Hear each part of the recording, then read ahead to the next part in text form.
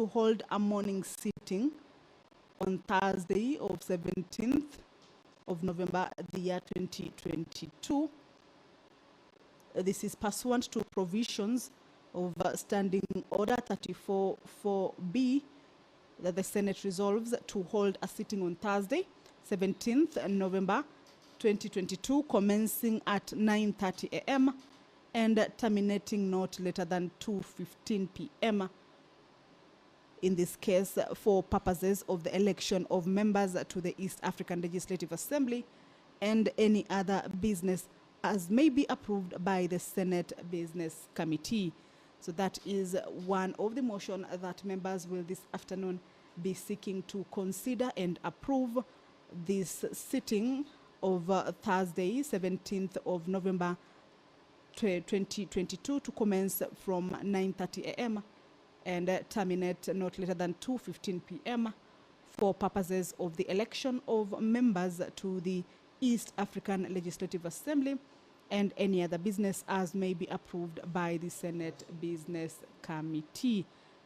Also lined up for consideration is a motion on the effects of upstream activities on the river Tana to the residents of Tana Delta. This one is by Tana River Senator Honorable Danson Mungatana.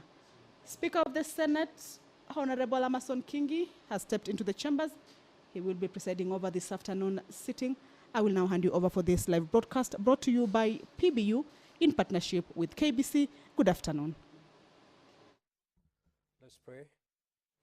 Almighty God, we beseech you to behold with your abundant favor and blessings us, your servants, whom we have been pleased to call to leadership positions in the Republic. We seek guidance to treat and consider all matters that shall come under deliberation in so just and faithful a manner as to advance the peace, prosperity, and welfare of our country and of those whose interests you have committed to our charge. Amen.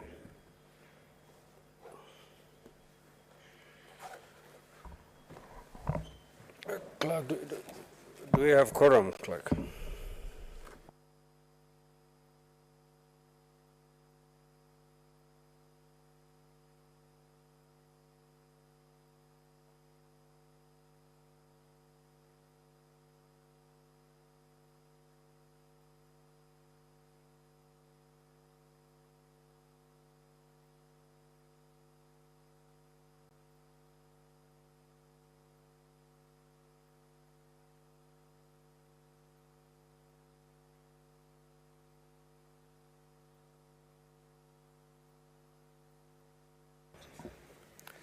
Sergeant at Arms, kindly ring the bell.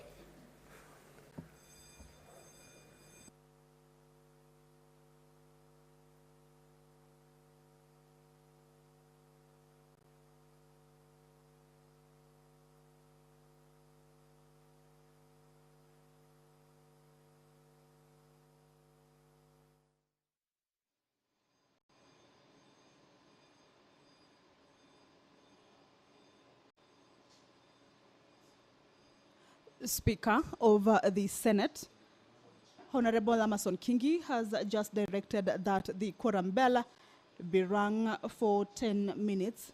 Of course, this is to give way to the members of the Senate who are not yet in the chambers to be able to get into the chambers to enable the House achieve its requisite numbers to kick off the business of the day. So the quorum bell will be rung for 10 minutes, but of course, if the House achieves its quorum before 10 minutes lapses, then the Speaker will call the House to order and of course direct the business of the day to begin. So members are expected to get into the chambers, of course, to enable the House achieve the requisite quorum. The Senator for Tana River, Honorable Danson Mungatana, will be moving a motion on the effects of upstream activities on the River Tana to the residents of Tana Delta.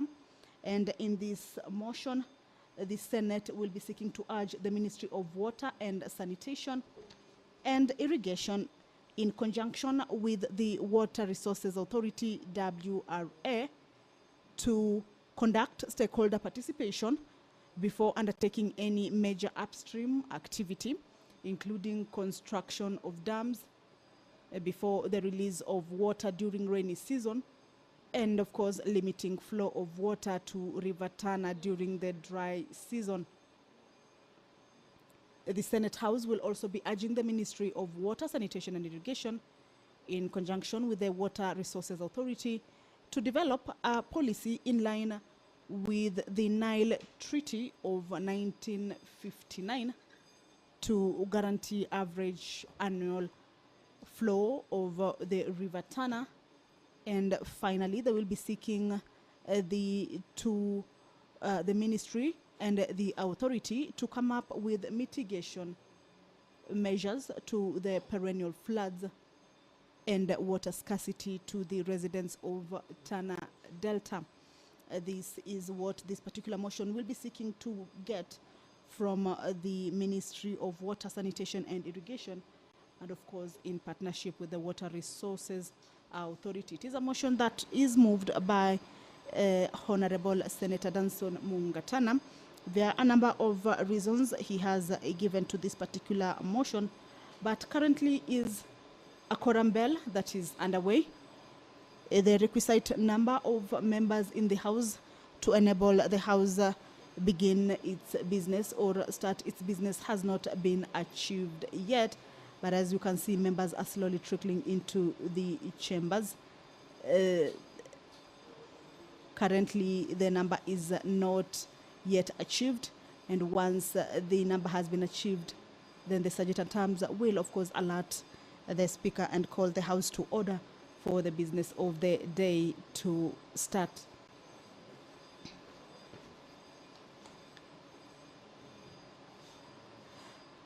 On the reasons that the mover of the motion on the effects of upstream activities on the River Tana to the residents of Tana Delta is that water is a fundamental resource to life, livelihood, food security, and sustainable development, and an economic good which is critical for the sustainable development of the country. He also notes that, further aware that the River Tana plays an important role in the lives of the communities living along its banks, including Garissa and Tana River counties, whose main economic activities are livestock keeping and farming, as well as fishing. Also cognizant that Article 43, subsection 1D of the Constitution of Kenya provides that every Kenyan has the right to clean and safe water in adequate quantities. The mover further notes that the residents of Tana River County have perennially suffered from the acute effects of flooding and inadequate supply of water to its residents and their livestock. Also cognizant that the challenge of flooding has predominantly been caused by Kenyans' release of huge amounts of water from the Seven Forks Dam, which combine with rainwater from the highlands.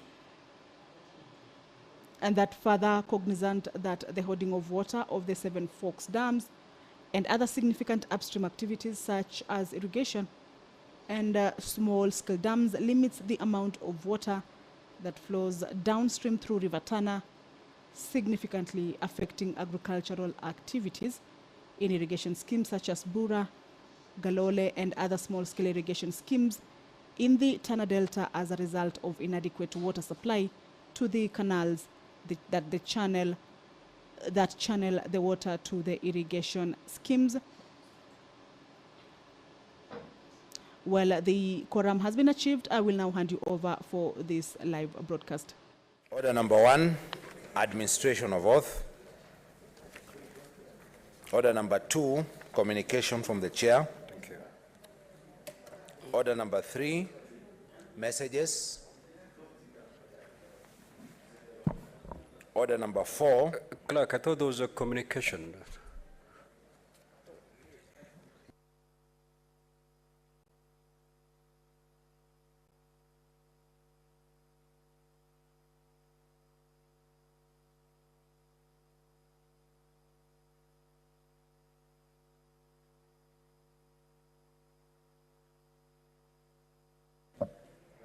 Order number 4, petitions. Order number 5, papers. Majority Leader.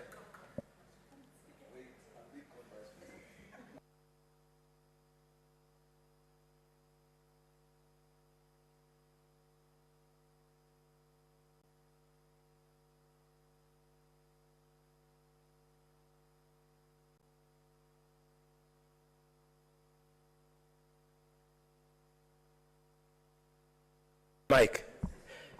Mr. Speaker, sir, I beg to lay the following papers on this table of the Senate today, the 15th of November 2022, being reports of the Auditor General for the year ended 30th June 2021 on the financial statements of the following. 1, Lamu Water and Sewerage Company Limited, Lodwar Water and Sewerage Company Limited, Bungoma County Disaster Management and Emergency Fund, Taraganithi County Assembly Mortgage and Car Loan Scheme, Vihiga County Education Fund, West Pokot County Cooperative Development Fund, Nandi County Emergency Fund, Yatta Water Services Company Limited, Kericho County Assembly Members Car Loan and Mortgage Scheme, Kericho County Enterprise Fund, Trans Nzoia County Car Loan and Mortgage Scheme for the Executive, Trans Nzoia Water and Sewerage Company, Trans Nzoia County Elimu Bursary Fund, Municipality of Kitale, Busia County Assembly Revolving Fund,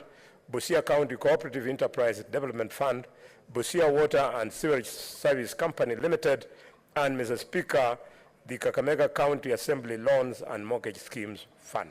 Thank you, Mr. Speaker. I lay.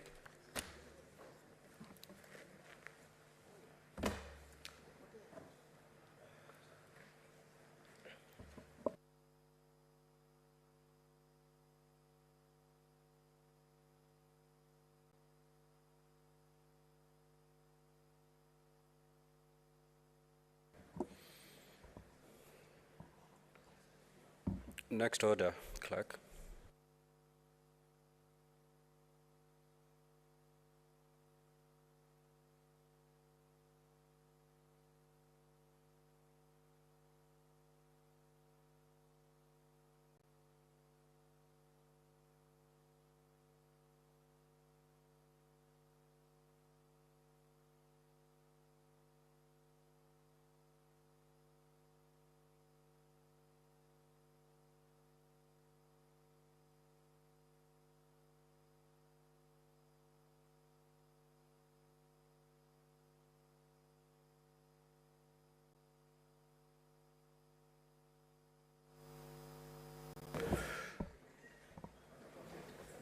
Senator Joyce Korir, there is a report to be laid, the report on the election of Ayala members. It needs to be laid on the table, so kindly proceed to lay it.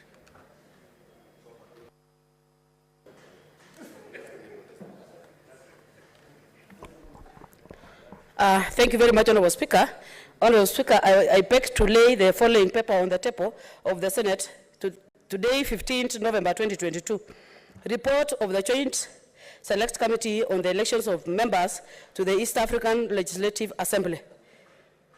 I beg to lay. Thank you.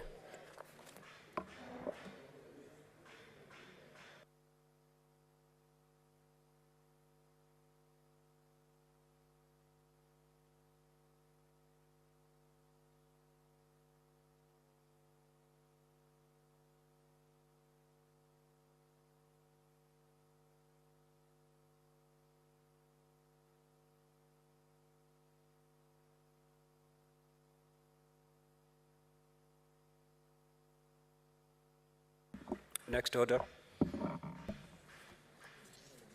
Order number 6, notices of motion.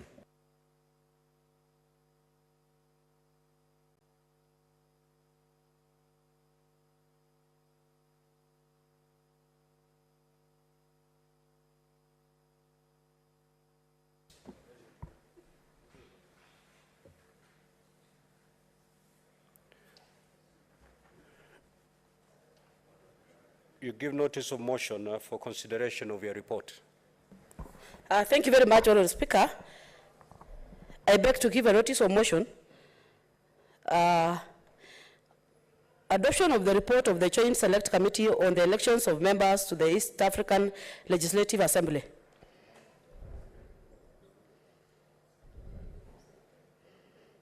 Co-chairperson, Joint Select Committee on the elections of members of East African Legislative Assembly. Honourable Speaker, that pursuant to the provisions of Article 50 of the Treaty for the Establishment of the East African Community and Rule 13(5) of the East African Legislative Assembly election of members of the Assembly. The Senate adopts the report of the Joint Select Committee on the elections of members to the East African Legislative Assembly on its consideration of the nomination papers of the duly nominated candidates for the elections as members of East African Legislative Assembly, laid on the table of the Senate on Tuesday, 15th November 2022. Thank you, Honourable Speaker.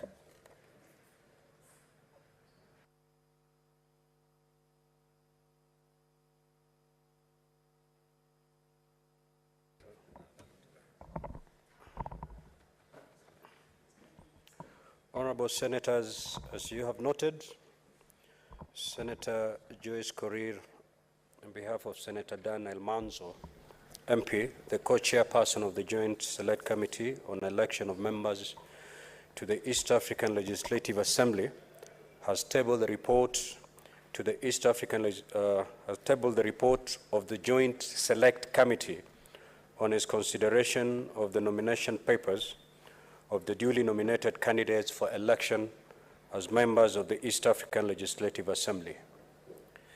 The co-chairperson subsequently, through the Senator, gave notice of motion for consideration of the report by the Senate.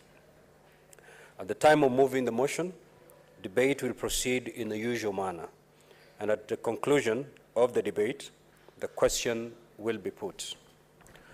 Honourable Senators, in the event that the motion is carried, the clerks of the Houses of Parliament, who under Rule 2 of the East African Legislative Assembly elections, election of members of the Assembly Rules 2017, are the presiding officers, will, pursuant to Rule 15(1) of the rules, by notice in the Gazette and in at least 2 newspapers of national circulation, appoint a date, time, and venue for the election of the duly nominated candidates to be undertaken. I will guide the Senate on the procedure for the election on the election day. In the event that the motion of the Joint Select Committee is not carried, the presiding officers will gazette a fresh nomination process. I thank you.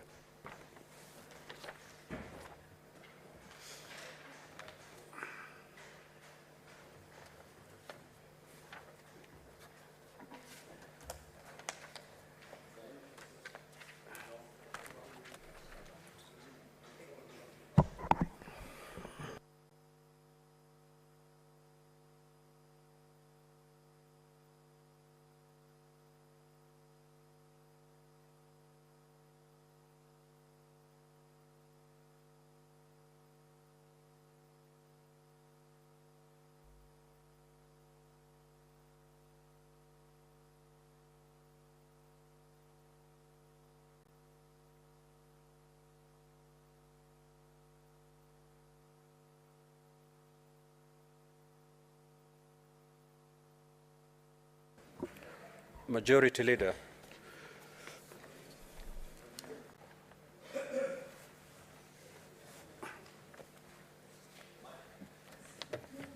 The microphone. Notice of motion, approval of senators to serve in the select committees.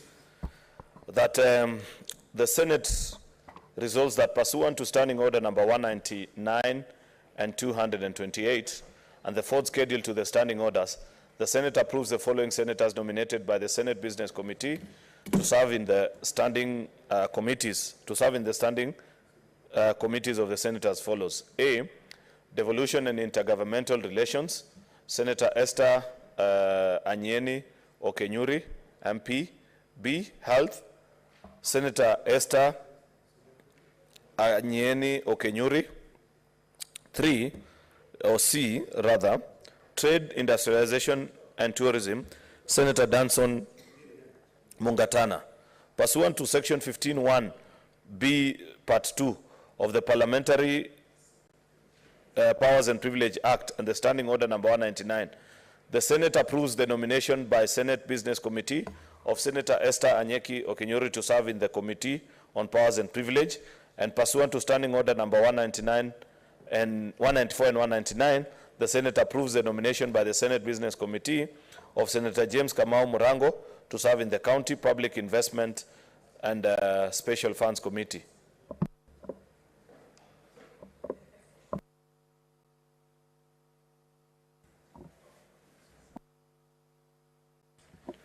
Senator Mwenda Gataya. More fire.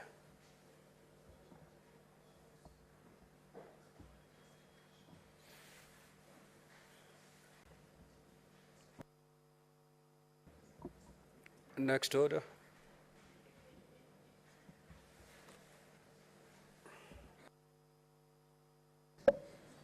Order number 7, statements.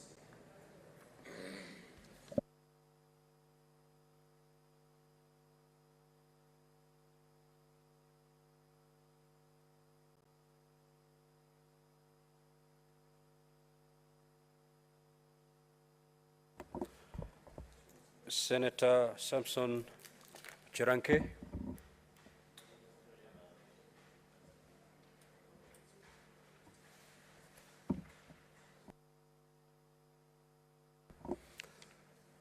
Senator Joseph Kamau.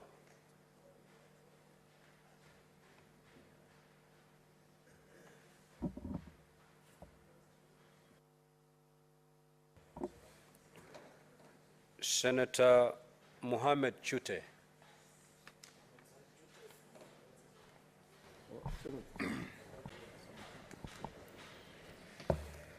Where are these people?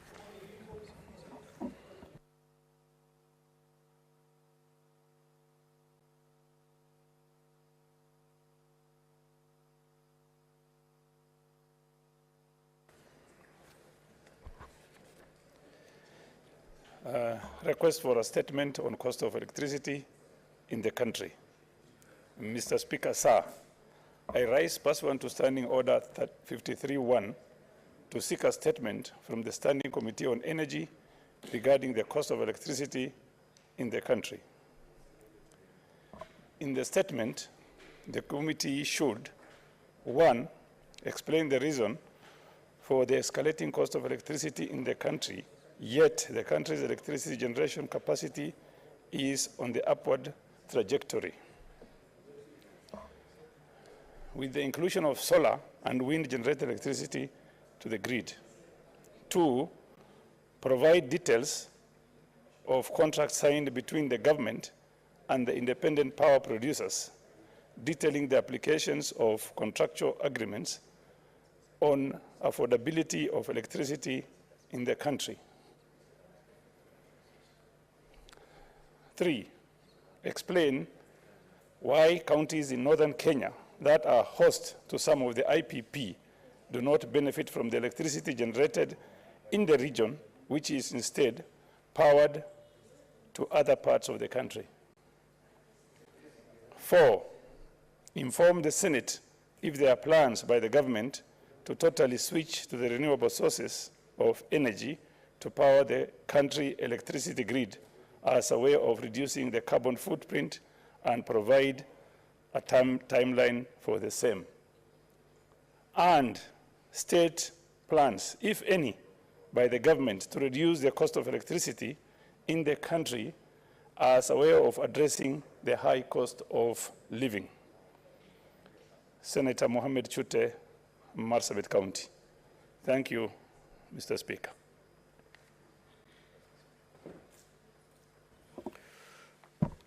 Senator Beatrice Ogola, MP.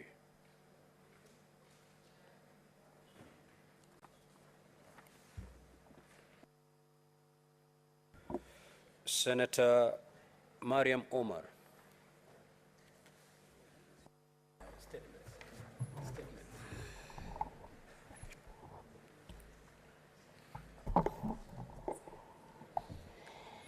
Thank you, Mr. Speaker.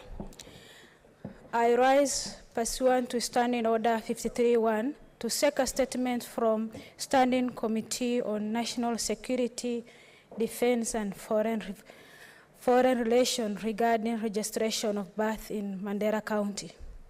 Mr. Speaker, in the statement, committee should, 1, state plan, if any, by the government to decentralize registration of birth service from Mandera town to other centers in county, noting that mother from far-flung part of Mandera, such as Elwak and Takaba, has to travel hundreds of kilometers to only registration birth office in the county situated in Mandera town.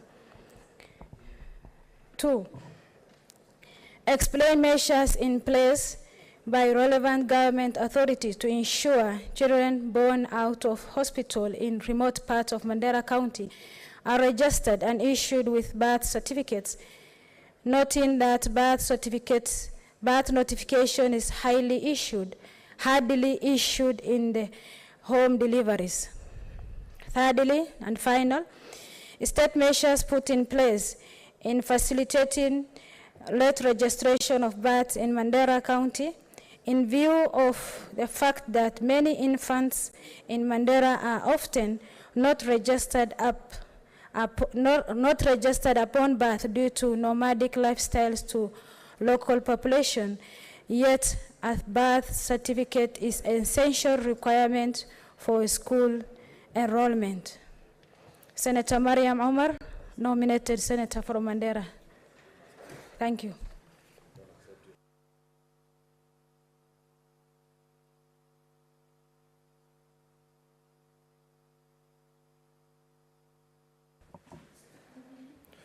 Senator Chirange.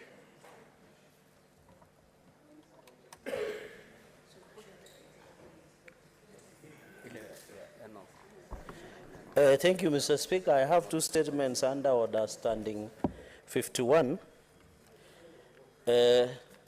Statement on the issue of general topical concern on the death of first Kenyan Olympic gold medalist, Mr. Wilson Kiprukut Arap Chuma. Mr. Speaker, sir, I rise pursuant to Standing Order 52-1 to make a statement on the issue of general topical concern and national importance, namely the death of the first Kenyan Olympic medalist, Mr. Wilson Kiprukut Arap Chuma. Mr. Speaker, sir, Wilson Kiprukut Arap Chuma died on 1st November 2022 at the age of 84 after a long illness in Kericho County. He was the first Kenyan to win the Olympic medal, where he won bronze in 800 meters at the 1964 Tokyo Games, and in the same year, he also ran 400 meters but failed to reach the final.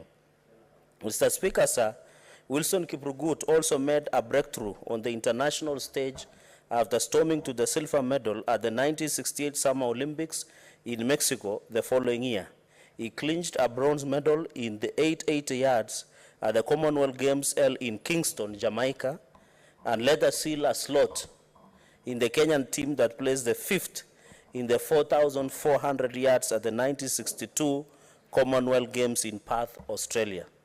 Mr. Speaker, sir, Mr. Kiprukut's bronze medal at the 1964 Olympics was extremely valuable since it was the first ever for a Kenyan, thus inspiring other athletes to shine on the Olympic stage. Mr. Speaker, sir, it is unfortunate that Kenya has lost a legend, and Mr. Speaker, for the benefit of the House, the great legend was laid to rest in his home county, where our majority leader comes from, the Kericho County. It is unfortunate that the Kenya has lost a legend who died as a poor man despite the glory he brought to the country. I continue to call the Ministry of Sports, Athletics Kenya, and National Olympic Committee to introduce a scheme and welfare fund to cushion retired athletes, sportsmen and women, and legends who have brought glory to this nation. I wish, on behalf of the great people of Nandi and the Senate of the Republic of Kenya, to pass my sincere and deepest condolences to those, for the family, friends, and the great people of Kericho over the demise of Mr. Wilson Kiprugut Arap Chuma and the entire sporting fraternity, especially athletics. And it is worth noting that when this great hero legend was running, Mr. Speaker, they never used doping. So as even we discuss, Mr. Speaker, on the issue of doping cases in the country, we must continue to urge our colleagues and request the necessary agencies to take action against individuals, Mr. Speaker, who continue to use our athletes as guinea pigs, giving them doping substance, banned substance, at the expense of the glory and of the nation, Mr. Speaker. Mr. Speaker, the second and final statement is on the impact of the current drought on wildlife in Kenya. Mr. Speaker, pursuant to Standing Order 53.1, I rise to seek a statement from the Standing Committee on Trade, Industrialization, and Tourism on the impact of the current drought on wildlife in Kenya. In the statement, the committee should, 1, state the exact number of mortality of wildlife, mostly zebra, and elephants resulting from the current drought being experienced in Kenya. Number 2, what measures has the Ministry of Tourism taken to curb the rising human and wildlife conflict as animals move to villages in search of food? Mr. Speaker, the third one, state whether the Ministry of Tourism has conducted an aerial census on wildlife in all the game reserves to access and have a broader view of the impact of the drought. Mr. Speaker, the fourth one, what are the immediate measures that the Ministry of Tourism has taken to avert more death of the wildlife in our national parks? Mr. Speaker, the fifth, state the estimated amount required in order to mitigate the impact of drought in Kenya. And finally, Mr. Speaker, what has the ministry done to restock the rhino sanctuary in Southwest National Park, as well as other overstocked rhino sanctuaries to prevent death of these rare species resulting from the drought? Thank you, Mr. Speaker, and thank you for indulging me to be able to dispense those two statements. I thank you, Mr. Speaker, sir.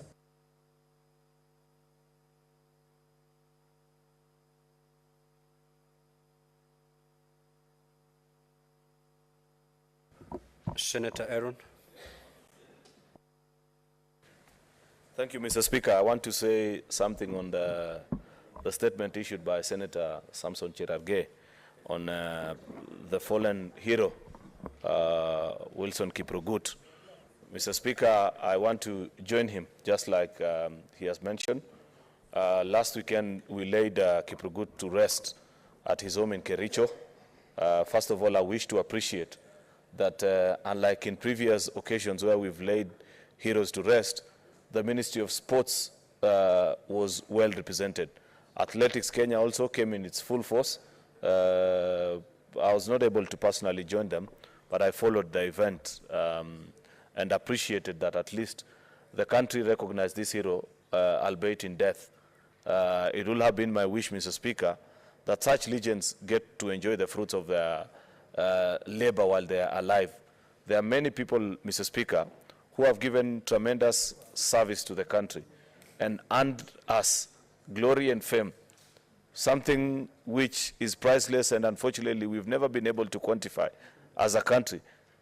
What is the value that we draw when the whole attention of the 7 billion population of Earth is following a particular sporting event, and Kenya's flag is flown high and our anthem is played? When those fellows return home, because we have not been able to commercialize it and ask or put a value or a premium to it, many of them, after their service to country, are left to languish in poverty. We have said this times without number, and it will be unfortunate if we continue doing it. I challenge the CS for Sports, the Honorable Ababu Namwamba, to, in the amendments, because I know and I have seen communications and correspondence from him on part of the legislative agenda that he wants us at a house to consider this particular time with regards to sports as an industry in the country, to put a premium and find a way. We must surely find a way of, at least even in the smallest of gestures, appreciating athletes who do well in global events like the Olympics and the Commonwealths and the World Championship, Mr. Speaker. Next door, President Museveni ensures that each time a Ugandan, and that's why they have continued now to, they are posing such a great challenge to us as a country. Each time Kiplimo wins the 10,000 meters or Cheptegei wins the Commonwealth, by the time they arrive in Uganda, they have a house that's paid for by the government. They have a brand new vehicle that's paid for by the government of Uganda. Our athletes, to the contrary, they queue up with the rest of the citizens, including those who have arrived from holidays and different missions. Because, you know, most of them are very humble citizens. In fact, if they are not picked from the queue, nobody even recognizes that this is a world champion that you are queuing with. Therefore, I want to challenge the CS for Sports that in the legislation that he's bringing to this House, let him provide a legislative framework for which we can appreciate athletes that bring global fame to this country. All in all, Mr. Speaker, we appreciate and we thank that particular ministry, at least for recognizing that particular athlete, Mr. Wilson Kiprugut. As a county, we shall do something just beyond mentioning him. And I'm sure, I know there are good plans of ensuring that his name is remembered long even after he has been laid to rest. Thank you, Mr. Speaker. Senator Ojienda.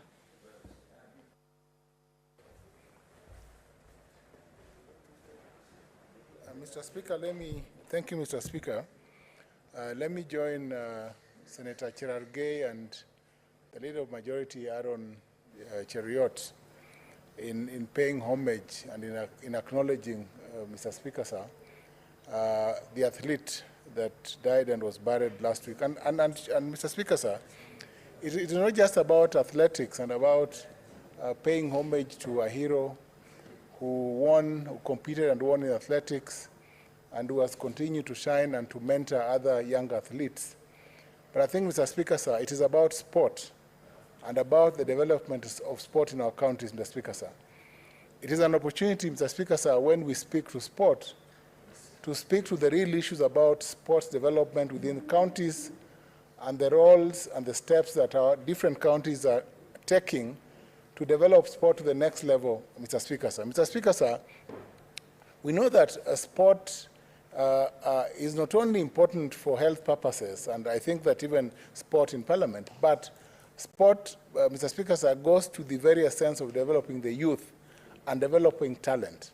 And I think the challenge that county governments should have, including the national government, Mr. Speaker, sir, is to ensure that sports such as athletics, sports such as football, netball, and all other sports, Mr. Speaker, sir, find some seriousness, a good budget from the county, but also, Mr. Speaker, sir, the development of sports academies.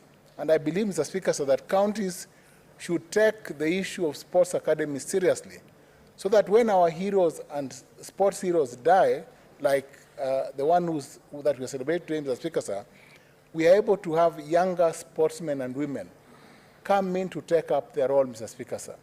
For instance, Mr. Speaker, sir, I know that whilst the Rift Valley is popular with athletics, though I know that Mr. William Cheptumo cannot run, the member, but it is, Mr. Speaker, sir, a duty of all our county governments to inculcate the search for athletes, to inculcate the search for good sportsmen and women to all our leaders, so that, Mr. Speaker, sir, it is not just at the time when we are looking for people to play in the international games or to compete at Nyayo Stadium when we search out for talent. If we have ingrown talent right from our villages, our sub-counties, and the counties, then we'll have good sportsmen and women to take over from those who have left us, Mr. Speaker, sir. I support, and I'm happy that this particular statement has found support from the Leader of Majority, because it is important that we pay homage to our dead colleagues who have served this country. Most of our athletes, especially those in the Rift Valley, we know, they shine for the country, that later they come back to this country and live in our abject poverty. It is also time, Mr. Speaker, sir, that we consider the question of not just the future, but we find, Mr. Speaker, sir, a way to ensure that these sportsmen and women who serve the country do not later retire into abject poverty and suffer to their death merely because they are unable to get good insurance for their medicals, Mr. Speaker, sir, or are simply unable to fend for themselves at a later age, Mr. Speaker, sir. I support. Senator Boni. Thank you, Mr. Speaker. Mr. Speaker, sir, I also wish to add my voice strongly in not only sending my condolences to the family and friends of the departed Wilson Kiprugut, but also in joining colleagues in creating national consensus around this problem. Mr. Speaker, we must accept that today sports is a major employment industry, and the only way to do it is to appreciate that it takes awareness for people to take up and eventually discover their talent. We have had great reason for us to do that through sportsmen and women of yesteryears. If you come to this country, you will not be able to realize that this is the country of Ben Kipcho, that this is the country of Rudisha, that this is the country, Mr. Speaker, of Joka Denge, that it is the country of Wilberforce Malamba, Josephat Morila, Chege Ouma, great sons of this country who played sports at the highest level, both in football and in athletics. Just like Kiprugut has died and is forgotten, so was Wangila Napunyi. Wangila Napunyi, a cousin of the clerk of the Senate, was the first man to get a gold medal in the Olympics, in boxing. And it was so pathetic that today as we speak, Napunyi is yet to reach at home in Busia. His journey ended here in Nairobi because of the disorganization of the family and so on, and yet he was a hero. Mr. Speaker, we have to rise to this consciousness and start asking questions. The first question I want to ask today, and I'm glad that a very able man, Ababu Namwamba, is now the minister.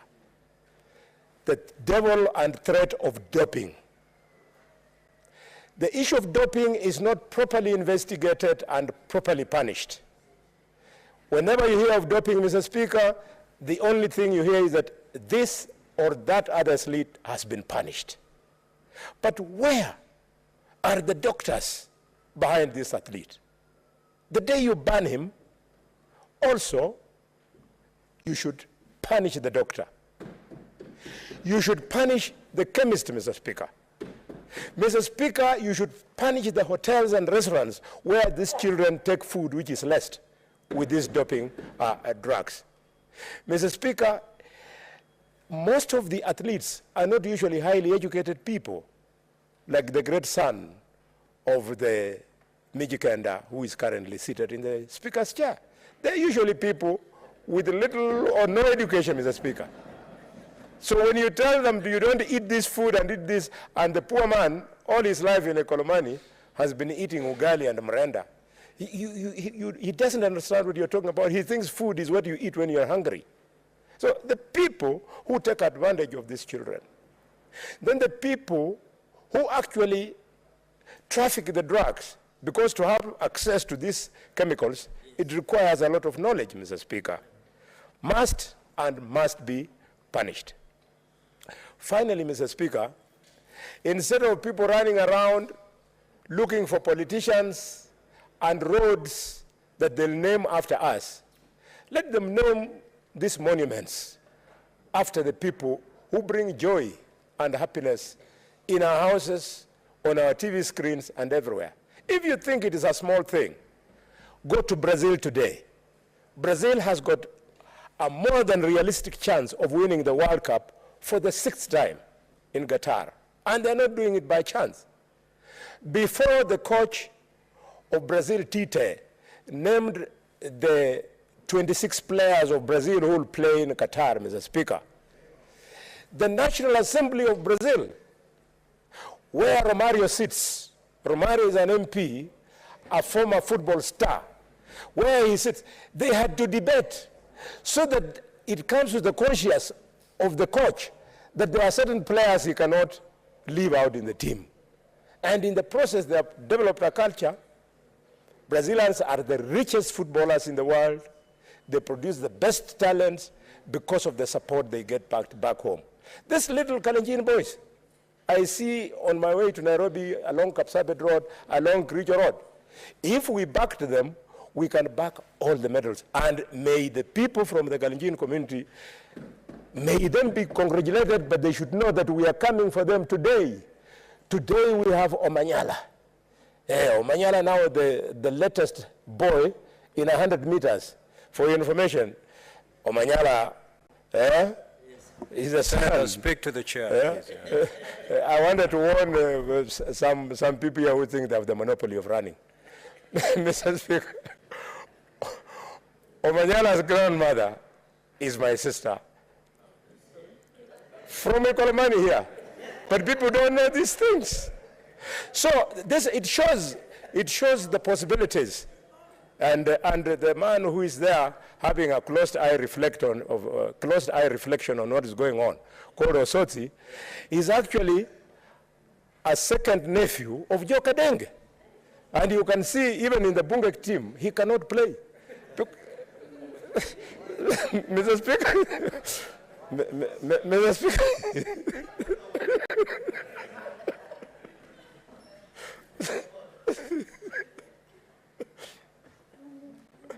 Senator Osotsi, I think Senator Boni is already done with the contribution, so you cannot raise on a point of order. Senator Siengo Kalunda, Beth. Thank you, Mr. Speaker. Sir, I rise to support the statement by Senator Cherargei. Actually, Mr. Speaker, sir, we have a lot of talent in this country, and it is very important to support our youth and upcoming talents so that when they can earn their living through sporting activities, this is very key. So for me, I rise to support and state that it is very important that this is even taken further and we have proper policies and guidelines on how to support our youth. I rise to support. Thank you, sir. Senator Cheptumo. Thank you, Mr. Speaker. I support the statement by my learned junior. Mr. Speaker, there are very many Kenyans who have been able to put this country at the high level in terms of sports, Mr. Speaker, but they live in the conditions that Kipturkut actually lived. Mr. Speaker, this is a function that is devolved to the county governments. And this House, Mr. Speaker, deals with matters devolution. I think it is important, Mr. Speaker, as senators, that we encourage our speakers also to put more resources in this area. But, Mr. Speaker, at the national level, the ministry in charge of sports should be able to push for more funding, Mr. Speaker, so that we do a lot of training. Areas of Elgeyo Marakwet, Mr. Speaker, Baringo, and other areas. They have some athletic training centers. And these are the areas which I think, Mr. Speaker, we need to develop so that we have more of our young people participating in the training. Mr. Speaker, those who sponsor our young Kenyans who do training, who do sports, their revenue is taken actually by those who sponsor and those who train them. They are not Kenyans, they are actually foreigners. So I just want to say that for us to avoid such a situations in future, it is important the government, both national and the county, take sport seriously. Mr. Speaker, if you look at the allocations given to the Ministry of Sports over the years, it is actually minimal because we've not taken sports seriously. Mr. Speaker, I am happy that in the manifesto of Kenya Kwanza government, sports is really key. And I would like to call upon my colleague on the CS Sports, that is a young man. He's also, Mr. Speaker, just became, he was a youth up to recently, that he needs to really demonstrate this and ensure that he leads from the front and ensure that training centers in areas like Iten, areas like Baringo, a place called Talai, Osen, they should be able to be funded so that they're able to have the facilities necessary, Mr. Speaker, to train our young people. Mr. Speaker, if you go to Eldoret today, or Cabernet, most of the buildings in those areas, Mr. Speaker, are actually owned by our sportsmen and women. Terkat, for example, Mr. Speaker, from Baringo, has done a lot of investment in Cabernet town. Some of the members from Elgeyo Marakwet County, Mr. Speaker, have done serious investment, even in Eldoret.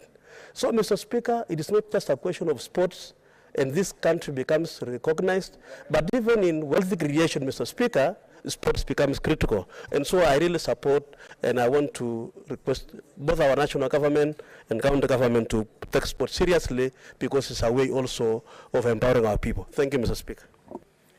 Senator Joseph Kamau.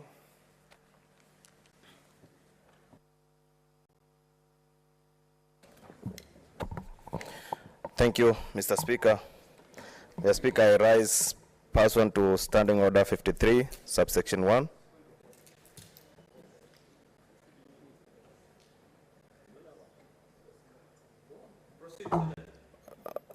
Thank you, Mr. Speaker. Mr. Speaker, I rise pursuant to Standing Order 53, subsection 1, to seek a statement from the Standing Committee on Land, Environment and Natural Resources on the incessant human-wildlife conflict in Lamu County. The Speaker, in the statement, the committee should, 1, state the reason for the frequent cases of human-wildlife conflict in Lamu County involving invasion of farms and residential areas by elephants, particularly in Mkunumbi, Bahari, and Hongwe wards.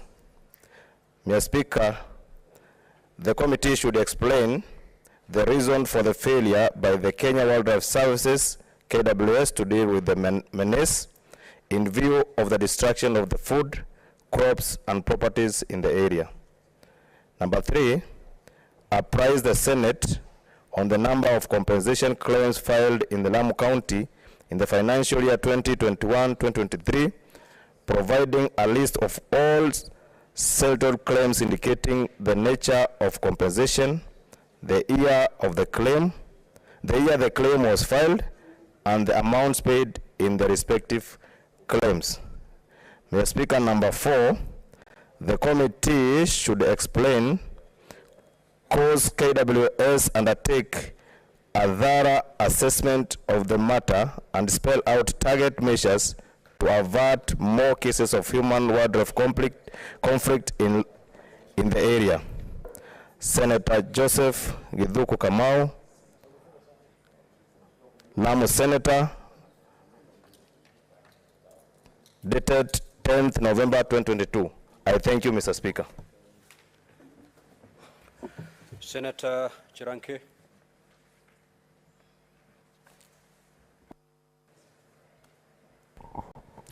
Mr. Speaker, I had already read my statement. I read concurrently. The understanding order 51 and 53.1. I was requesting that you commit to the relevant committee.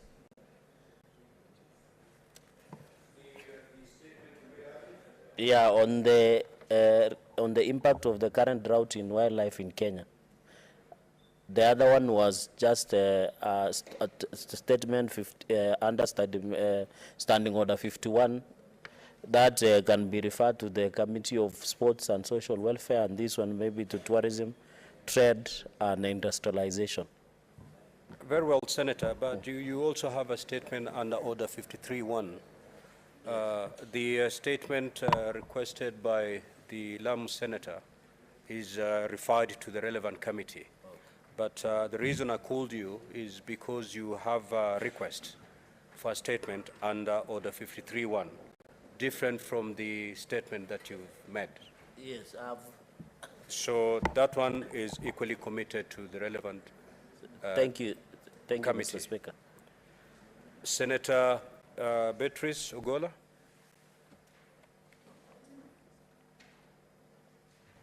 Honorable Speaker, I rise pursuant to Standing Order 53 of 1 to seek a statement from the Standing Committee on Roads, Transportation and Housing on the deaths, on the various number of deaths of boda riders and their passengers by sugarcane trailers of a local sugar miler sukari industry in Dewa constituency.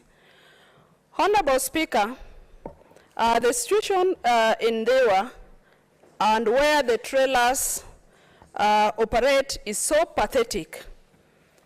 In the statement, Honorable Speaker, the committee should explain why cane trailers belonging to a local miller in Dewa constituency, sukari industry, transport sugarcane at night. Honorable Speaker, when visibility is very poor, leading to frequent cases of accidents, specifically involving bodas, their passengers, and other pedestrians, Honorable Speaker. Noting that local access roads are very narrow and the trailer loads of canes are abnormal, Honorable Speaker. You find that the roads are narrow and the sugar cane that they carry overlap across the road, Honorable Speaker, thus endangering other road users in their constituency. The committee should also state whether recent cases of accidents involving cane trailers of the same company, boda riders and other road users were approximately over 20 people, Honorable Speaker, in the recent past have lost their lives and dozens injured have been investigated and culprits brought to book. Honorable Speaker, just to state, in the last few weeks, we have a teacher that was cleared with the whole of his family on a boda. 3 young girls cleared in the same week, and a whole family cleared the same way. In the statement, Mr. Speaker, the committee should also cause the sugar miler to clear cane trailers breakdowns along the local roads, prompting noting inordinate delays in clearing broken down cane trailers from the roads continue to pose great danger to road users. Honorable Speaker, on the roads, you find the trailers broken down on hilltops, on corners, and they stay uncleared for days, endangering other road users in Dewa. In the statement, Honorable Speaker, the committee should inform the Senate whether families of persons who have lost their lives or sustained injuries arising from accidents involving cane trailers and bodas have been compensated by the sugar miler, where investigations have found the miler culpable. And lastly, Honorable Speaker, the committee should outline plans, if any, by the Kenya National Highway Authority, the Kenya Rural Roads Authority, as well as the county government of Homa Bay, to expand the local access roads and repair dilapidated sections, as well as clearing marks the roads with appropriate signage. Honorable Speaker, those are my humble prayers.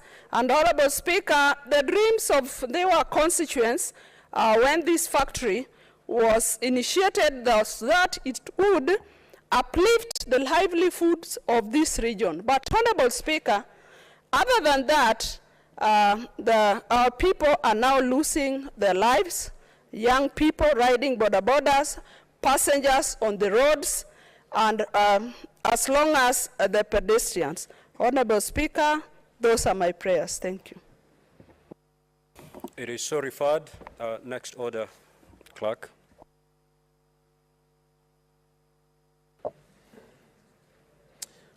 Order number 8, motion, approval of senators to serve in select committees.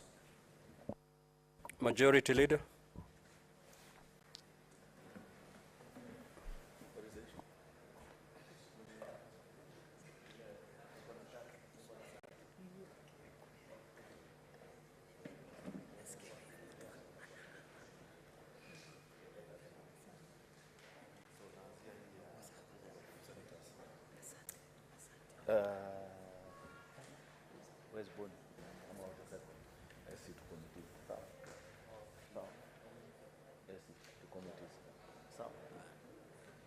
Thank you, Mr. Speaker. Mr. Speaker, motion on the approval of senators to serve in the select committees. Mr. Speaker, the Senate resolves that pursuant to Standing Order number 199 and 228, and the fourth schedule to the standing orders, the Senate approves the following senators nominated by the Senate Business Committee to serve in the standing committees. You need to use the right language. Do you beg to move?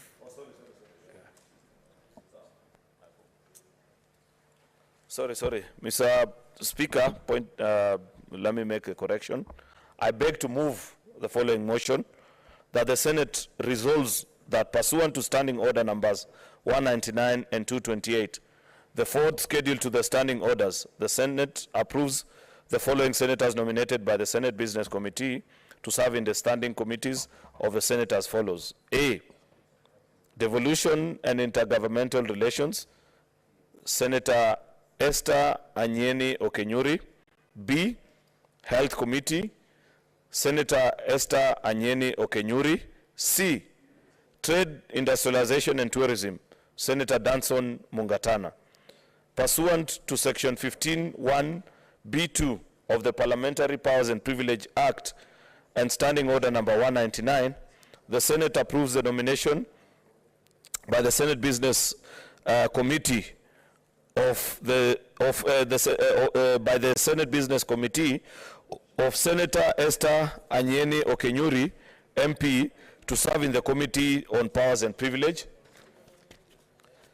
2, pursuant to Standing Order number 194 and 199, the Senate approves the nomination by the Senate Business Committee of Senator James Kamau Murango, MP, to serve in the County Public Investment and Special Funds Committee. Mr. Speaker, these are straightforward matter.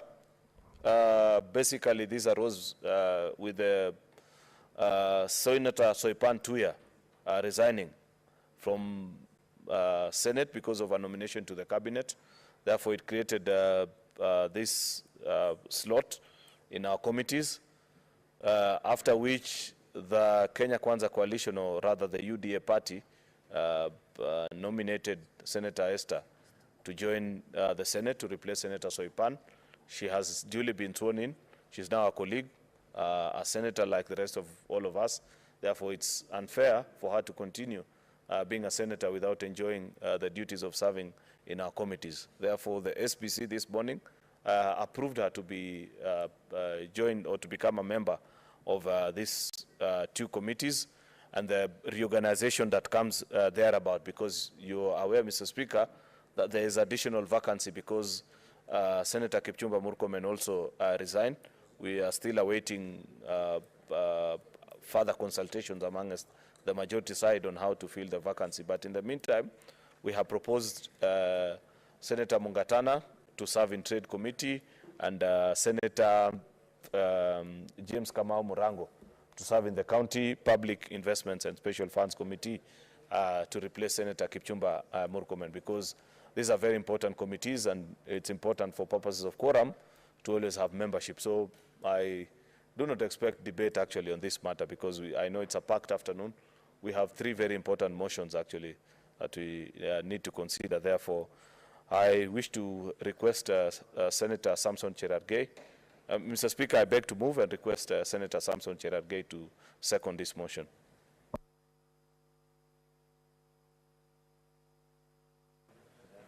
Mr. Speaker, this is a procedural motion. I think there is not much to say. To congratulate Senator Esther for being nominated and wish her well, and I hope she learns from the best, especially the minority leader. And also to congratulate Danson Mungatana, Senator Danson Mungatana, and also Senator Murango. I don't know where he is. To congratulate and wish them well as they serve the committees. I believe they will build their capacity, serve the nation through these committees, Mr. Speaker. We wish them well and hope that they can add value to those committees and be able, and I know those other senators, like we're expecting by-election in Elgeyo Marakwet County, where the current CS of Roads was a senator, and also Bungoma County. So, and I am sure, Mr. Speaker, I know my lecturer is worried about the numbers, but I can assure him we are still having the majority. So, Mr. Speaker, I second. Thank you very much.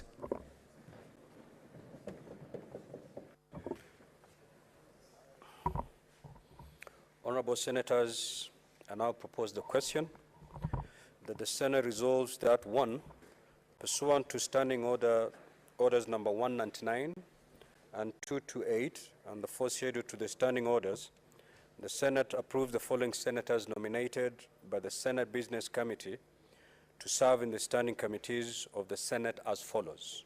A, Devolution and Intergovernmental Relations, the Honorable Senator Esther Anyeni Okenyuri, MP. B, Health, the Honorable Senator Anyeni Okenyuri, MP. C, the Committee on Trade, Industrialization and Tourism, the Honorable Senator Danson Mungatana, MP. 2, pursuant to Section 15(1)(b)(2) of the Parliamentary Powers and Privileges Act and Standing Order number 199, the Senate approves the nomination by the Senate Business Committee of Senator Esther Anyeni Okenyuri, MP, to serve in the Committee on Powers and Privileges.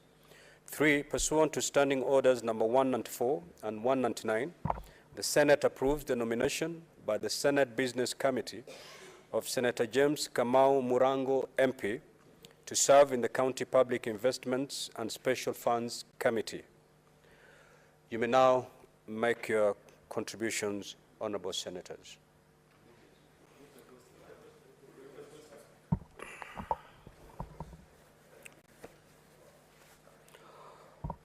Honorable Senators, I now put the question that the Senate resolves that 1, pursuant to Standing Order number 199 and 228 and the 4th schedule to the Standing Orders, the Senate approves the following senators nominated by the Senate Business Committee to serve in standing committees of the Senate as follows. A, the Committee on Devolution and Intergovernmental Relations, the Honorable Senator Esther Anyeni Okenyuri, MP. The Committee on Health, the Honorable Senator Esther Anyeni Okenyuri, MP. The Committee on Trade, Industrialization and Tourism, the Honorable Senator Danson Mungatana, MP.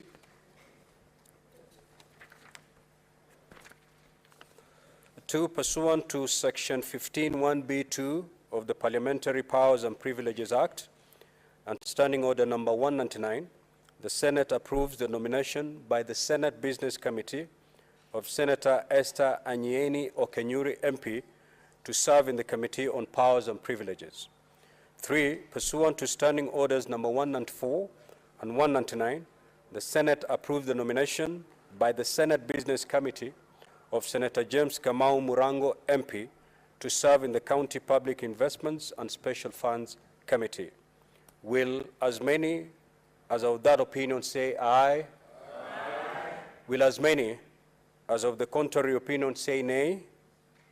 The ayes have it.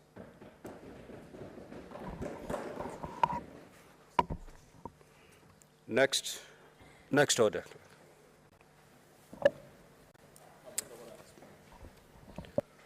What is the point of order, Senator Wambua?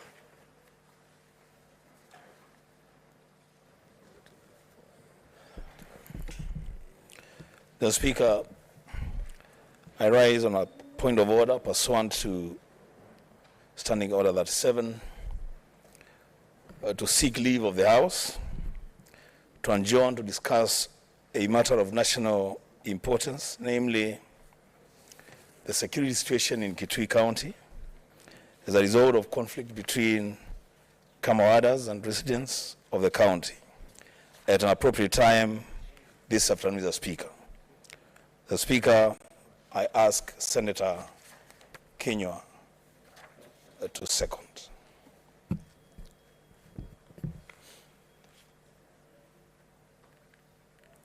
Mr. Speaker, I second.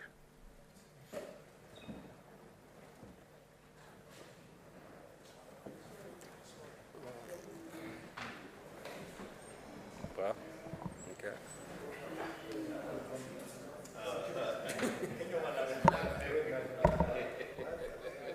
Honorable Senators, the threshold has been met.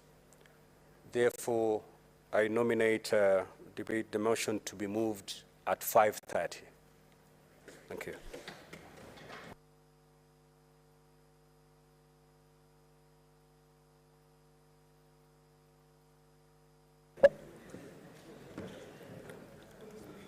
Order number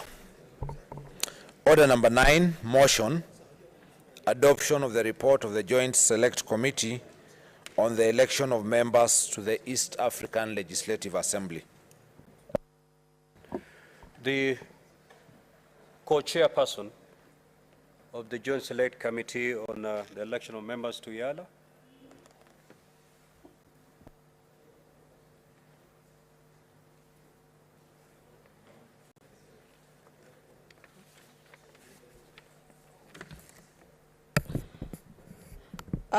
Honorable Speaker, I beg to move the motion that pursuant to the provisions of Article 50 of the Treaty for the Establishment of the East African Community and Rule 13.5 of the East African Legislative Assembly elections, that is election of members of the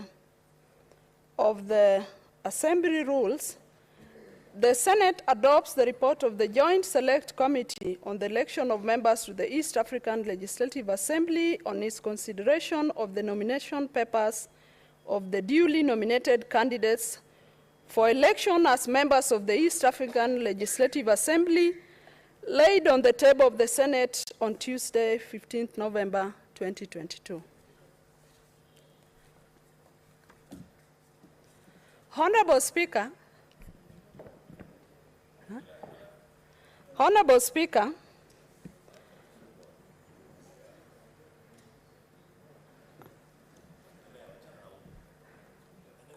Honorable Speaker, the East African Legislative Assembly is the independent legislative arm of the East African community. The Assembly plays a critical role in the furtherance of the East African objectives. Honorable Speaker, the Fourth Assembly of the East African Legislative Assembly, which commenced on 18th December 2017, will come to an end on the 17th of December this year. Consequently, Honorable Speaker, the member states are expected to elect members of the Assembly within 90 days before the end of the term of the ongoing Assembly. Honorable Speaker, it is in this regard that the National Assembly and the Senate respectively resolved to establish a joint parliamentary select committee on the election of members to the East African Legislative Assembly. Honorable Speaker, the joint committee has membership of the National Assembly, namely Honorable Speaker, Honorable Wanjiku Muhia as a co-chair, Honorable Dr. Makali Mulu, CBS MP, Honorable Sabina Chege. What is your point of order, Senator Kalwale? Mr. Speaker, sir, I rise on standing order number 38 to move that the Senate do suspend its proceedings for 15 minutes, Mr. Speaker, in order for us to familiarize ourselves with the details of this very important report that is going to cause an election of MPs to the Assembly in the East African Legislative Assembly. It's so important that we be informed because some of the members, Mr. Speaker, we don't know them. We will be voting for members who belong to different parties, and therefore we need a bit of time to understand. I am not saying that the office of the clerk has failed in anything. I have consulted him, Mr. Speaker, and he has assured me that the report is being processed. But because the report was only tabled a few minutes ago, give us 15 minutes, we read this thing. I want to elect people. Having been, Mr. Speaker, on this point of order, an assistant minister for the East African community of Mwai Kibaki, I happen to know the importance of this assembly. And therefore, we must do a good job. Otherwise, members will end up voting for members from their communities or their political parties. And you leave out a very good man who can add value the way Professor Tom Ojienda has stated adding value, because he's a professor of law. We want our country, our institutions to be enriched in that manner. Thank you, Mr. Speaker. 15, ya kusoma hiyo kitu?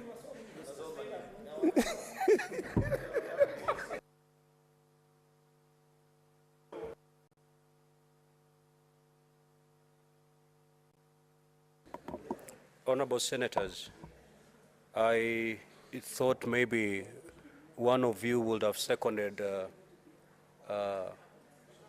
that request before I proceed to make my ruling on it. Because in the absence of that, then it might die.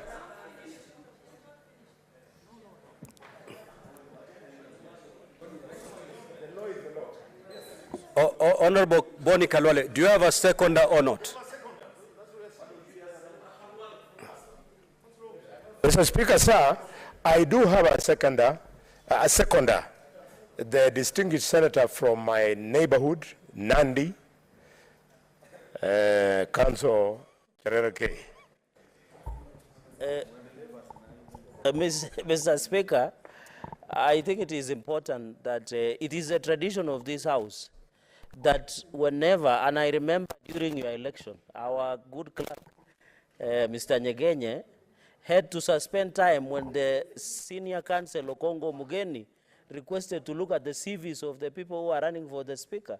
So a tradition has been established in this House that when you bring a report, allow members to familiarize themselves, Mr. Speaker. And under the standing order number 1, Mr. Speaker, which you have powers, give us 15 minutes, because even when I look at my gadgets, I don't see that report. I'm not saying the clerk has not circulated, but we haven't seen that report. It is important that when we discuss at a point of information, Mr. Speaker. So I request for that, and Mr. Speaker, I beg to second.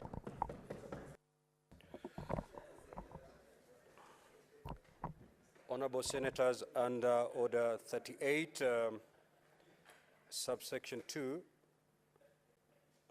I now do proceed to put the question. I now proceed to propose the question that the Senate do suspend its proceedings for 15 minutes in order for members to acquaint themselves with the report that has just been tabled. We will resume after the 15 minutes. It's now 3:49. So at exactly 4:05, at exactly 4:05, we will proceed. So as many as of that opinion say aye. Aye. As many as of the contrary opinion say nay. The ayes have it. 15 minutes. We'll be back here at 4 or 5.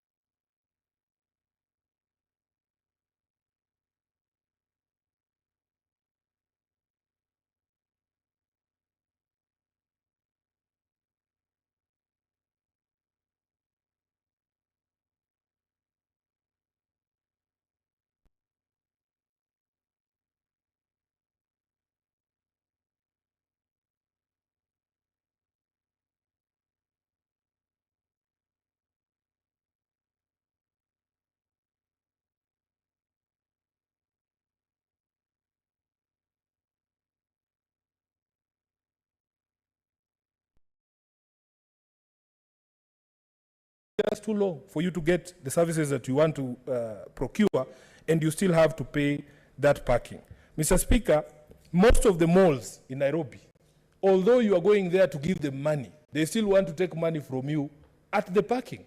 So you will find, for instance, Mr. Speaker, if you take the example of Capital Center on Mombasa Road, the first 15 minutes are the only time that you will not be charged parking. You wonder what business is this you can execute if you are not a cab driver dropping off somebody. There is no way you can execute business that fast and live without or escaping that particular parking. We have seen in other jurisdictions, Mr. Speaker, and I was privileged to travel to Lusaka, Zambia just last month. There is no parking fee that is charged at shopping malls because those people, the businesses there, recognize that it is an ancillary service that is critical for them to be able to get business. In Nairobi, if you do not have parking at your premises, you're not going to get customers. The first thing that people ask if you open an entertainment space is there parking there? If you come with your vehicle, is it going to be possible for me to park? If it is a shopping mall, where will I leave my car? Is it a safe and secure space? So it doesn't make sense. And you have seen in other malls, Mr. Speaker, that in fact, if you spend a certain amount of money buying goods at a certain shop, they allow you to validate your parking at that particular shop, Mr. Speaker. So what we are saying, Mr. Speaker, is that for these critical services, whether they are offered by private or public institutions, such as schools, such as hospitals, such as airports, and it's the same even at Wilson Airport, Mr. Speaker, we would want the Ministry of Housing, the Ministry of Transport, to be able to come up with a policy framework to ensure that there are no exorbitant parking fees that are being charged, and especially not for services such as the airport at JKI, the example that I've given, for just an Uber driver who's dropping off a client. Mr. Speaker, I beg to move. Thank you. Thank you very much, Senator Sifuna. Yes, I want to ask one of my delegation members from Nairobi, Senator Hamida Kibwana, to second. Thank you, Mr. Speaker.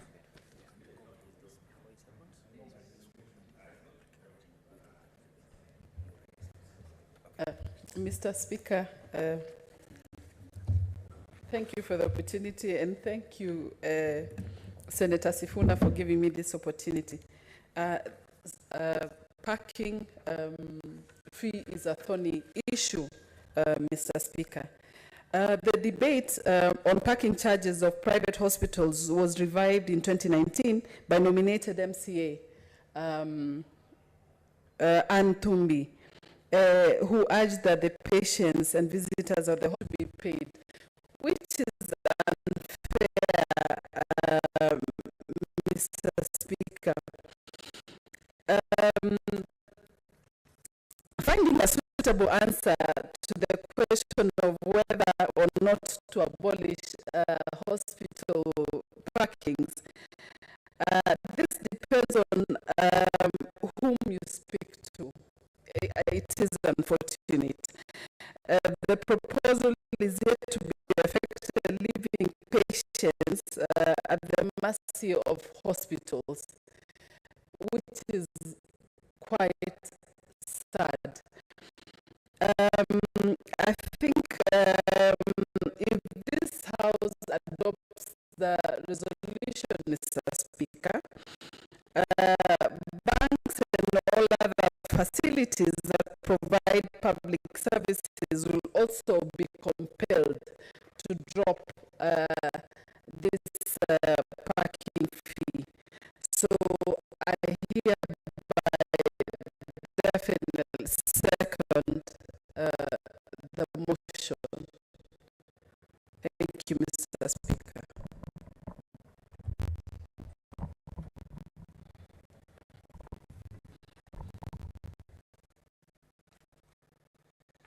Thank you, honorable members. Honorable senators, I propose the question.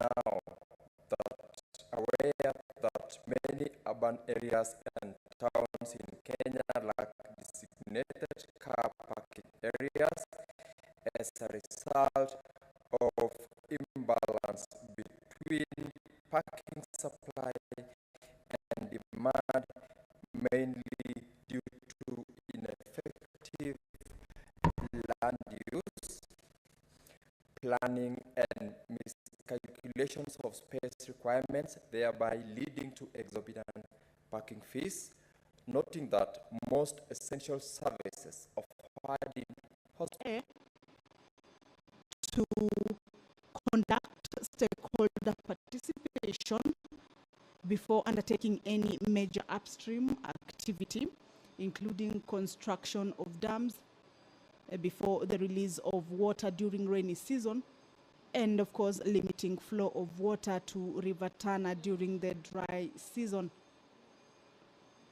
The Senate House will also be urging the Ministry of Water, Sanitation and Irrigation, in conjunction with the Water Resources Authority, to develop a policy in line with the Nile Treaty of 1959 to guarantee average annual flow of the River Tana.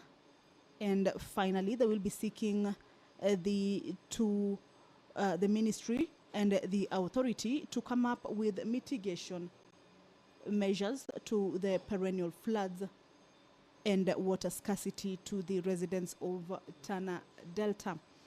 This is what this particular motion will be seeking to get from the Ministry of Water, Sanitation and Irrigation, and of course in partnership with the Water Resources Authority. It is a motion that is moved by Honorable Senator Danson Mungatana.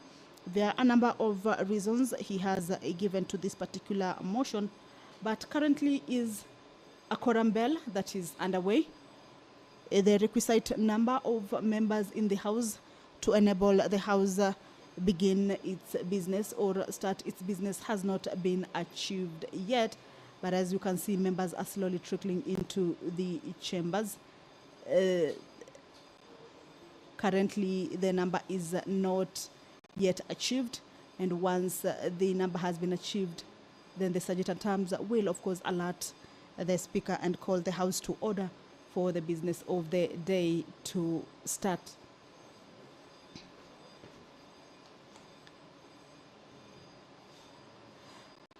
On the reasons that the mover of the motion on the effects of upstream activities on the River Tana to the residents of Tana Delta is that water is a fundamental resource to life, livelihood, food security, and sustainable development, and an economic good which is critical for the sustainable development of the country. He also notes that, further aware that the River Tana plays an important role in the lives of the communities living along its banks, including Garissa and Tana River counties, whose main economic activities are livestock keeping and farming, as well as fishing. Also cognizant that Article 43, subsection 1D of the Constitution of Kenya provides that every Kenyan has the right to clean and safe water in adequate quantities. The mover further notes that the residents of Tana River County have perennially suffered from the acute effects of flooding and inadequate supply of water to its residents and their livestock. Also cognizant that the challenge of flooding has predominantly been caused by Kenyans' release of huge amounts of water from the Seven Forks Dam, which combine with rainwater from the highlands. And that further cognizant that the hoarding of water of the Seven Forks dams and other significant upstream activities such as irrigation and small-scale dams limits the amount of water that flows downstream through River Tana, significantly affecting agricultural activities in irrigation schemes such as Bura, Galole, and other small-scale irrigation schemes in the Tana Delta as a result of inadequate water supply to the canals that channel the water to the irrigation schemes. Well, the quorum has been achieved. I will now hand you over for this live broadcast. Order number 1, administration of oath. Order number 2, communication from the chair. Thank you. Order number 3, messages. Order number 4. Clerk, I thought there was a communication.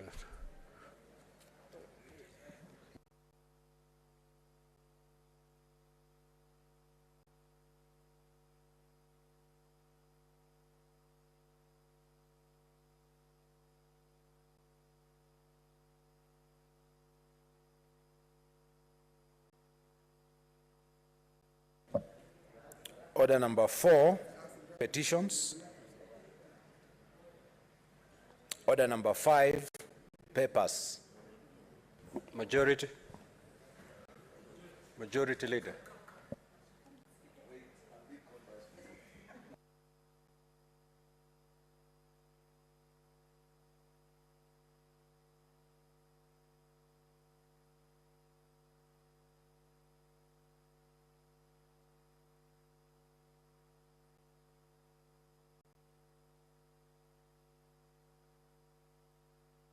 Mike.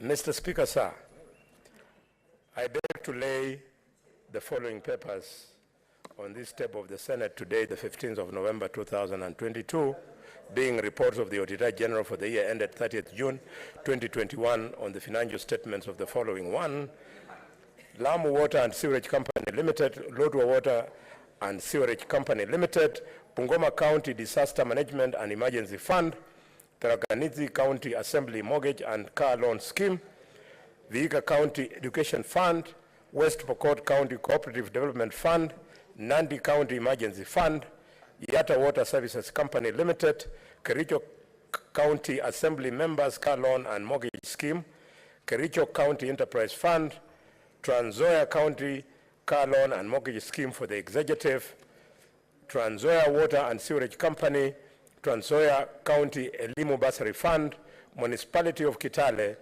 Busia County Assembly Revolving Fund, Busia County Cooperative Enterprise Development Fund, Busia Water and Sewerage Service Company Limited, and, Mr. Speaker, the Kakamega County Assembly Loans and Mortgage Schemes Fund. Thank you, Mr. Speaker. I lay.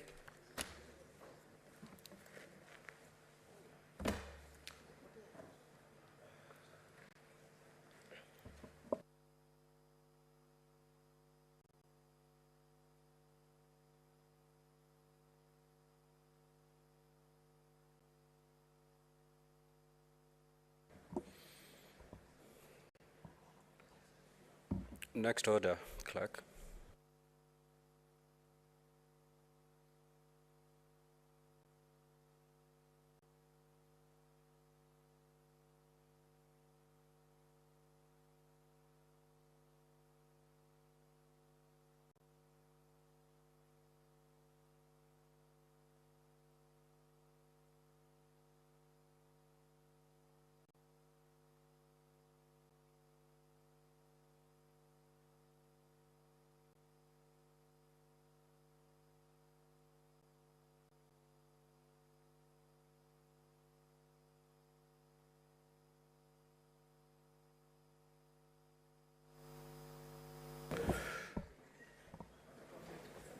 Senator Joyce Korir, there is a report to be laid, the report on the election of Ayala members.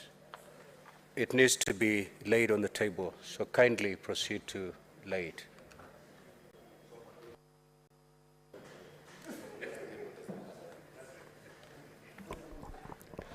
Thank you very much, Honorable Speaker. Honorable Speaker, I beg to lay the following paper on the table of the Senate today, 15th November 2022. Report of the Joint Select Committee on the elections of members to the East African Legislative Assembly. I beg to lay. Thank you.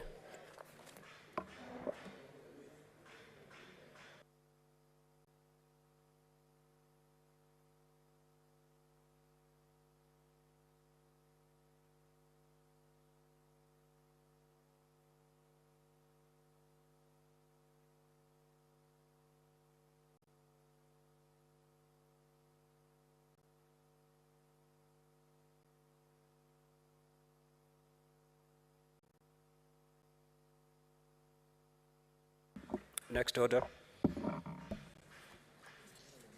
Order number 6, notices of motion.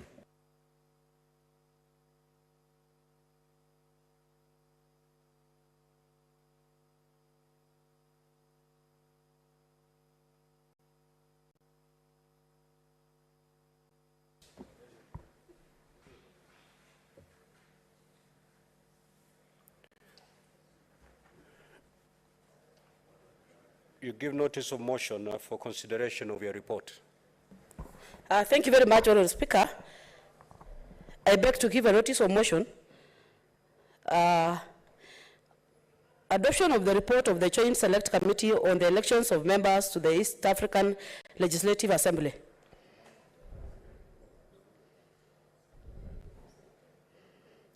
Co-chairperson, Joint Select Committee on the elections of members of East African Legislative Assembly. Honorable Speaker, that pursuant to the provisions of Article 50 of the Treaty for the Establishment of the East African Community and Rule 13(5) of the East African Legislative Assembly election of members of the Assembly. The Senate adopts the report of the Joint Select Committee on the elections of members to the East African Legislative Assembly on its consideration of the nomination papers of the duly nominated candidates for the elections as members of East African Legislative Assembly, laid on the table of the Senate on Tuesday, 15th November 2022. Thank you, Honorable Speaker.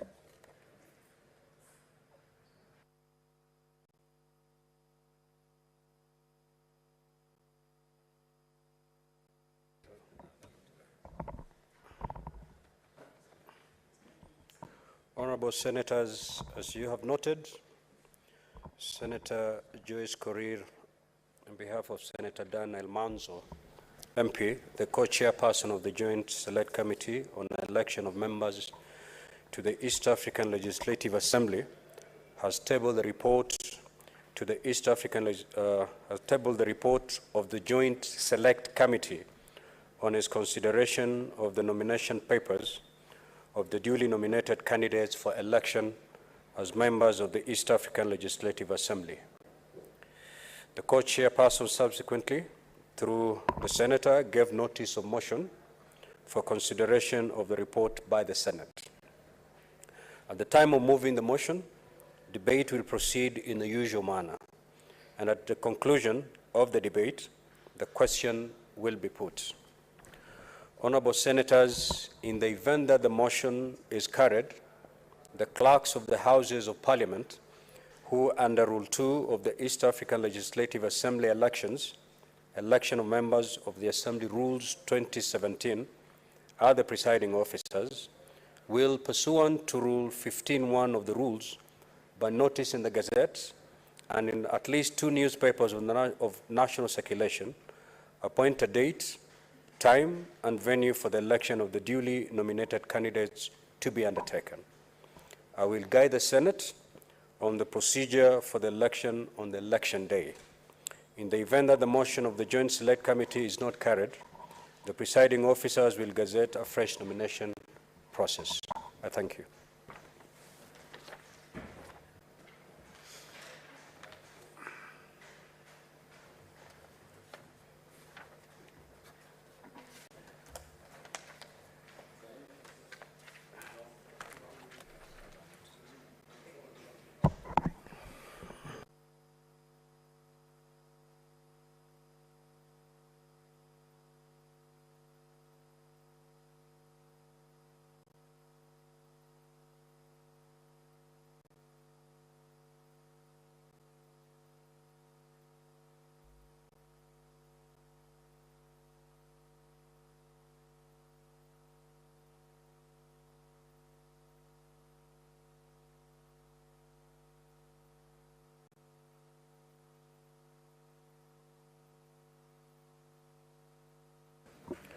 Majority Leader.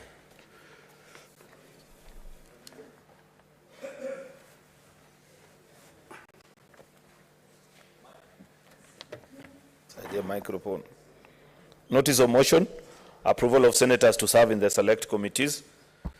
That the Senate resolves that pursuant to Standing Order number 199 and 228, and the fourth schedule to the standing orders, the Senate approves the following senators nominated by the Senate Business Committee to serve in the standing committees,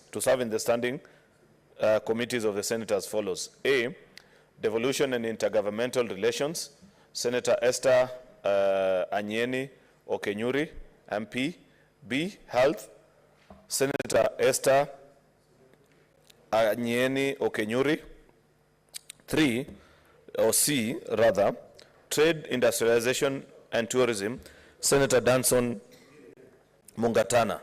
Pursuant to Section 15(1)(b) Part 2 of the Parliamentary Powers and Privilege Act and the Standing Order number 199, the Senate approves the nomination by Senate Business Committee of Senator Esther Anyeki Okenyuri to serve in the Committee on Powers and Privilege, and pursuant to Standing Order number 199 and 194 and 199, the Senate approves the nomination by the Senate Business Committee of Senator James Kamau Murango to serve in the County Public Investment and Special Funds Committee.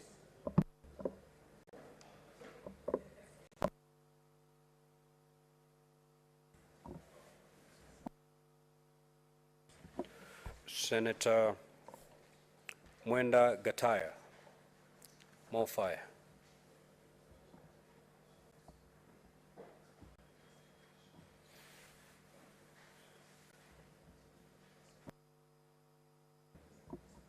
Next order.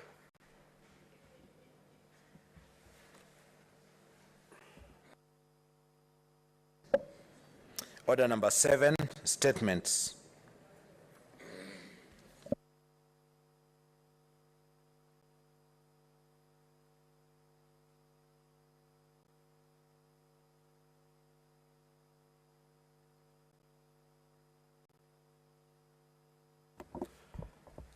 Senator Samson Chiranke.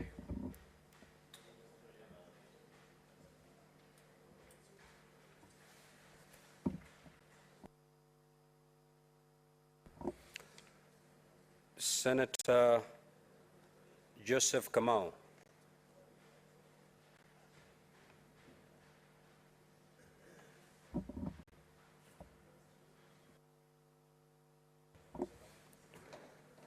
Senator Mohammed Chute.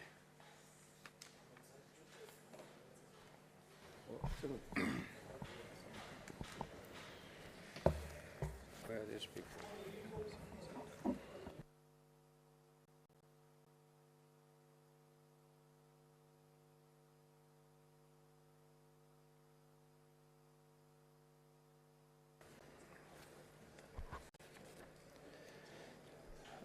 Request for a statement on cost of electricity in the country. Mr. Speaker, sir, I rise pursuant to Standing Order 53-1 to seek a statement from the Standing Committee on Energy regarding the cost of electricity in the country. In the statement, the committee should, 1, explain the reason for the escalating cost of electricity in the country, yet the country's electricity generation capacity is on the upward trajectory.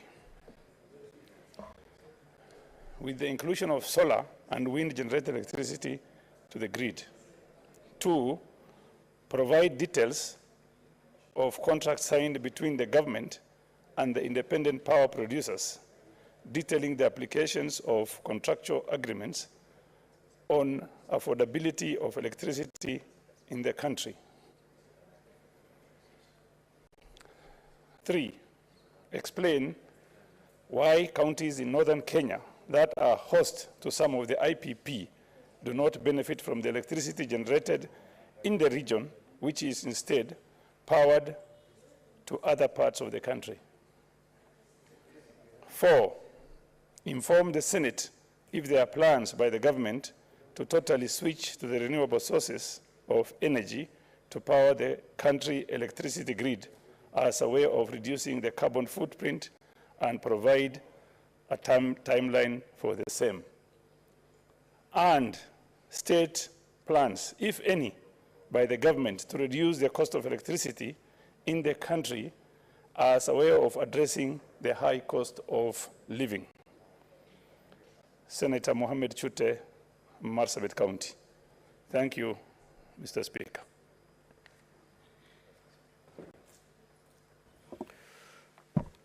Senator Beatrice Ogola, MP.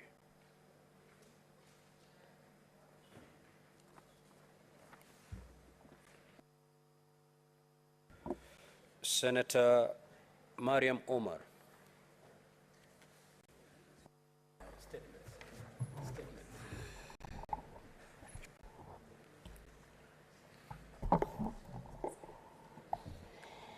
Thank you, Mr. Speaker.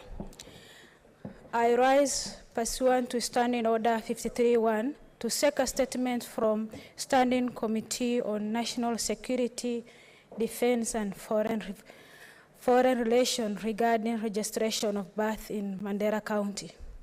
Mr. Speaker, in the statement, committee should, 1, state plan, if any, by the government to decentralize registration of birth service from Mandera town to other centers in county, noting that mother from far-flung part of Mandera, such as Elwak and Takaba, has to travel hundreds of kilometers to only registration birth office in the county situated in Mandera town.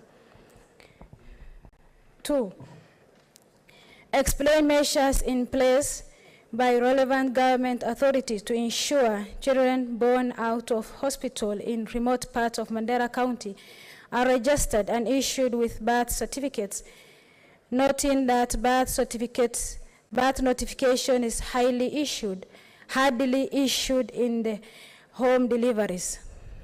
Thirdly, and final, state measures put in place in facilitating late registration of births in Mandera County in view of the fact that many infants in Mandera are often not registered upon birth due to nomadic lifestyles to local population, yet a birth certificate is an essential requirement for school enrollment. Senator Mariam Omar, nominated Senator from Mandera. Thank you.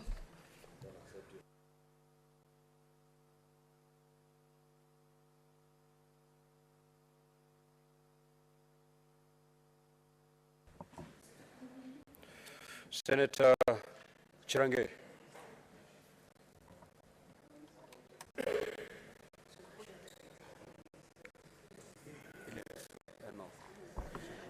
Thank you, Mr. Speaker. I have two statements under order standing 51.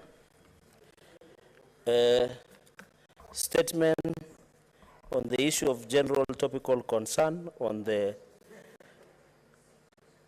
death of first Kenyan Olympic gold medalist Mr. Wilson Kiprokut.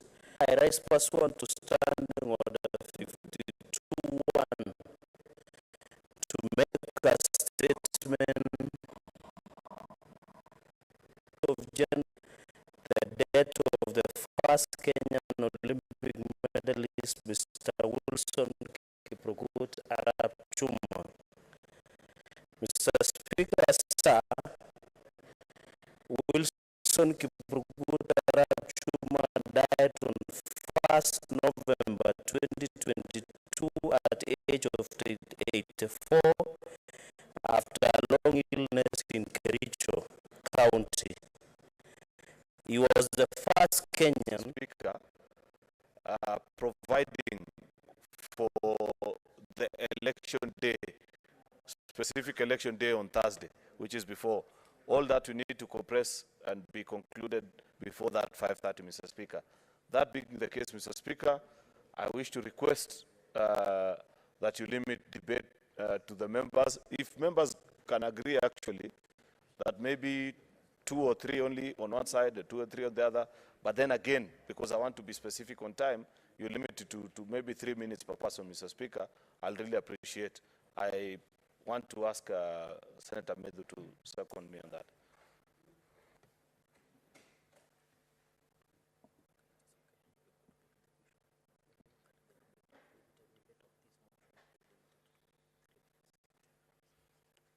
Do you have a seconder?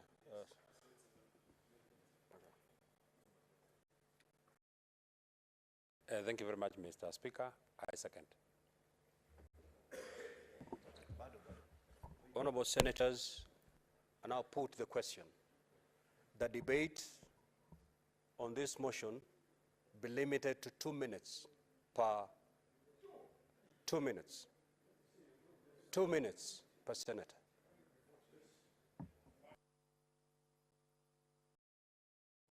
Honorable Senators, I think the move of the motion has actually indicated that you'll have adequate time to debate on this matter. So let us limit it to 2 minutes per senator.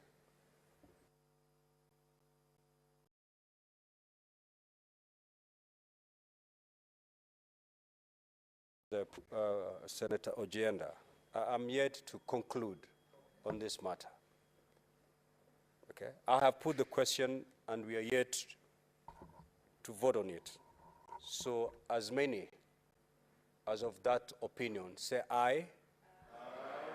As many of the contrary opinion say nay.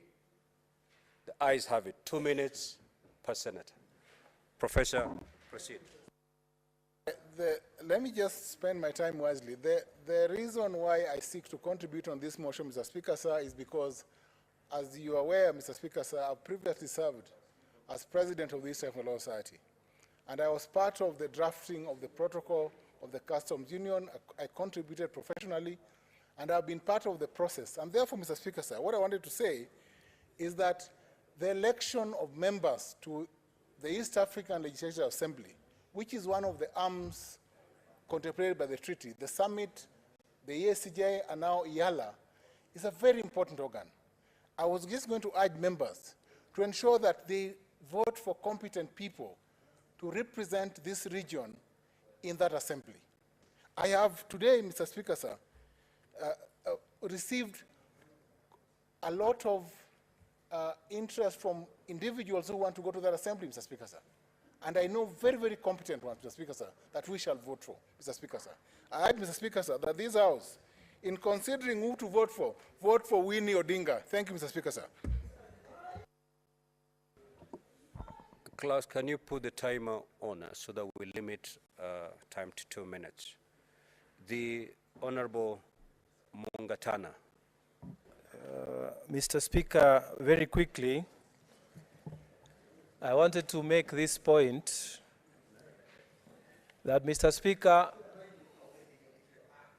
my small experience from the Pan-African Parliament is that when Kenya stands to speak, people want to hear what Kenya is about to say. Mr. Speaker, the delegation that has gone there has represented us very well. Mr. Speaker, my point is that the people we are going to choose to go and sit in that East African Parliament, they must be the very best of us. And they must be people who have experience, Mr. Speaker, because we don't want people who are going there and then they are going to start learning how even to address the House. Mr. Speaker, that's an international, it's a regional parliament. And I'm going to urge very, very strongly, Mr. Speaker, that we send people who have already served in this Parliament of the Republic of Kenya. These people will go there and give us good quality debates, good quality representation, worthy of the title Republic of Kenya. Let us not send people who have no experience just because they have political connection. I thank you, Mr. Speaker. The Honorable Senator Osotsi.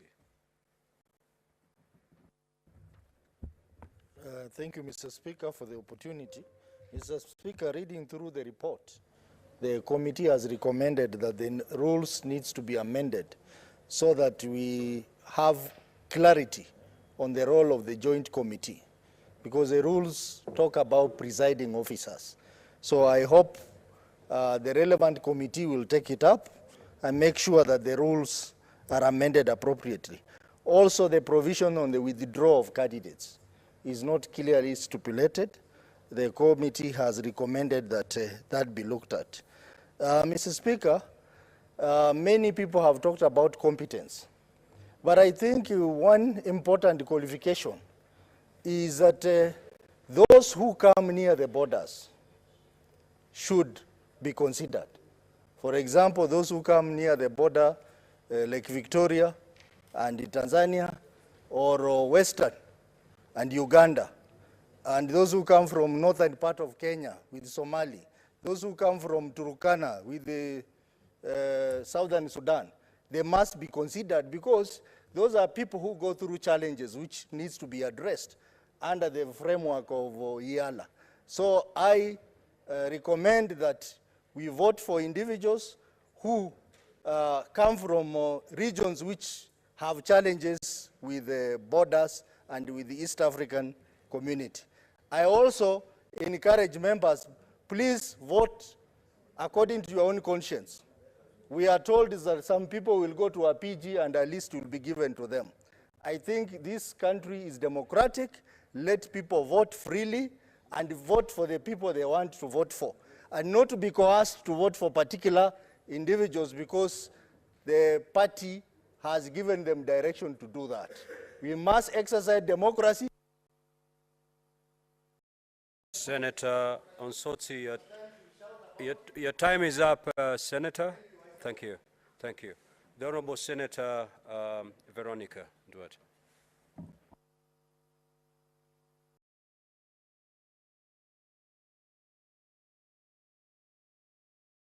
Your microphone is off, Senator.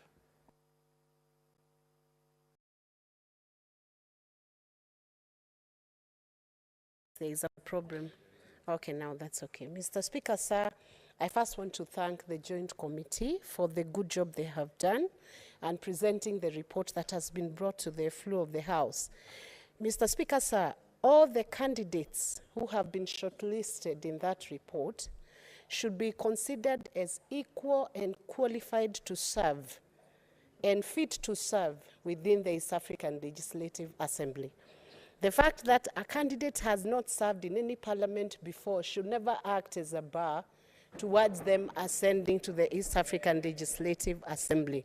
So, Mr. Speaker, sir, I would urge members to vote guided by their own conscience, knowing that the list of the members who should be voted in to serve in that assembly should, number one, have a diversity within the Kenyan communities. It should also take into account gender considerations. It should be balanced in terms of gender. And I would actually encourage the members to consider this time around accepting women more, much more women than men, because all the other parliaments have more men than women. Thank you. Senator Faki.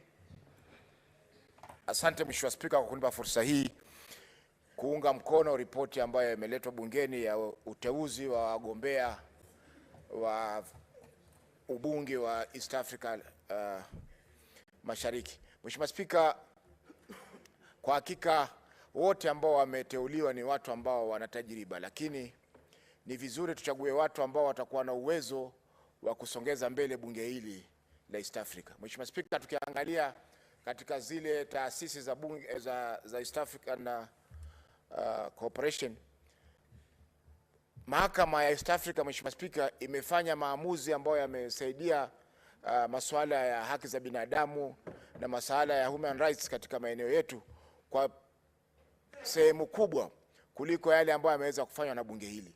Na yote imetokamana na masuala kwamba wale wanaokwenda kutuwakilisha ni watu ambao wanakwenda kutafuta kazi, sio watu wanaokwenda kuangalia yale masuala ambayo yanaangaziwa na bunge hili. Mheshimiwa Spika, nimebahatika kusafiri kwenda Zanzibar na Pemba mwezi uliokwisha, na nikaona kwamba kuna mambo mengi ambayo bunge hili linaweza kuangazia ili kurahisisha biashara baina ya Kenya na Tanzania, ama biashara baina ya nchi tatu nchi saba za Afrika Mashariki. Mheshimiwa Spika, kwa hivyo wale ambao tutawachagua Mheshimiwa Spika siku ya Alhamisi lazima wawe ni watu ambao wana maono ya kupeleka bunge hili mbele, sio kutafutia watu kazi.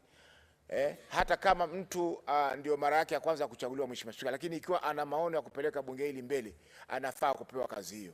Kuna wengi ambao wamechaguliwa na Mheshimiwa katika bunge hili la Senate mwaka huu hawajakuwa maseneta, lakini tumeona zile kazi ambazo wameweza kufanya zinaridhisha kwamba wamechaguliwa kusaidia nchi hii kwenda mbele. Asante Mheshimiwa Spika.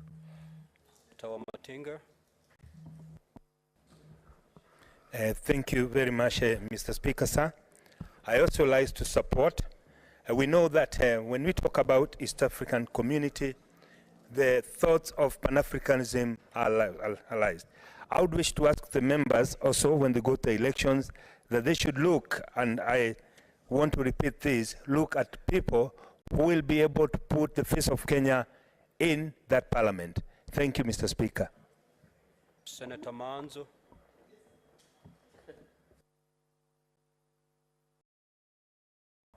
Thank you, Mr. Speaker. Mr. Speaker, I want to thank all members in this committee who assisted me as a co-chair to make this report. And Mr. Speaker, my apologies to the House.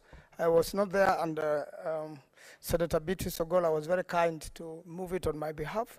Mr. Speaker, I had to go to my county having a visitor in the name of Bill Gates, who one time when in Seattle going as parliament, I visited his office, made an invitation, and luckily he came to Kenya, and therefore my apologies to the House. The main issue in this particular report we found could be ideal for consideration in future. First of all, whatever happens to a single state happens to all member states. And secondly, one time when this process was abused by the state of Kenya, there was a court case at the Eastern African Court of Justice. And I was lucky to be one of the lawyers there. And the court directed and ended up with what we have now. That's why we have to choose out of three. Instead of select, there has to be an election, Mr. Speaker. But then we have to balance gender, youth, and also continuity, Mr. Speaker. One of the problems with the Kenyan election has been that we remove everybody, and then we have no institutional memory in Yela. So I'll urge members while making a vote and supporting this to look at that consideration so that we can have continuity in the Eastern African Legislative Assembly. Thank you, Mr. Speaker. Senator Sigei. Thank you, Mr. Speaker. I also rise to support the report. And I would love, Mr. Speaker, from the very onset to indicate to the House that the East Africa Legislative Assembly has attracted a good number of people who are, I believe, all qualified. From the report, Mr. Speaker, 348 people applied. 69 were nominated, 9 are required to be elected tomorrow. I believe, Mr. Speaker, this House will be capable of picking from among the list that we've been given people who are qualified, who will push the agenda of Kenya in the East Africa Legislative Assembly. I urge the members from this House to do that which is objective tomorrow when it comes to voting, so that we send the team on Thursday. Pardon me, Mr. Speaker, the election will be on Thursday, I believe. And Mr. Speaker, I was giving an indication that I urge this House to send to the East Africa Legislative Assembly people who are qualified to advance the interest of this country. And Mr. Speaker, as I conclude on my support to the report, the committee has proposed that a framework for formal campaigns be placed in the 2017 rules for this particular position. And I urge that the House, once it is done with the election process, can also formulate a process where candidates can be able to have formal processes to conduct their campaigns, so that they make it easy, so that we also can get an opportunity to interrogate whatever they are seeking to go and do for us as a country in the East Africa Legislative Assembly. Mr. Speaker, I support. Thank you.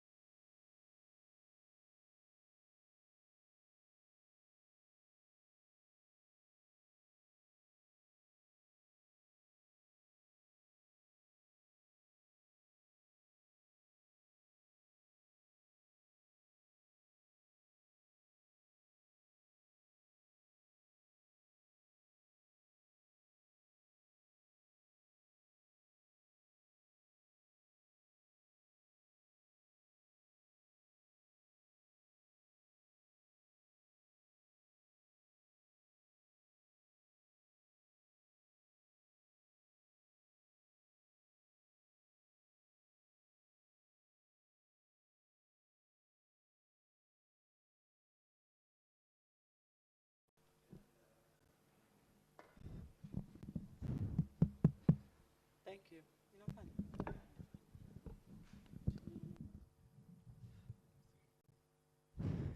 Thank you, Mr. Speaker. Mr. Speaker, I rise to support this motion.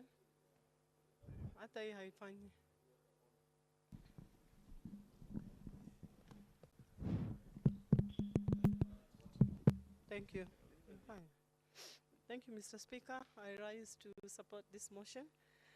And I want to urge the members to make sure that we actually appoint, or rather vote, for the right candidates, because it is important that whoever we send to East Africa, they will represent the face of the country, and there would be people who are experienced, committed, with a constitutional memory, whereby they would be able to move the IALA forward.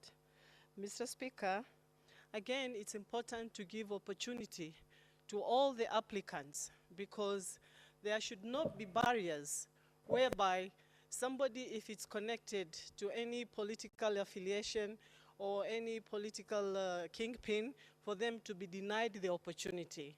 It is important, if somebody qualifies, we are all grown-ups, or they are all grown-ups, once you are over 18, you have your own life.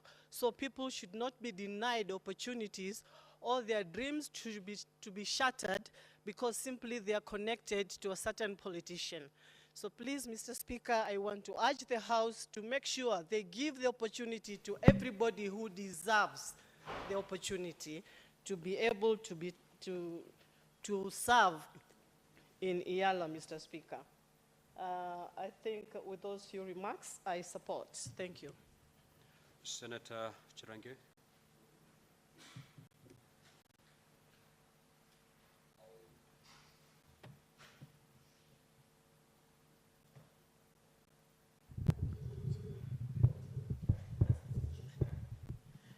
Mr. Speaker, it's working. Mr. Speaker, I rise to support this reports, and I think in the interest of the House and many issues that have been raised. One is with the Committee on ESC. I think there is a committee that concerns itself. They need to pick it up, some of these recommendations going into the future, so that we can ensure the process of YALA become less tedious within the law. Mr. Speaker, finally, I want to, I've heard my colleagues from the minority side, as the One Kenya Alliance. I think he just left the chamber, Mr. Speaker. He is alleging that that members of Kenya Kwanza at some point will be given who to vote for. My question is simple. When you look at this report, which is the worst democracy and corruption, Mr. Speaker, if you can bring your own daughter to be elected to YALA or your own son? Winnie Odinga wants to be a YALA member simply because of the second name, just like Kalonzo Musyoka's son. They are here. They should stop lecturing us about democracy where they practice the worst form of democracy and corruption. If it comes to voting, I will not allow cronyism and nepotism to go through, because that is not the spirit of this republic, Mr. Speaker. When you look at the list of Kenya Kwanza, Mr. Speaker, it is only hustlers, people who are from bottom up, that we have nominated to go to YALA to represent this country, Mr. Speaker. So, Mr. Speaker, I want to ask the One Kenya, as the One Kenya Alliance, to stop peddling lies to Kenyans that they are democratic. They are not. They are corrupt and nepotic and cronyism, and we shall not allow that. Thank you, Mr. Speaker.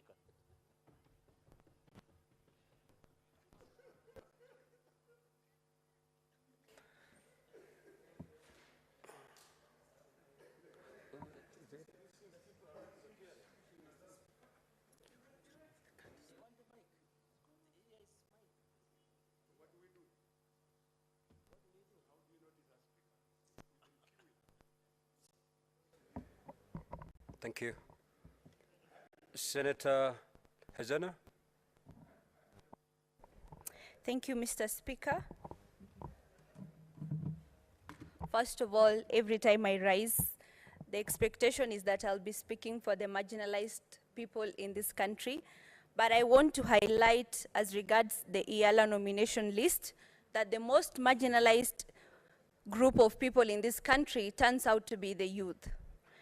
And it is very unfair for a sitting member of the Senate to stand up and say that experience is required to have sat in Parliament before for you to participate in the East African Legislative Assembly.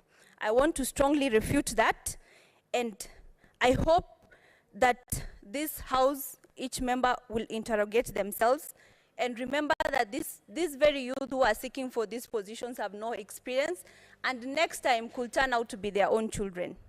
I believe that whoever we are going to send to the East African Legislative Assembly should be someone who is knowledgeable, someone who is eloquent, someone who has a vast knowledge of the East African affairs and matters, and somebody who understands the importance of discipline and aggressiveness and the value that the East African community brings when we have a common goal that will consolidate our interests. Senator Cherargei, please stop interrupting. Senator Hazana, do not be disrupted by another senator. Leave it to me. Thank you. I'll protect you. Proceed. Thank you, Mr. Speaker. For Senator Cherargei, I believe Honorable Speaker should be the first to speak about the young people getting opportunities more than those who have experience. Having been a young member of the Senate in the last term, as a young naive boy from the hills of Nandi, and the opportunity bestowed upon him turned him into the brave man who is always in.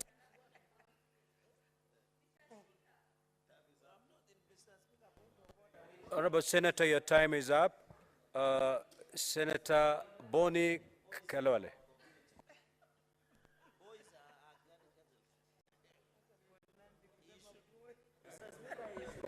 Thank you, Mr. Speaker. Mr. Speaker, I have listened to members and have agreed with them that we need competence proven competence at Yala.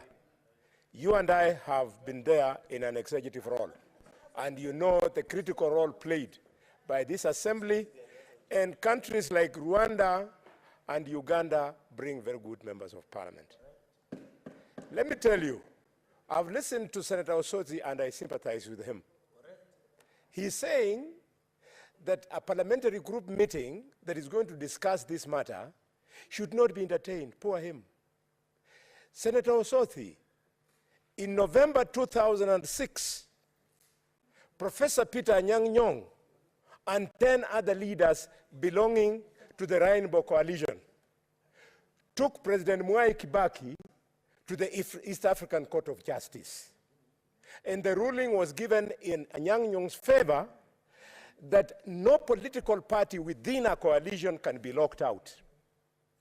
That was the ruling, November 2006. So, heads of coalitions must sit together and agree so that the members we take to East Africa, Wiper must be there, Jubilee should be there, ODM should be there on that side. And on our side, we should reflect our composition. And this is why I want to urge ODM, if you have not held consultations with your colleagues, you're going to give us problems. We'll be ruled out of order by that court. So we need that tomorrow's example by us be seen as a value adding. The only thing I'll request is, because I'll be voting for you, I'll go by the ruling of the East African Court of Justice. I'll make sure that the people I vote for, I'll give some to ODM, some to Wiper, and some to Jubilee. And on the UDA side, because we have almost 90% majority, the law allows us as UDA to take all the UDA members of parliament, and I'll therefore be guided, and I urge members to be guided by the geographical consideration, so that the entire community of Kenya is also in East Africa. I support. Thank you, Senator Wambua. I thank you, Mr. Speaker. Mr. Speaker, I also stand in support of the report, and hasten to say that, Mr. Speaker, there is a lot of consultation going around, which is healthy. I mean, let those people who are interested in representing our republic in Yala lobby and canvass and caucus, and there's no formula for doing it, Mr. Speaker. The people will canvass in the best way that they know how to, and at the end of the day, Mr. Speaker, the thing that we must all be very careful about, I think, is what Senator Alwale has said, that we need to take to Arusha a team of 9 members who will represent 2 things, Mr. Speaker. 1, the face of this country, and 2, Mr. Speaker, the competence levels of representation of this country. And Mr. Speaker, this is not to say that the youth should not get an opportunity. They must get an opportunity. Mr. Speaker, it will be remembered that at some point all of us were first-time senators or members of the National Assembly. So we cannot say that one of the criteria for electing people to Yala should be people who are previously served in a parliament. The Speaker, people are committed enough, they lobby enough, they canvass enough, they caucus enough. The Speaker, let the best team go to represent Kenya in Arusha. I thank you, Mr. Speaker. Senator Tobiko.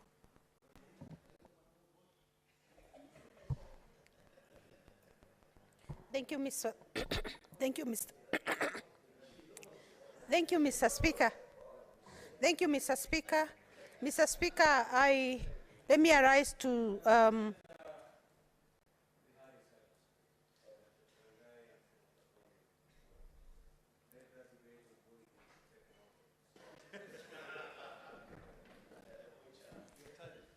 all right. Thank you, Mr. Speaker. Mr. Speaker, I rise to support the report of the committee, that they have done a good job with the names that they have presented to both houses to be considered for the Yala Parliament. Mr. Speaker, let me say, all those who are in that list are Kenyans who can represent this country. But Mr. Speaker, it's good that as we go to vote, we consider the face of this country, we consider diversity, we consider regional balance, and we also consider competence, Mr. Speaker. Mr. Speaker, as we consider all categories, it's also good that people who are physically challenged are considered because if we have seen them in the list. The youths are considered because we have seen them in the list. And the women of this country, there is a fair number in that list. And as my SG said, it will be good if for the first time we can have majority of women in the IALA parliament, because we have seen the women of this country are also competent, Mr. Speaker. Mr. Speaker, as we consider many factors, it is good that we consider that there are communities particularly that cut across the borders of the East African countries. You will find a community like the Maasai. They are both in Tanzania and they are in Kenya. You'll find, I think the Pokot. There are many communities that cut across, and it will be good that such communities are given a chance, because as they go to East Africa, they will bring unity of purpose in all our countries, Mr. Speaker. There are aspects that affect those communities in Tanzania and affect the mic. Mr. Speaker, it is also good to consider equity in trade. Honorable Senator, your time is up. Senator Ledama.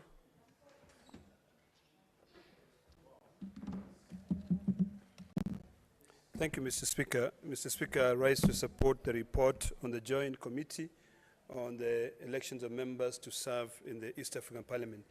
Mr. Speaker, I'd like to remind us that this is an extension of this Parliament. The men and women, and I'm happy to see that both coalitions have considered at least 5 women on that side, 5 women on this side. I hope that we can send many women to be able to represent us. I want to support I share the sentiments of my sister that it would be imperative for us to look at communities that share boundaries so that we can be able to enhance cohesion between these two countries. The purpose of the East African Legislation Assembly is to be able to foresee a future development where this country, Mr. Speaker, that's 53 seconds. Doesn't it have a minute, yeah? For the future of the community, so that at least eventually we can have one country which will be called the East African country. And that is going to be able to help us enhance development. Mr. Speaker, some of the things that we'll be talking about in future is an introduction of future parliaments or future committees that will look at the challenges that we go through. So I want to beseech my colleagues that on Thursday, let us look at the list entirely. Let us take into consideration those issues that we've discussed here, and also plead with my colleague that at least every Kenyan has got a right. It doesn't matter. We never chose to be born by rich families or poor families. We are all Kenyans. When we come here, let us respect each other. Let us give each other an opportunity, and God will select the best person to represent us. Finally, remember that whoever we send to the East African legislation will be representing this parliament. It is an extension of this parliament, and that is why it is us, the members of parliament, who are electing our colleagues to go and represent us there. I thank you, Mr. Speaker. Robert. Thank you very much, Mr. Speaker. I rise to support the report of the Joint Committee. And as we've looked at the report, the people selected by the Joint Committee are people representative generally, under the circumstance of the country and the regions. This is an opportunity for us as Parliament to be able to really help in fine-tuning what the committee has done. The committee has done a fantastic job, and in fine-tuning what the committee has done through voting, it is very critical that we don't let down the committee, because the committee has really, there are youth in this proposal, there are women, there are people with experience, there are people without experience, and they're all there. And with that spirit of the committee, it is an opportunity for us to be able to select.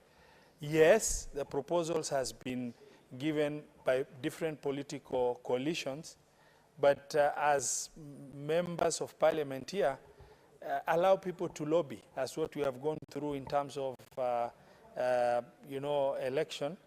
But in as far as even considering the lobbying, we should not miss the opportunity to be able to see through and make sure that we maintain the same balance as done. I rise to support. Thank you. Senator Eddie.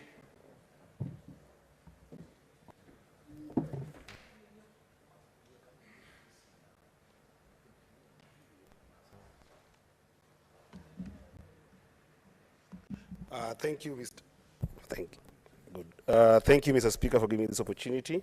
I also rise to support the report, and I am drawn through this report to Article 19 of the Constitution, and I'm going to read sub-Article 1 and 2. Critically, sub-Article 1 says that the Bill of Rights is an integral part of Kenya's democratic state and is the framework for social, economic, and cultural policies. Sub-Article 2 says that the purpose of recognizing and protecting human rights and fundamental freedoms is to preserve the dignity of individuals and communities and to promote social justice and the realization of the potential of all human beings. Mr. Speaker, the day we attempt to suspend these articles, whether by just words or by mere Senator political rhetoric, consult in Lawton. the day we attempt to suspend this article, Mr. Speaker, whether by words or political rhetorics, is the day we will condemn all our children to condemnation without relief.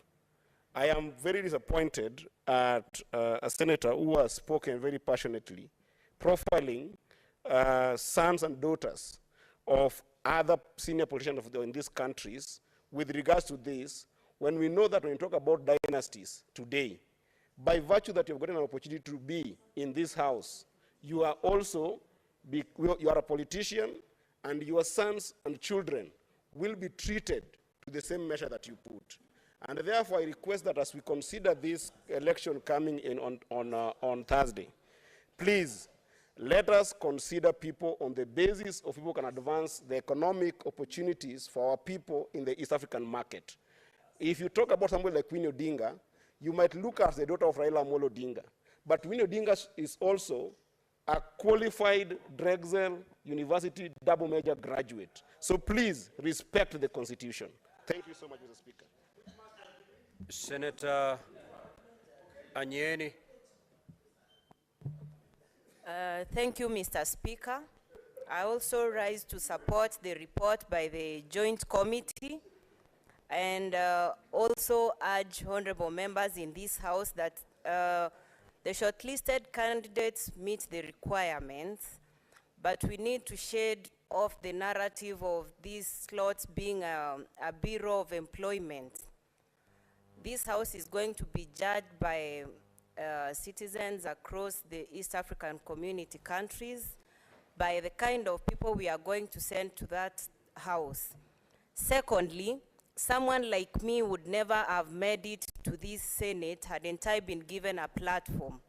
So I beg to request that members consider young people, women. So long as you have the capability and qualifications needed, you fit the bill to be in that House. Thank you. Honorable Senators, and I put the question that pursuant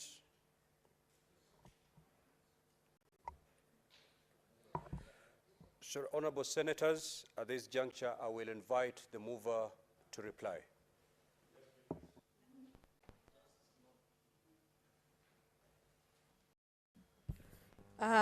Honorable Speaker, I stand here a very proud member of the Joint Select Committee of the two houses. Honorable Speaker,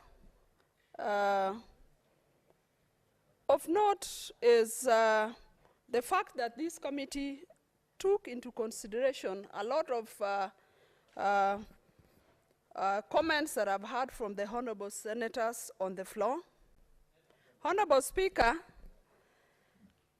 as I stand here, I wonder about certain reference to daughters or sons or nepotism or cronism. Honorable Speaker, this was an advert that was given to Kenyans. And Honorable Speaker, we invited applicants from Kenyans, willing Kenyans who are interested. And Honorable Speaker, those are the applicants that we received. We end up with the final names that we'll be presenting to this House. But Honorable Speaker, are we saying as senators that our children or daughters or whoever they are will never go for seats that they are passionate about? Honorable Speaker, I grew up as a daughter of a teacher. And Honorable Speaker, your parents are the first mentors that you have in the society. I thus became a teacher and a number of my siblings. Are we saying as a house that the Teacher Service Commission was wrong to give me an opportunity to be a teacher? Honorable Speaker, are we saying like the Honorable Senator Boni Alwala is a doctor? Would it be wrong for his son or daughter to be a doctor? Honorable Speaker, let us give chance to willing Kenyans that have made applications and have met the requirements that were so placed. The committee took into consideration regional balance, gender and youth, and shades of opinion also have been taken care of by political parties. I reply, Honorable Speaker. Honorable Senators, pursuant to Standing Order 84-2, I do make a determination that this matter does not affect counties and therefore proceed to put the question. That pursuant to the provisions of Article 50 of the Treaty for the Establishment of the East African Community and Rules 13.5 of the East African Legislative Assembly, election of members of the Assembly rules, the Senate adopts the report of the Joint Select Committee on the election of members to the East African Legislative Assembly on its consideration of the nomination papers of the duly nominated candidates for election as members of the East African Legislative Assembly laid on the table of the Senate on Tuesday, 15th November 2022. Will as many as of that opinion say aye? Will as many as of the contrary opinion say nay? The ayes have it. Next order, Clerk. Order number 10, motion, approval for the Senate to hold a morning sitting on Thursday, 17th November 2022. Majority Leader.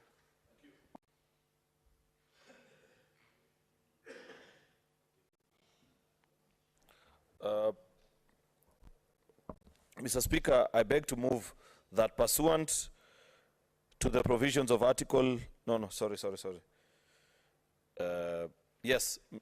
take that again, Mr. Speaker. Mr. Speaker, I beg to move a motion that pursuant to the provisions of Standing Order number 34-4B, the Senate resolves to hold a sitting on Thursday, 17th November 2022, commencing at 9:30 a.m. and terminating not later than 2:15 p.m. for purpose of the election of the members of the East African Legislative Assembly and any other business as may be approved by the Senate Business Committee. Mr. Speaker, if you recall the 2017, or rather, I think it was 2017 actually, election, we voted late into the night, and you understand, not primarily because of us as a Senate, because it's only 67 of us. So election and the counting, the whole process of ballot casting and counting doesn't take more than an hour on our side. But on the side of the National Assembly, they counted actually late into the night. And you know that the eventual winners is a joint tally of the votes that one gets in both houses. So we need to conclude our process so that our colleagues in the National Assembly can also carry, I'm sure they also have a similar motion. They'll begin voting on that day in the morning, so that by as late as 3, 4, 5 o'clock, or even earlier than that, we have known who are the Kenya representatives for the next 5 years to this East African Legislative Assembly. So this is very much a procedural motion, Mr. Speaker, which I want to ask Senator Boni Halwale to second.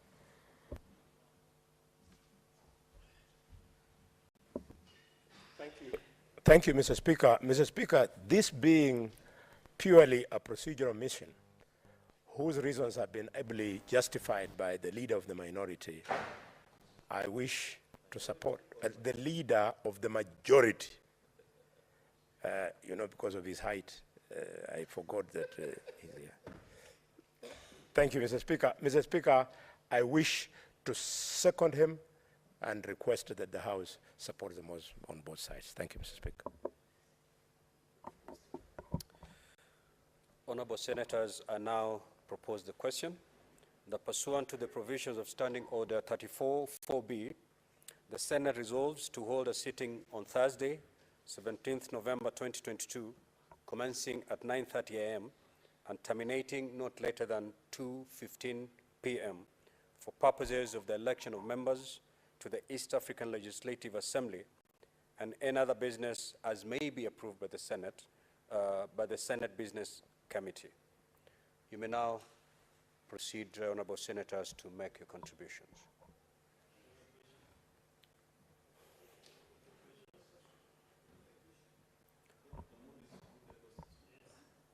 Honourable Senators, pursuant to Standing Order 84-2, I do make a determination that this motion does not affect counties and therefore proceed to put the question. That pursuant to the provisions of Standing Order 34-4B, the Senate resolves to hold a sitting on Thursday, 17th November 2022, commencing at 9:30 a.m. and terminating not later than 2:15 p.m. for purposes of the election of members of the East African Legislative Assembly and any other business as may be approved by the Senate Business Committee. Will as many as of that opinion say aye? Aye. Will as many as of a contrary opinion say nay?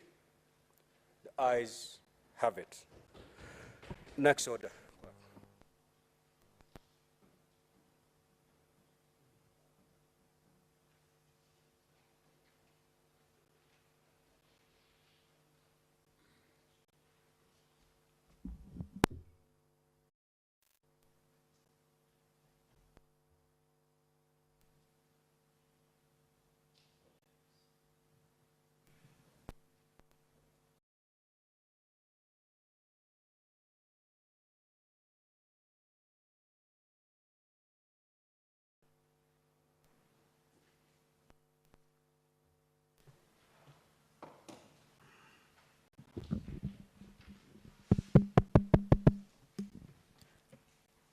Order number 11, motion, effects of upstream activities on the River Tana to the residents of the Tana Delta. The Honourable Senator Danson Mungatana kindly move your motion.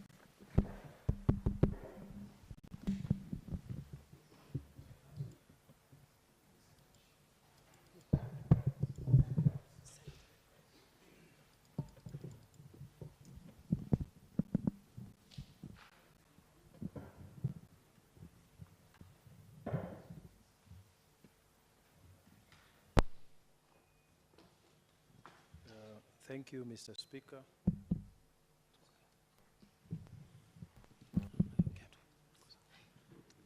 Thank you, Mr. Speaker.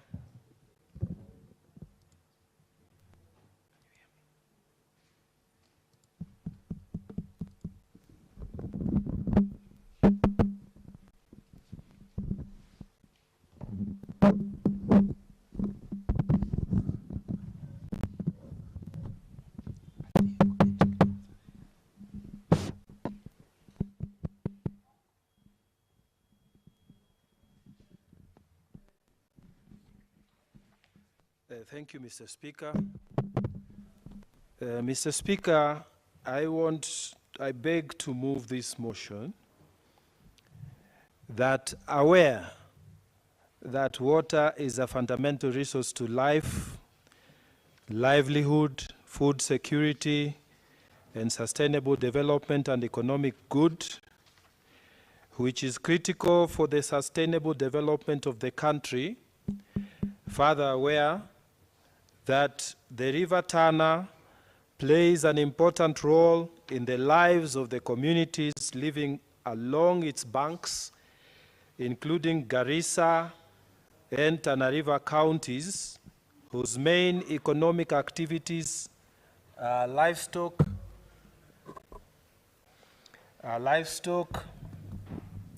keeping, farming, and fishing.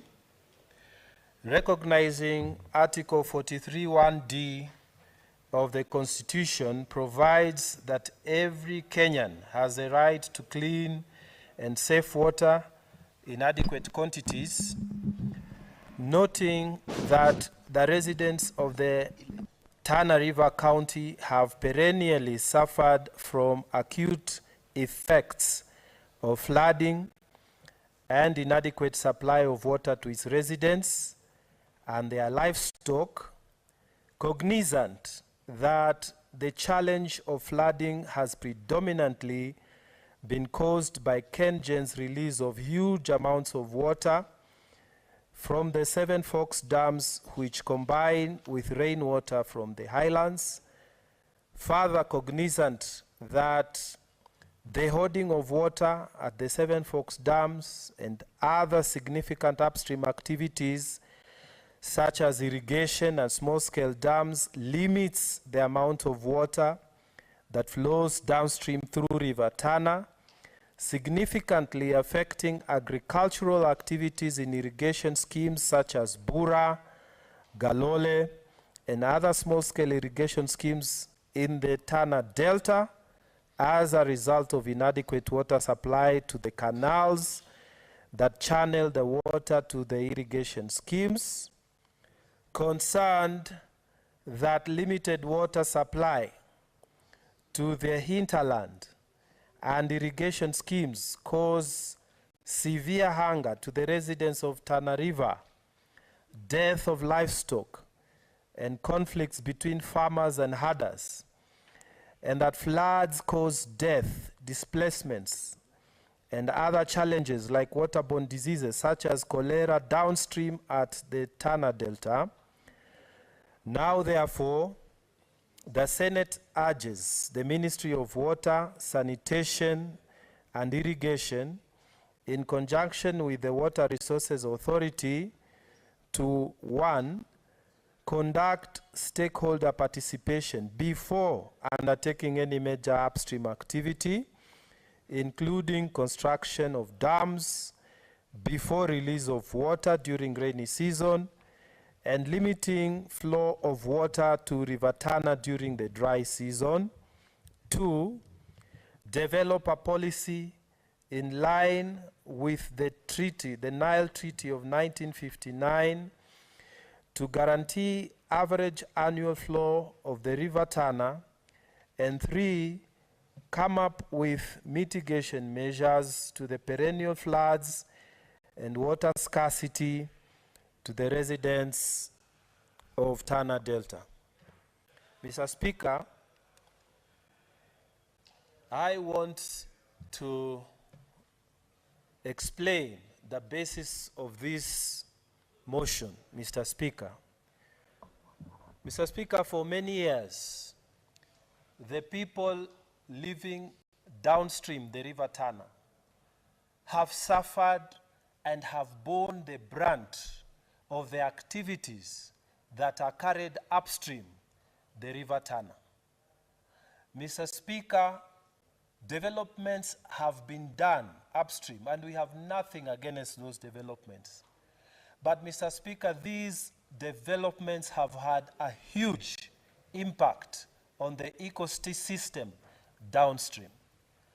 Mr. Speaker, these developments have caused great losses to the people of the River those who occupied the river basin in Tana River. And this, Mr. Speaker, affects both the Tana River County and also Garissa County. Mr. Speaker, as the water is moving from the highlands and it's going downstream, Mr. Speaker, the livelihoods of our people depend on what happens with this river. When I was younger, Mr. Speaker, there was flooding of this river.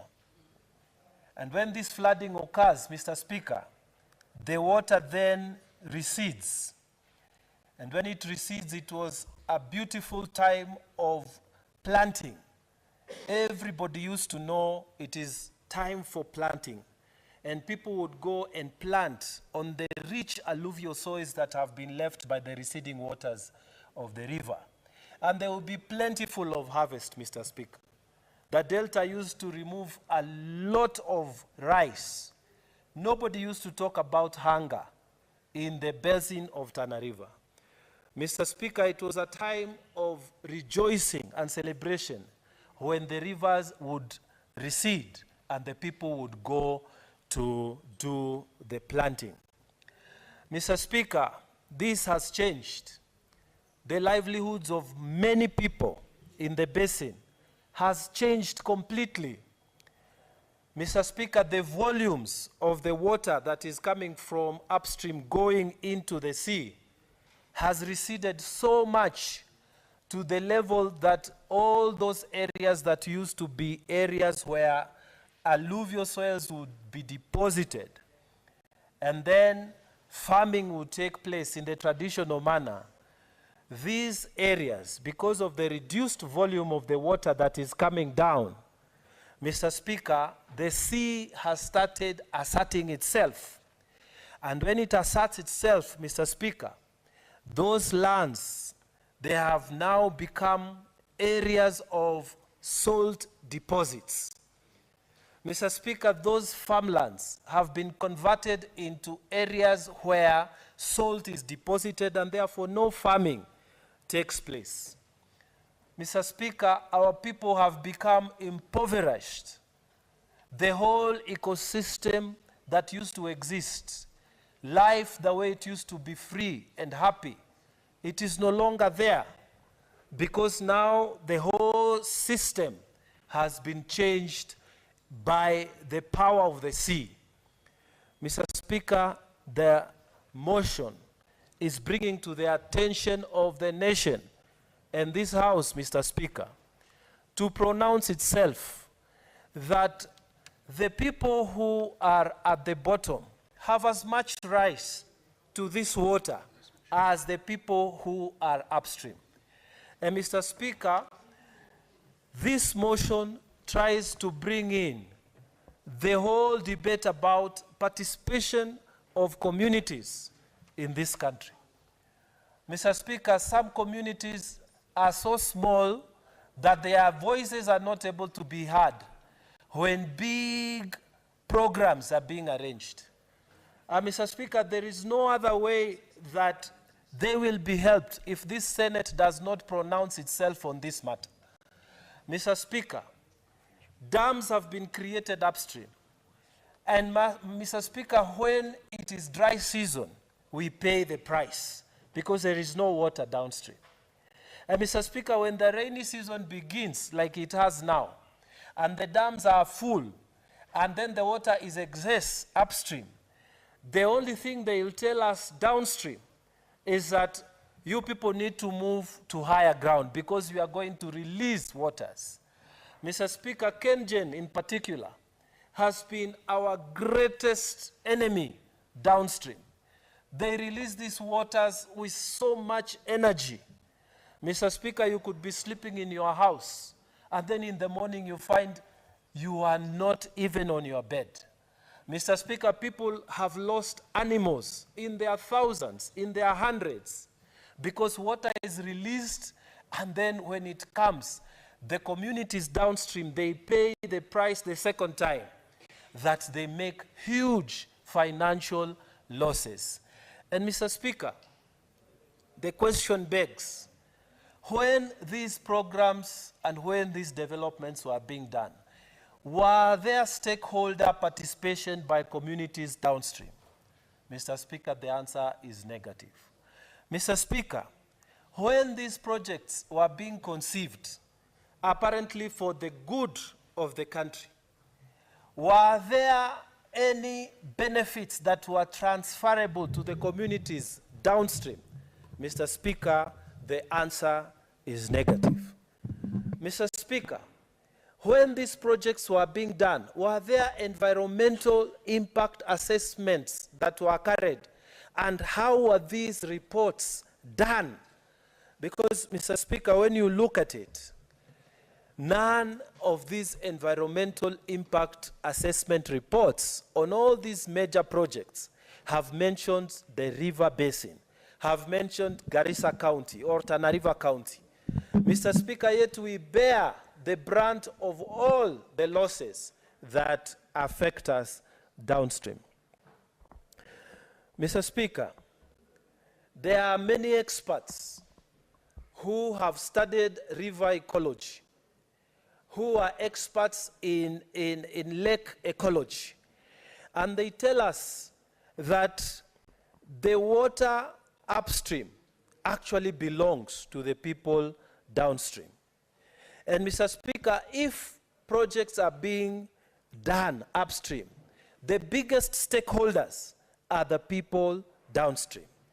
Mr. Speaker, in none of these projects that have been done on the River Tana, have there been even a delegation of members of parliament who have been there before us, or elders from downstream who have been called to be told, you know, now your river is going to be dammed and this and that is going to happen.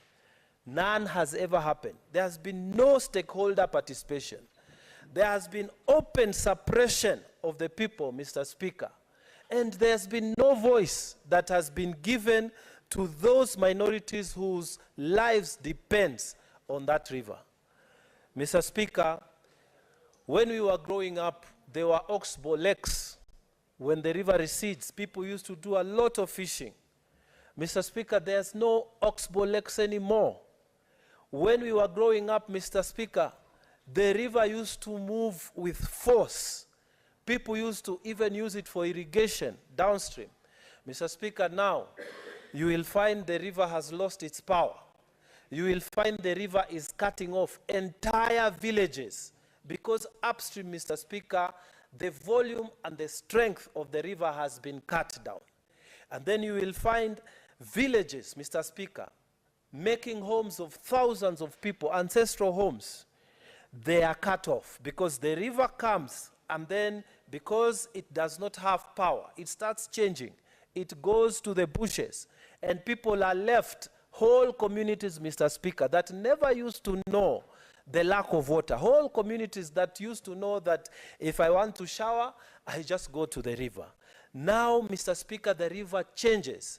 And the government of Kenya, Mr. Speaker, has not been there to respond to our people.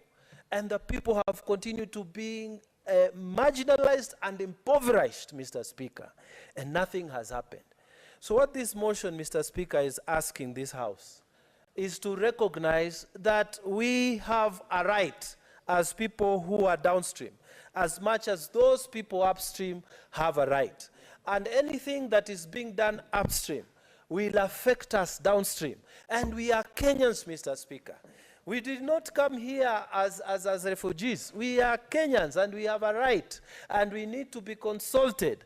And Mr. Speaker, this Senate needs to pronounce itself very strongly. The Ministry of Water Irrigation, the Water Resources, the Water Resource Authority, it needs to start looking at the rights of the people who are downstream. So that, Mr. Speaker, everything that is being done upstream, we must be consulted. Mr. Speaker, in this motion, I have sought to bring to the attention of the House that the Anglo-Egyptian agreements that were signed by the British and the Egyptians were to the effect of protecting water sources. 3 Mr. Speaker, 3 agreements were signed, 3 treaties were signed by the British and the colonies that were under the British at that time. And Egypt was seeking to protect, because it is a country that is downstream. The Nile River, Mr. Speaker, starts from Uganda and the areas, and then it moves through Sudan. Not Masai Mara. Mr. Speaker, can you protect Honorable me? Senator Ledama, kindly could we hear the senator in silence, please? So, Mr. Speaker, it starts from upstream and it goes down to Sudan, then it divides the White Nile, the Blue Nile, and it goes all the way to Egypt. Mr. Speaker, Egypt in many occasions has been prepared. Mr. Speaker, Egypt in many occasions has been prepared to go to war because of its waters. And that is why to sort out these problems, there have been treaties, in fact, 3 treaties that have been signed to protect the volumes of water that are moving upstream and going downstream. Mr. Speaker, the first treaty that was signed, if I may recollect, was in 1903. And in that treaty, Mr. Speaker, Sudan at that time, which was a colony of Britain, was informed that you cannot do any economic or irrigation activities upstream because it will affect the life of Egypt downstream. And Egypt was prepared to go to war. And Mr. Speaker, that is why for a very long time, there has been no irrigation or any works that were being done because of that first treaty. Mr. Speaker, the second treaty and the third treaty, in fact, the 1959 treaty, it actually allocated the volumes of water.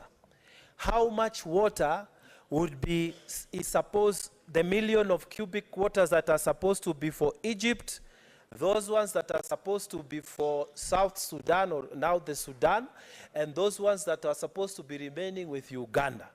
And Mr. Speaker, the bulk of this water was allocated to Egypt. In fact, Mr. Speaker, in the 1959 treaty, if I may be able to quote it properly, Mr. Speaker, the allocation for Egypt was 55.5 billion cubic waters, or 66% of the volumes of the River Nile.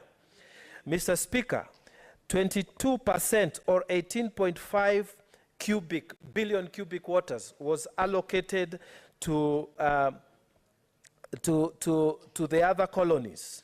And 12%, Mr. Speaker, was provided for evaporation.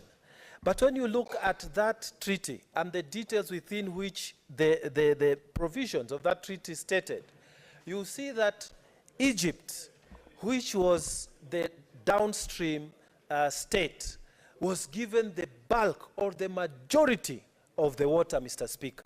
So we are saying, Mr. Speaker, as we carry out activities of upstream, the River Tana, they should remember in international law, international treaty, the water belongs to the downstream people. The people upstream must use it with that in mind. We don't have, you know, we don't have tanks. We don't have a military of our own.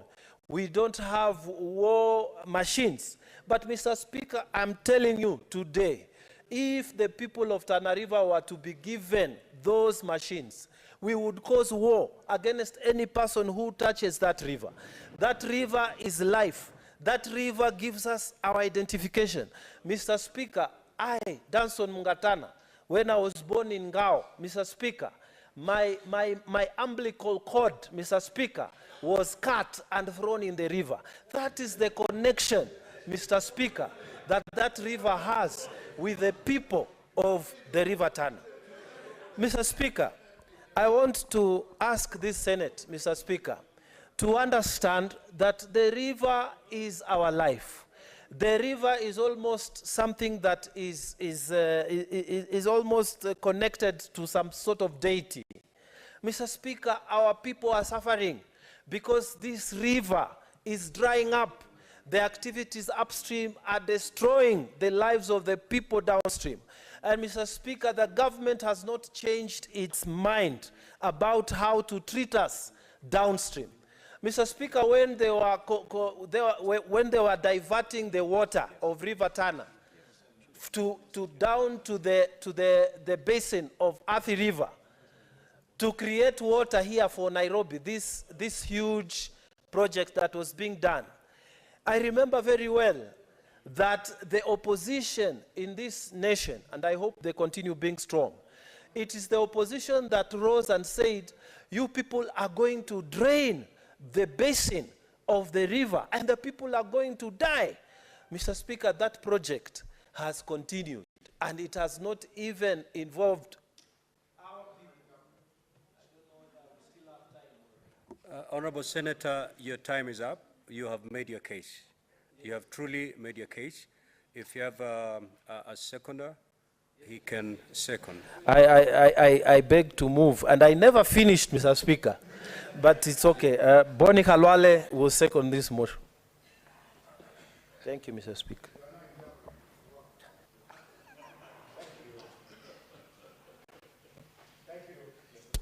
Mr. Speaker, that I am seconding this motion is not by any means by chance.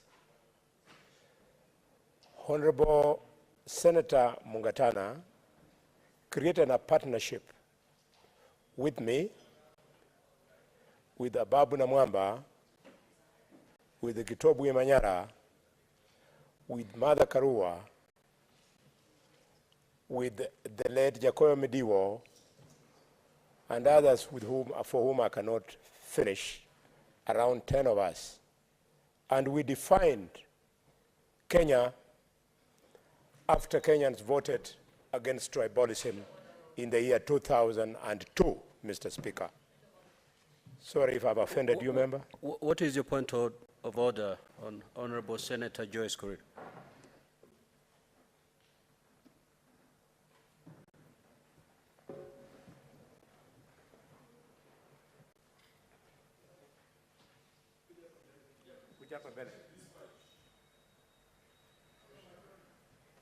Thank you very much, Honorable Speaker. This House being House of Rules and Procedures, you had ruled that 5:30 we are going to have a debate on the, and already it's past 5:30. Kindly guide us. Very well, Senator Joyce. I will allow the seconder to finish. I'll put the question so that when you resume on this motion, it will be time for honorable senators to contribute. I think it will be neater that way. So, Honorable Senator, proceed. Thank you, Mr. Speaker. Mr. Speaker, sir, without demeaning colleagues of previous parliaments, we achieved a lot through that partnership. And I want to thank the people of Tana River for having returned Mungatana to this parliament. Kenya needs him.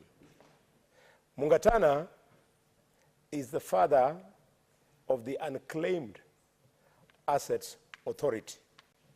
Through his brainchild, and like today, at that time, I seconded him when he moved to create the Unclaimed Assets Authority, which emanated from that act. Senator Boni. I therefore compliment them. Just proceed to second. Thank you, Mr. Speaker. Mr. Speaker, it is what we call building up. I was building up.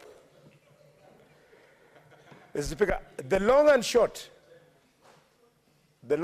of this motion is that the Honorable Senator is crying for the management of the ecosystem of the Tana River right from the source up to the Indian Ocean.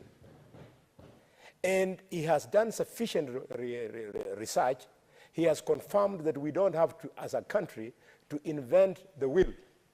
We merely follow the wheel and take cognizance of the lessons learned by Egypt, who have managed to exploit the River Nile to the extent that the people along the river course of the Nile including us Kenyans and Ugandans and South Sudanese and Sudanese, sometimes we feel angry when we read the story of the success of Egypt. I support the senator because, Mr. Speaker, he's asking that go ahead, build the dams, but involve us. Go ahead, release water as and when you want, but console us. Go ahead and control the amount of water that is going to reach downstream, but for God's sake, consult us. Mr. Speaker, because you have bent backwards, I'll make my final point. And the final point is that the people of the Tana Delta cannot be left by this Senate, the House of Equity. They cannot be left to perpetual counting of losses. These people, they wake up to count the loss in tourism. There was a beautiful army of nature housed in the Tana River running into the ocean, because the Indian Ocean would attack the Tana Delta trying to deposit useless salt in the delta. And the Tana would come, Mr. Speaker, with its water in speed. And when the tide, you come from the coast, when the ocean is moving towards the shore, and the Tana River is coming from upstream, the two armies would meet, and hundreds of feet would go up in water. It was a sight to behold. 30 years ago, when I was a young, dashing doctor, Mr. Speaker, I would go there all the way from Mombasa to see that sight. It was beautiful. It's been lost, that tourism. They are counting. Mr. Speaker, they are counting loss of investment. When the delta was the fertile delta that we know, Booker Tet of Great Britain, that created Mumias Sugar Company, had actually prepared a paper. They wanted to move into the delta to create a mega sugar industry there. They are counting those losses. And finally, but not least, Mr. Speaker, they are counting the losses of their homes, their lives, and their property. May I tell this House that it was President Benjamin Franklin of the United States of America who said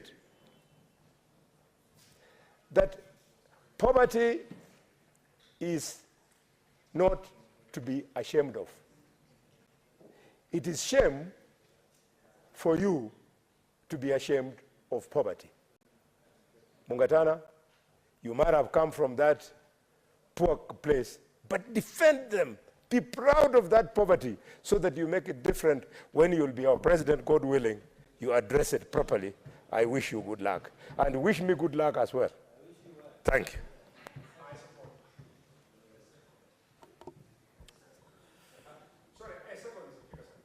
Honorable Senators, I now propose the question that aware that water is a fundamental resource to life, livelihood, food security, and sustainable development, and an economic good which is critical for sustainable development of the country. Further, aware that the River Tana plays an important role in the lives of the communities living along its banks, including Garissa and Tana River counties, whose main economic activities are livestock keeping, farming, and fishing, recognizing that Article 43(1)(d) of the Constitution of Kenya provides that every Kenyan has the right to clean and safe water in adequate quantities, noting that the residents of Tana River County have perennially suffered from acute effects of flooding and inadequate supply of water to its residents and the livestock. Cognizant that the challenge of flooding has predominantly been caused by the Kenyans' release of huge amounts of water from the 7 Forks dams, which combine with rainwater from the highlands, Further, cognizant that the hoarding of water at the Seven Forks dams and other significant upstream activities such as irrigation and small-scale dams limits the amount of water that flows downstream through River Tana, significantly affecting agricultural activities in irrigation schemes such as Bura, Galole, and other small-scale irrigation schemes in the Tana Delta as a result of inadequate water supply to the canals that channel the water to the irrigation schemes, concerned that limited water supply to the hinterland and irrigation schemes cause severe hunger to the residents of Tana River, death of livestock and conflicts between farmers and herders, and that floods cause deaths, displacements, and other challenges like waterborne diseases such as cholera downstream at the Tana Delta. Now, therefore, the Senate urges the Minister of Water, Sanitation and Irrigation, in conjunction with the Water Resources Authority, WARMA, to 1, conduct stakeholder participation before undertaking any major upstream activity, including construction of dams, before the release of water during rainy season and limiting flow of water to River Tana during the dry season. 2, develop a policy in line with the Nile Treaty of 1959 to guarantee average annual flow of the River Tana. And 3, come up with mitigation measures to perennial floods and water scarcity to the residents of Tana River. Honorable Senators, debate will resume during our next sitting. At this juncture, I will call upon Senator Wambua to move his motion.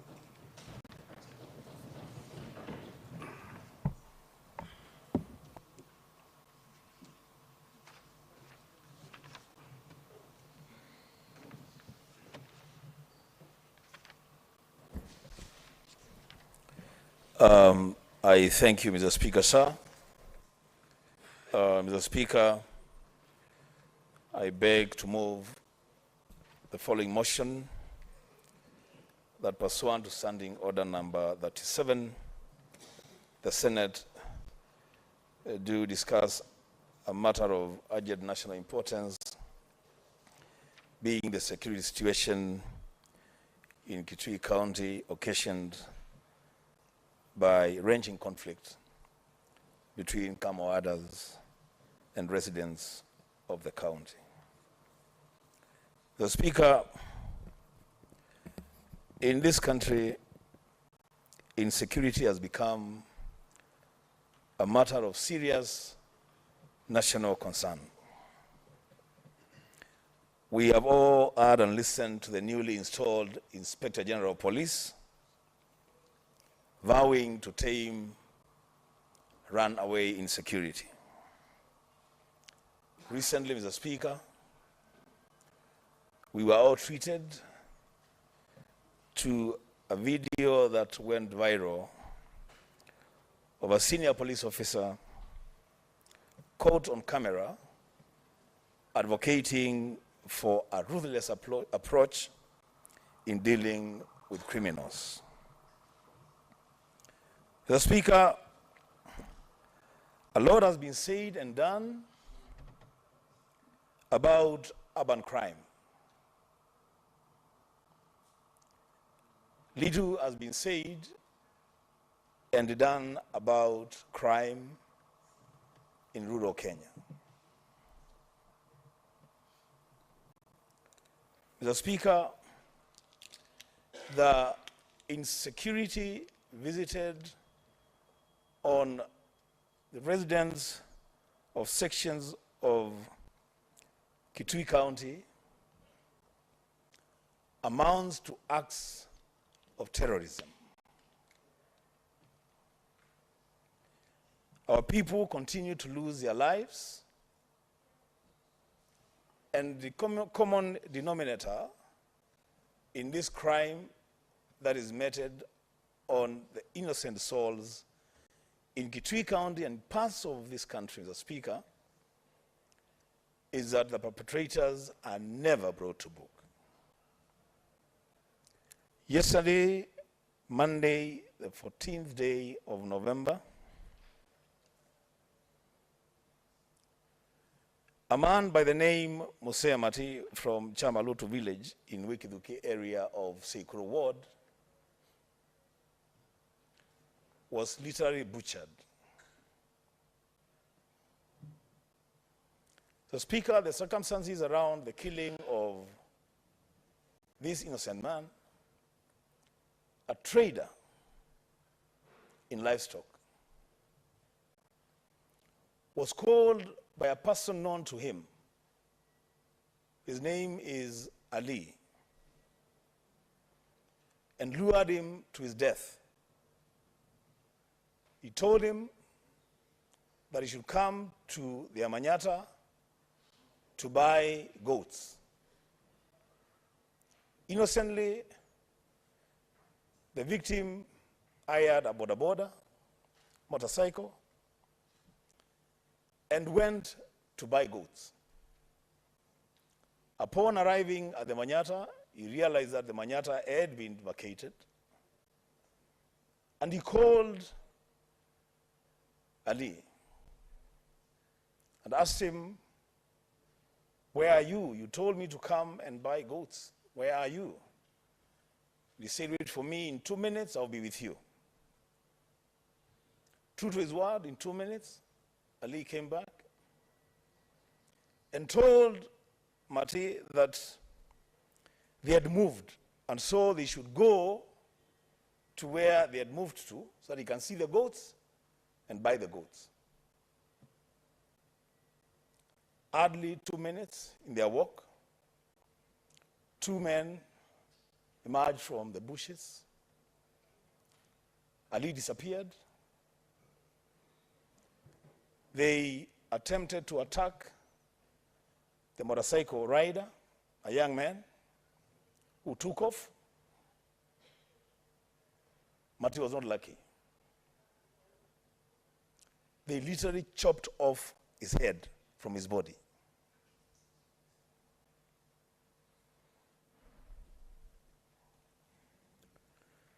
The Speaker, on Sunday, yesterday that incident happened in Seikuru ward. On Sunday, the neighboring Ngomeni ward,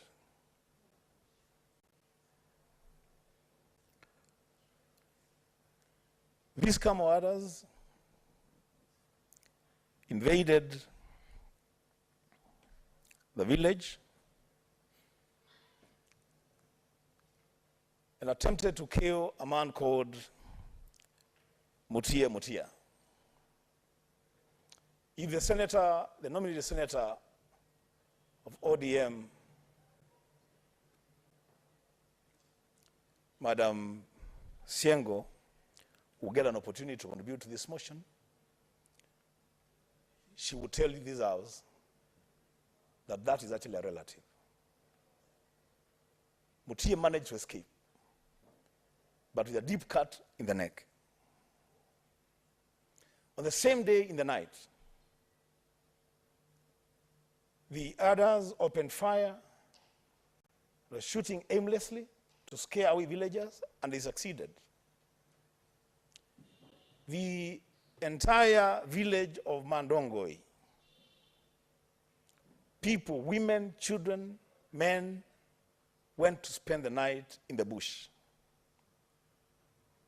The following day, which was yesterday, the Mandongoi Primary School did not open because kids were scattered all over the bush.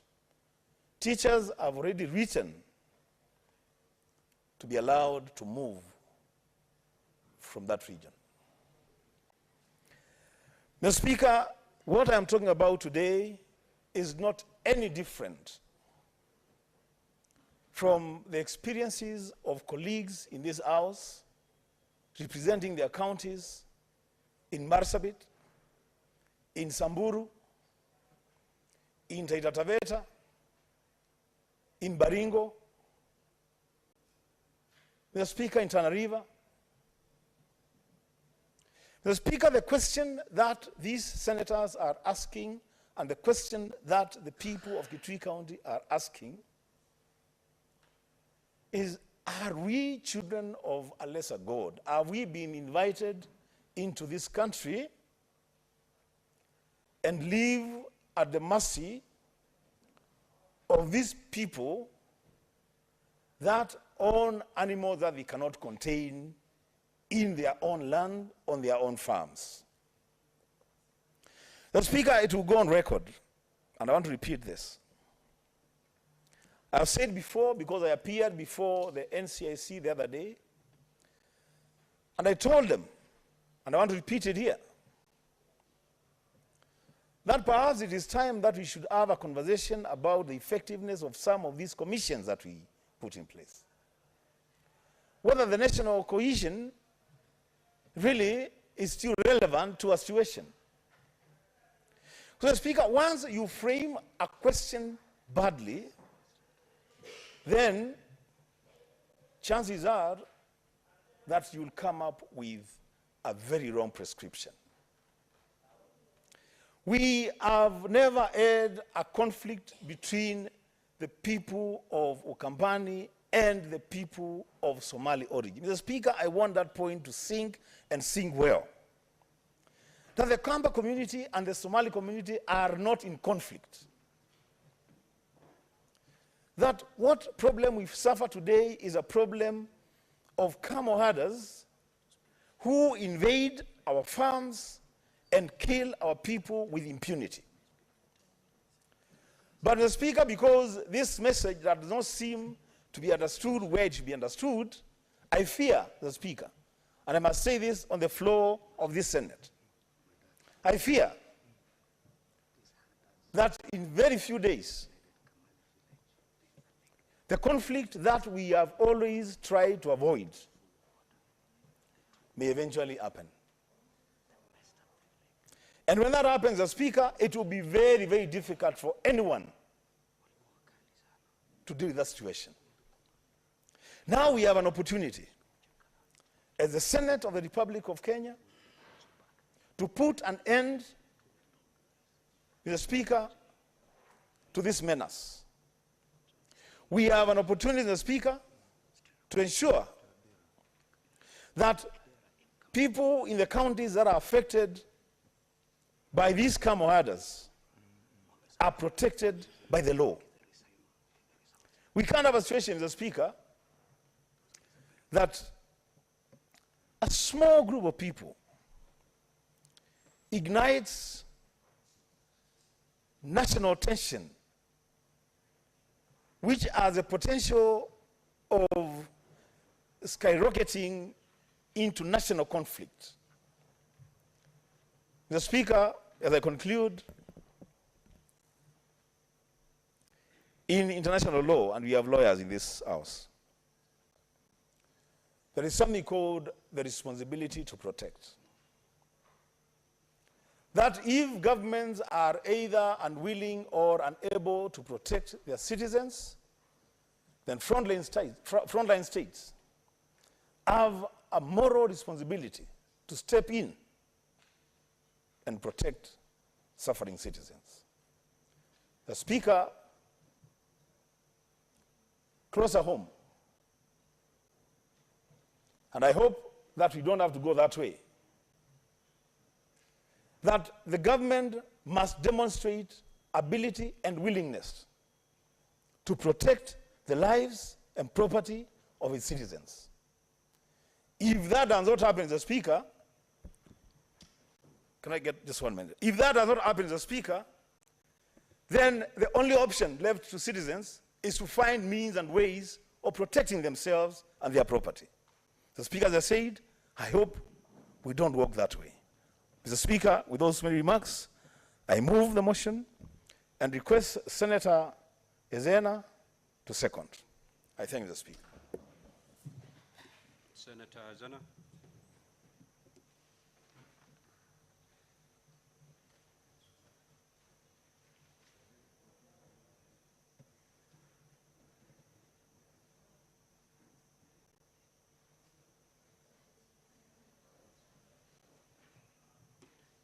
If it's not working, you may come to the dispatch.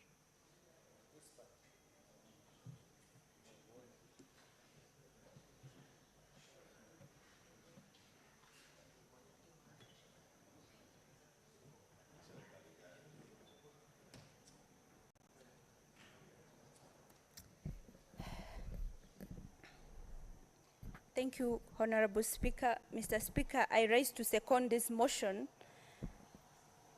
in adding my voice. Mr. Speaker, the people of Kitui, the citizens of Kenya, are legitimate citizens of this country. And for that matter, just like the people in Samburu County and other parts of the rural marginalized parts of Kenya, deserve protection from the government. And Mr. Speaker, like the Liberian people say, that if the townspeople are happy, you have to look for their chief. It is clear that the Kenyans are not happy, and it is clear that the people in these towns are not happy. And it is also clear that the administration of the day has more to tell us about the hot air, because we have been receiving promises as the rural region of this country that security is going to be tackled with speed, but it turns out it's been nothing but hot air. Mr. Speaker, we have witnessed rampant insecurity in the city, in the capital cities and the urban centers of this country. And we have seen the administration moving with speed, together with the relevant security authorities. But we are not seeing them moving with the same speed to curb the insecurity in the rural areas. Mr. Speaker, the people of Kitui cannot be butchered like flies, and neither should the people of Samburu County or Turkana County be killed like flies as if we do not have a functional administration. Mr. Speaker, the people of Kenya in the rural areas are not voting robots whose usefulness ends the very moment a new president is in office. They are citizens deserving of protection, deserving of security, and the government must prove that it can protect its citizens before sending our forces to DRC Congo. Mr. Speaker, these rural counties already face implicit forms of disadvantages, from marginalization through development, and some are dated as far back as historical injustices. Mr. Speaker, when you threaten a people's livelihood, you are threatening their extinction. And if the government has a plan to wipe off some counties and communities, they should tell us.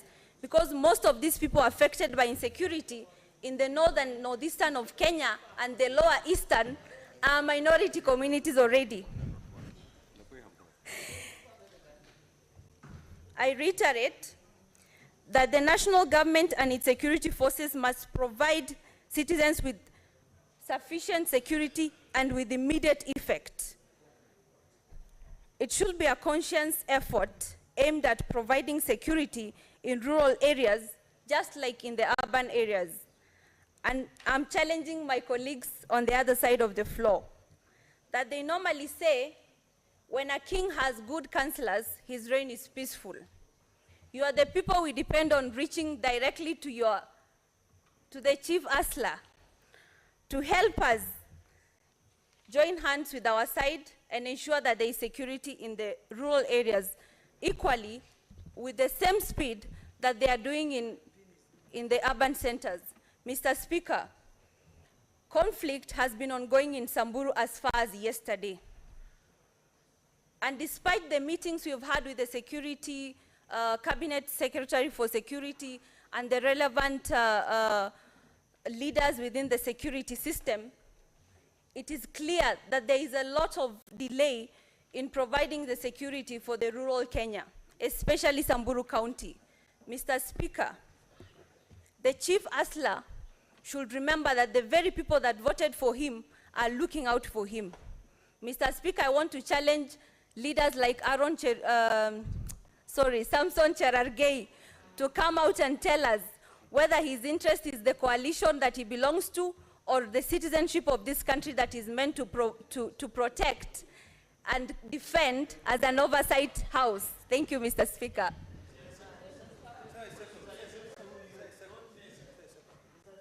And I second this motion, Mr. Speaker. Thank you. Honorable Senators, I now propose the question that pursuant to Standing Order 37, the Senate do adjourn to discuss a definite matter urgent national importance, namely the security situation in Kitui County as a result of the conflict between camel herders and the residents of the county. Now, honorable senators, Standing Order 37-6 provides that no senator speaking on this matter shall speak for more than 5 minutes. Now, looking at the time, it's 6:01 and the House is going to rise at 6:30. I rule that each senator speaking on this matter does so within 3 minutes. Honorable senators, you may proceed to make your contributions. Senator Siengo Kalunda Beth.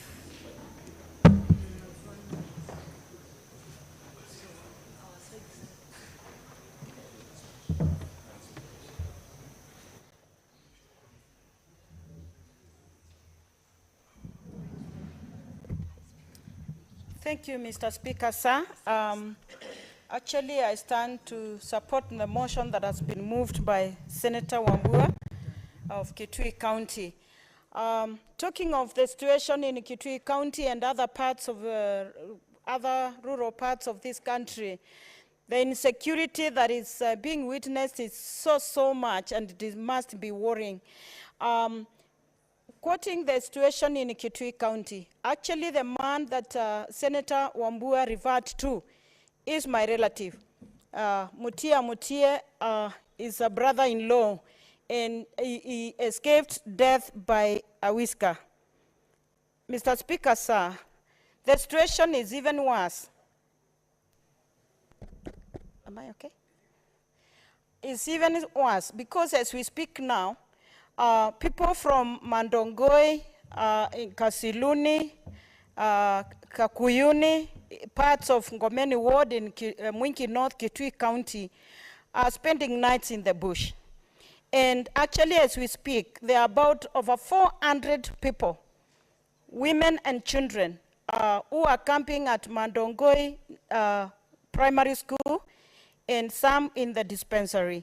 Because, and they have no food, actually. They have no food to eat. This morning, I had to donate food and send some people from my area or from my home to send to those people who are really suffering because they have not eaten for about 3 days. This situation is so bad that today at 2 p.m., 2 men were hijacked as they were coming from the market, and they were taken to very far distance by the camel herders. And the Kamba people from the region had to go to the bush to look for them and support them to at least to try if they could recover them or bring them back alive. Just as few minutes before I stood up, I have received a text that they have been found, and live and sound. Mr. Speaker, sir, this situation is really worrying. And my suggestion is to actually all the security agents, and if possible, the government must take this very seriously. The other day, we had a meeting with the National Cohesion Commission, and they promised to go on the ground. I'm wondering which ground they visited. I'm wondering their visit, if it bore fruits, and if it bore fruits, what steps have been taken? Because this is very serious. As Senator Wambua has alluded, it is true, Kambas do not have any conflict with camel herders. The camel herders are the ones who are invading our lands, our people, taking their camels in our chambers, in our land, and it is rainy season, our people want to plant, they want to tend to their farms, but now they are being forced and evicted from their own homes. It is very painful, Mr. Speaker, sir. Even me, a whole senator, if I go home today, I'll be forced either to go to the bush or run away from my home because all my relatives are also spending in the bush. It is unfortunate. This must come to an end. I support. Thank you, sir. Thank you. Senator Abbas.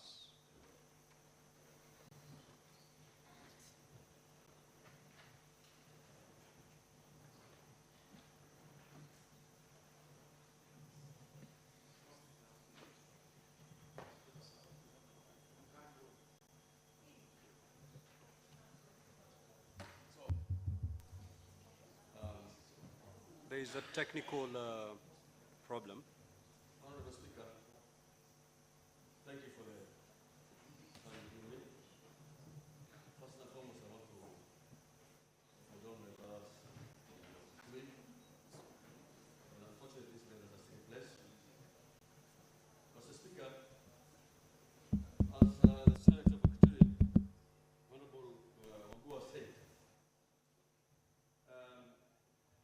the people of Tarifa, Garissa, Kitui, and the larger Kabari area have never had problems. It is only maybe an isolated incident here and there. For many years, we used to do business together. We used to do lunch together. Today, if you go to Wajir, Garissa, and Mandera, the 5 angles, that's the border of Somalia. Well, there's so many people from Kitui here. They do the construction work, they do any kind of business, they do their own shops, their shops, and they've never had experience for it. Mr. Speaker, what happens is actually at times of drought. Actually, look at the general of today. The country security issue is this. It's not working. The mic, who's speaking? What did you speak? I think that this could be the problem of drought. The problem of, the list of speakers. The situation is, the food security has become now a big problem. People are not employed. There's a lot of problems that's happening in this country. And I think it's not only in Kambani and the system is coming. It's there in Marseille. It's there in Ukana, Marquets. It's there in every area almost. Even in Garissa and Ojia, there's this issue of actually school. But I think it's also, there's a school lapse. You must accept that the school system is studied now. Actually became a problem.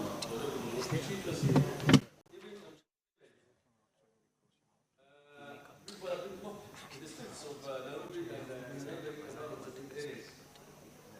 So, Mr. Speaker, last time we tried to sort out this issue. We have what we call the group. We look for our counterparts of our brothers in Mutembei. We have solved things, but we did not succeed to make properly and to iron out these problems. This time now, that the race are almost here, the race have achieved this and got to different places. There will be many people moving out and in. Mr. Speaker, those camel herders, most of them actually are not the residents of the area. They are not even residents of Tarifa.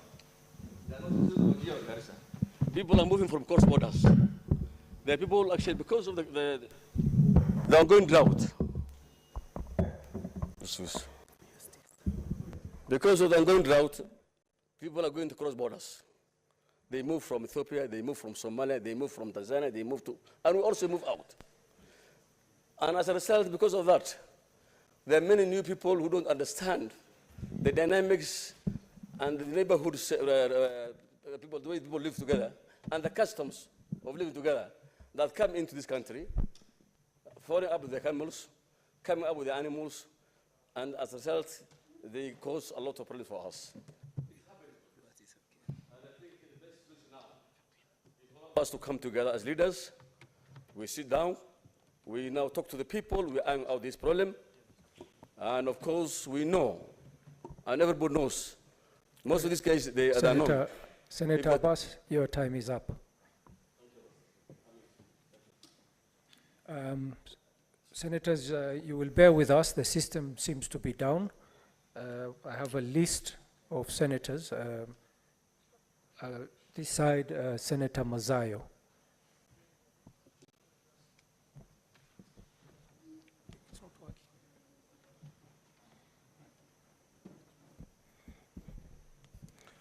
Asante, Bwana Spika. Bwana Spika, kwanza nataka kumpatia kongole ndugu yangu Wambua, seneta wa Kitui, kwa kuweza kuleta hoja kama hii ya kwamba imekuwa mtindo sasa katika sehemu fulani fulani za nchi yetu ya Kenya ambako watu wanaleta mifugo, wanakuwa huru kuingia na kuweza kula mali ya watu ambao wamefanya bidii kupanda mashamba yao au kuweza kuweka mimea yao kwa hali nzuri. Nikisema hivi Bwana Spika, ni jambo la kusikitisha leo ikiwa Kitui kwenyewe kuna njaa. Watu wenyewe ni maskini, wamefanya bidii katika mashamba yao, wameweza kupanda, alafu watu wengine sasa wanakuja na ng'ombe, wanakuja na ngamia, wanakuja na mbuzi wao, wanaingia kwa mashamba, wanaanza kulisha mashamba katika ardhi ambazo si zao na mali ni ya watu wengine wale waliofanya bidii kupanda mimea yao. Bwana Spika, ni jambo la kusikitisha. Na hii inafanywa baadhi ya kwamba polisi wakiwa katika maeneo hayo wanataarifiwa kwamba watu fulani ama kutoka maeneo fulani wamekuja na mifugo, wameingia na wanaanza kukula mali ya watu katika mashamba yao waliofanya bidii na nguvu zao na mikono yao kuweza kupanda mali hiyo. Hivi juzi Bwana Spika, wiki hii hatujaimaliza Bwana Spika, unaona katika Kilifi County, katika eneo bunge la Magarini, mahali panapoitwa Kamale, kuna mashamba ya wananchi kule, kuna mashamba ya Wagiriama wamepanda mimea yao, na hao ni Mijikenda, ni watu ambao wanategemea mimea yao ndani ya mashamba yao kuishi.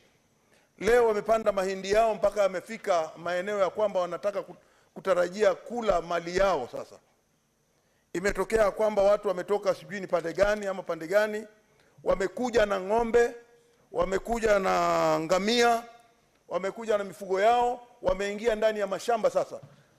Alafu wakaingia ndani ya mto ambao watu wanateka maji wakinywa. Sasa wanaingia huko wakitumia nguvu. Ni watu ambao Bwana Spika, kama naweza mimi kama kiongozi wa ndani ya bunge, ningeomba nipatie kama dakika 2 kumaliza. Tafadhali. Nitakupatia dakika 1 tu, wakati inaisha. Nataka kumaliza nikitumia dakika 2. Tafadhali. Si sawa kwa wengine ulida, lakini asante, najua. Dakika 1 tafadhali. Dakika 1. Bwana Spika, utaona ya kwamba sasa polisi wametaarifiwa, na alafu walipoondoka Bwana Spika, wale watu wamerudi tena sasa. Hivi sasa tunavyoongea wameingia na mifugo yao maeneo ya Kamale katika ile ziwa la Dera, wameweza kuweka ile mifugo yao. Ngamia wamekuwa hapo wanakunywa maji. Sasa inabidi binadamu wanakunywa maji pamoja na wanyama. Ngamia wanakunywa hapo, ng'ombe wanakunywa hapo, na alafu wanaingiza hiyo mifugo yao ndani ya mashamba ya Wagiriama wanakunywa. Hii italeta vita. Hii italeta vita ambavyo serikali yenyewe itashinda kuamua, kwa sababu hatutakubali hata kidogo kuona ya kwamba watu wetu wanafanya bidii kulima, wanapanda mahindi, wanapanda mali zao, alafu sasa watu wengine wanakuja na ngamia, wanakuja na ng'ombe, wanaingia ndani wanakula mali ambayo hawakufanyia bidii. Hii Bwana Spika, inatakana serikali ichukue hatua. Tuko na seneta ambaye seneta mchapakazi anaitwa Kindiki, ambaye hivi juzi alichaguliwa kama mkuu wa mambo ya amani ndani ya Kenya. Tunasema ya kwamba Bwana Kindiki, sasa anza kazi yako. Otherwise Bwana Kindiki utaambiwa, utalaumiwa. Katika Kenya hii sasa tunaona ya kwamba watu wengine wanadharau wa Kenya wengine, na sisi kama watu wa Kilifi hatutakubali hata kidogo kuona ya kwamba mali yetu inaharibiwa na mifugo ya watu ambao wanaleta mifugo katika mashamba yetu. Hii ni aibu sana kuona ya kwamba mtu anatoka pande ile, analeta mifugo na anakunywa, na akiulizwa wanaua hao watu ama wanapigana na hao watu. Hii ni tabia mbaya, na tena tunauliza ya kwamba sasa kama hii serikali iko very serious, na tunajua pengine serikali hii inao uwezo, ichukue hatua ya kuona ya kwamba vitu kama madhara kama hayo ambayo yanaweza kuleta vita vikuu katika Kenya, sisi viweze kumalizwa. Na viweze kumalizwa kwa sababu tumechoka sasa. Tumengojea serikali ingie katikati, tumeshindwa, lakini sasa tumechoka. We are tired. Kuona ya kwamba sasa watu wengine watatumia mali yetu ambao sisi tuna nguvu zetu ambazo tumezifanya ndani ya mashamba kuweza wao kuja na kufaidika mahali ambapo hawafai kufaidika. Asante Bwana Spika. Asante sana Minority Leader. Senator Mofaya. Senator Gataya.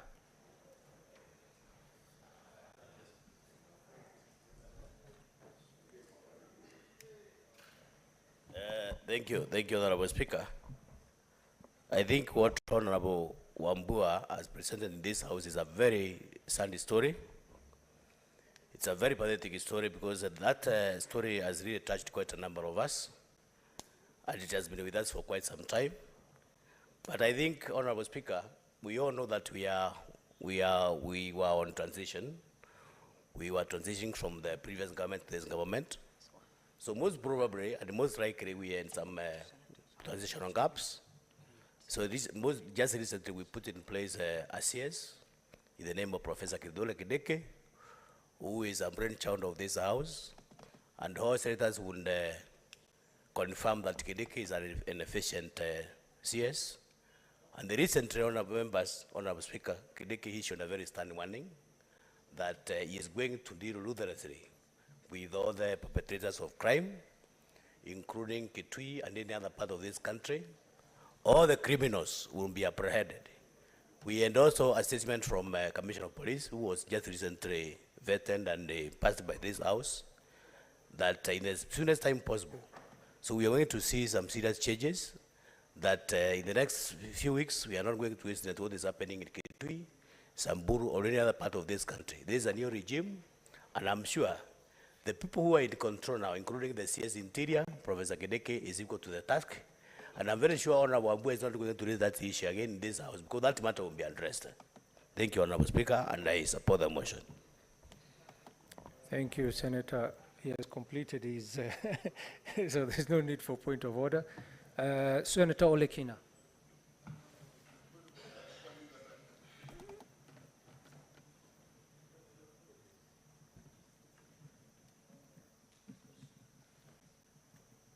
My time should start running now. Mr. Speaker, let me begin by saying that I empathize with my brother and my sister from Mukambani, the distinguished Senator Eno Kwambua and Beth Sionga. Mr. Speaker, the issue of insecurity in a country can lead to a country collapsing. We have seen failed states such as Somalia, and this has been as a result of insecurity in that country. Mr. Speaker, this is a country that has made tremendous progress when it comes to issues of national cohesion. We are not the only visitors in Jerusalem, Mr. Speaker. We know that drought has decimated the population in this country. Wildlife, and even now, going after human. But that case as it may be, does not give anyone the right to be able to do away with another life. Mr. Speaker, this is a very serious matter, and I do hope that the Security Council of this country, which is comprised of the President, the Cabinet Secretary, and the entire security organs, should begin taking the matter of security in this country very seriously. Mr. Speaker, yesterday, when I saw the text from the distinguished senator from Kitui, tears started oozing from my eyes because I could feel his pain. You know, citizens are reaching out to him to support. We are the ombudspersons of the citizens. We are the only people who they can reach out to.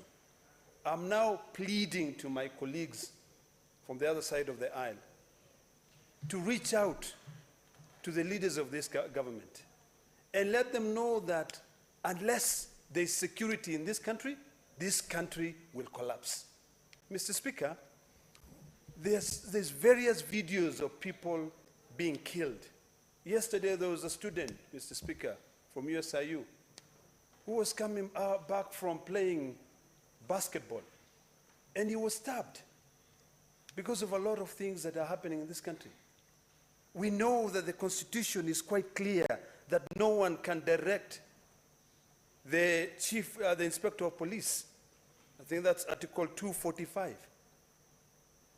The Cabinet Secretary can give policy direction. But I want to call upon the Cabinet Secretary now to sit down and speak man to man with his new team. And the first thing that I would seek that they do is to try and create synergy among the police service men and women to ensure that my minute started running late because of the system, Mr. Speaker. I must finish my sentence. I'm sorry. So finally, Mr. Speaker, let me just prosecute this matter because my minute was running. To create synergy, because it's a transitioning period where there's a lot of jittery. Nobody knows whether they'll still remain here. A job is a job. When you took the Bible and you sought to defend the Constitution and to defend the citizens of this country, and you are in the police service, I want to request the people in Kitui, the police commanders, to sit down and really find a way to resolve these people. Thank you, Senator. Thank you very much. Senator Wakili.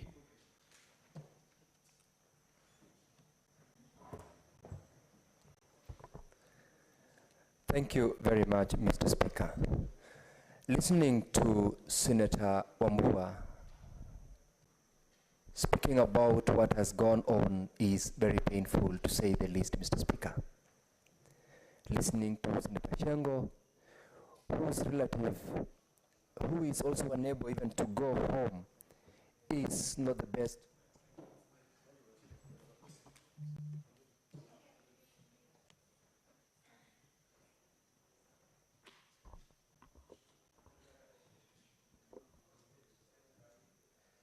Mr. Speaker, allow me then to have a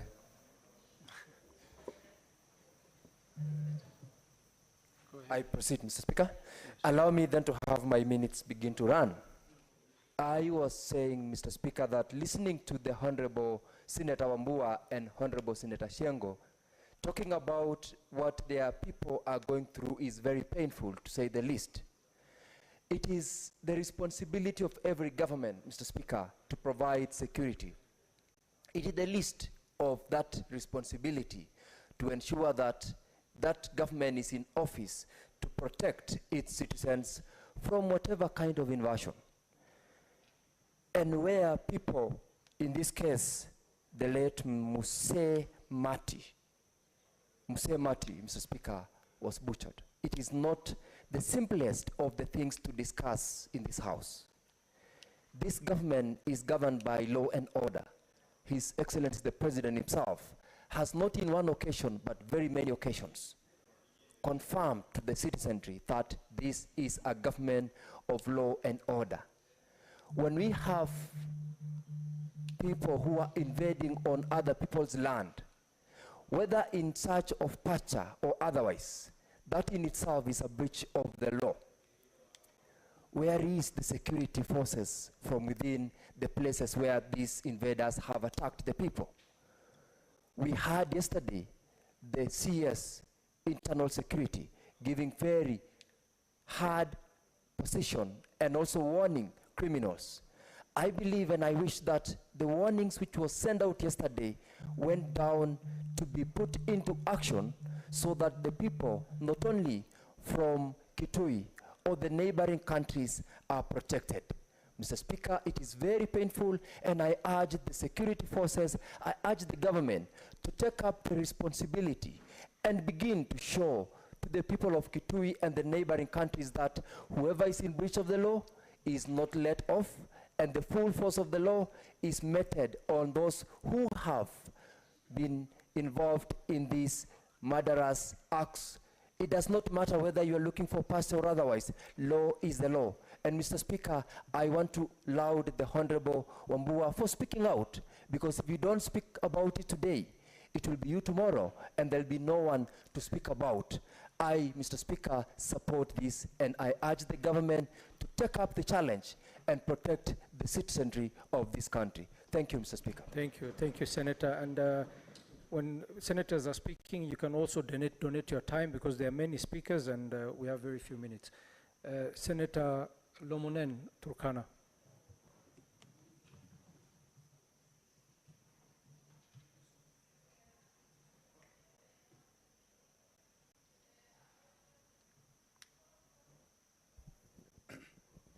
Thank you, Mr. Speaker, for this opportunity. Mr. Speaker, I support Senator Wambua for this motion. Mr. Speaker, I really have a lot to say about security. Mr. Speaker, as Senator Wambua has said, a story on the incidents of Kitui. Mr. Speaker, I am agonized. I am in pain. I lose people every day. Even yesterday night, I lost 3 people. All the time, I lose lives of the people I represent. I lose the property they have. Every time, the dependence increase. And to be so sure, Mr. Speaker, people are just taking this issue of insecurity in Kenya, they are taking it not serious. But I want to put it clearly. It is a serious issue. If we don't take it seriously, we will lose people, we will lose property, and we will have more disaster in this Kenya. Mr. Speaker, the role of every government in this world is to protect lives and property of the citizen. If the government fails to protect life and property of the citizens, what the citizens will do, they will go back to the state of nature. They will take the law by their own hands. They will kill people the way they want. They will take property the way they want. And that is what is happening in Kenya now. Not a story. Let us declare that Kenya is a failed state. People are dying. Justify, I am justifying. I'm justifying because there is no one who is supposed to lose life. There is no one who is supposed to lose property. That is the prime role of the government. People, the other thing that I want to justify, if we do ballistic audit, count the guns that are illegal guns that are owned by the citizens of Kenya. There are more than that, more than the ones that the government has. What are these guns doing? When did what did these guns accumulate? When? Where was the government? That is what we are asking. We are asking the issue of boundary. People are struggling with the boundary. The other issue, finally, the other issue. Senator, your time is up. I apologize. Know, Mr. Speaker, I had a lot to say. Yeah, but we have time limit. Senators, I want to use the Speaker's discretion to increase our time for another 10 minutes so that because there's a lot of interest. There's a lot of interest. So I'm using standing order number 34-2. 10 minutes should be enough. Senator Mandango.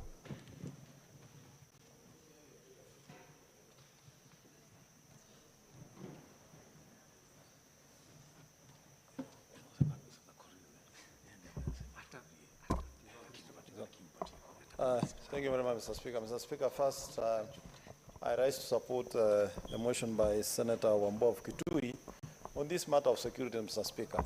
And Mr. Speaker, I wish to differ with my colleagues on the issue of transition and transition gaps on matter security, Mr. Speaker.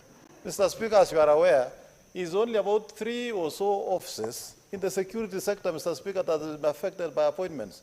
It's only the office of the Cabinet Secretary, the office of the Inspector General, and the changes in the DCI, Mr. Speaker. And those changes, these officers were in service, Mr. Speaker.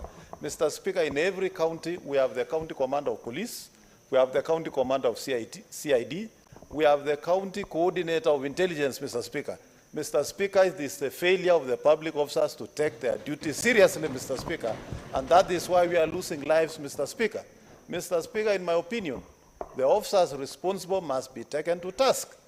Mr. Speaker, how will you explain a population migrating into a region unchecked, Mr. Speaker, carrying weapons in broad daylight, Mr. Speaker? Mr. Speaker, I am tempted to agree with the Senator for Turkana that there is a failure in the security system in this country, but not a failure of the state, Mr. Speaker, as the Senator for Turkana would like to make us believe. Mr. Speaker, I would want to urge the security officers responsible. 1, to mop up all the illegal guns that are being carried by others. Mr. Speaker, we know and understand that there is drought and famine ravaging this country, Mr. Speaker, and those others, Mr. Speaker, have legitimate reason to try and look for pasture. But, Mr. Speaker, this is not something new. Communities have been moving to other areas and requesting the host communities, Mr. Speaker, to support them for pasture. Mr. Speaker, I'm aware the residents of Turkana have moved to Uganda, Mr. Speaker, and have been welcomed because of drought to have their livestock, Mr. Speaker. The same can be done, but we cannot protect criminals in the name of transition, Mr. Speaker. The Cabinet Secretary must wake up and take immediate action. Thank you, Mr. Speaker. I support. Thank you very much, Senator. Senator Tobiko Perez. Thank you, Mr. Speaker. Mr. Speaker, I rise to support the motion by Senator Enoch Wambua. And Mr. Speaker, this is really a matter of national importance. Mr. Speaker, we have been seeing the insecurity in Kitui and in all other counties, but particularly in Kitui because of, the camel herders who have moved into people's lands and have had complete disregard of life and property in those areas, Mr. Speaker. And we arise to say, Mr. Speaker, that the residents of Kitui and all other counties deserve protection and to be given protection by the police force, Mr. Speaker. Mr. Speaker, there is drought, which has also escalated insecurity. I know there is livestock from Kajiado that is in Kitui right now. But we are sensitive that we are moving into people's lands. And our people are requesting a good stay from the locals in that place, and they have been allowed to graze. We urge the camel herders to do the same, Mr. Speaker. Mr. Speaker, I want to say the insecurity is not only localized in Kitui. I was with the honorable member of Laikipia North in the, at Lanchawa, Mr. Speaker. She's hosting 200 women who are IDPs because of insecurity, Mr. Speaker. I was with the Honorable Naisula Lesuda of Samburu West. They are crying of insecurity, Mr. Speaker. Our police forces must wake up because they are sleeping on the job, Mr. Speaker. And this is not about transition, Mr. Speaker.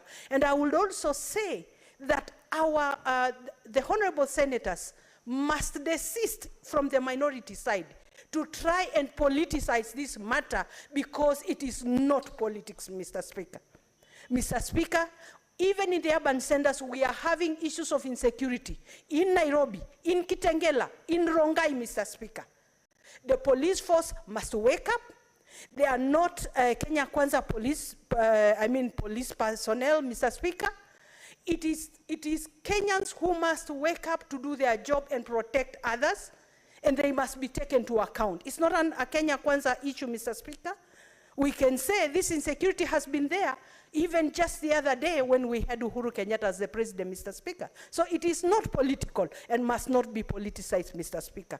Mr. Speaker, we arise to say it is important that Kenyans are protected, Mr. Speaker, at all fronts, in towns and in the rural areas, Mr. Speaker. Thank you. Thank you, Senator. Senator Joyce Korir.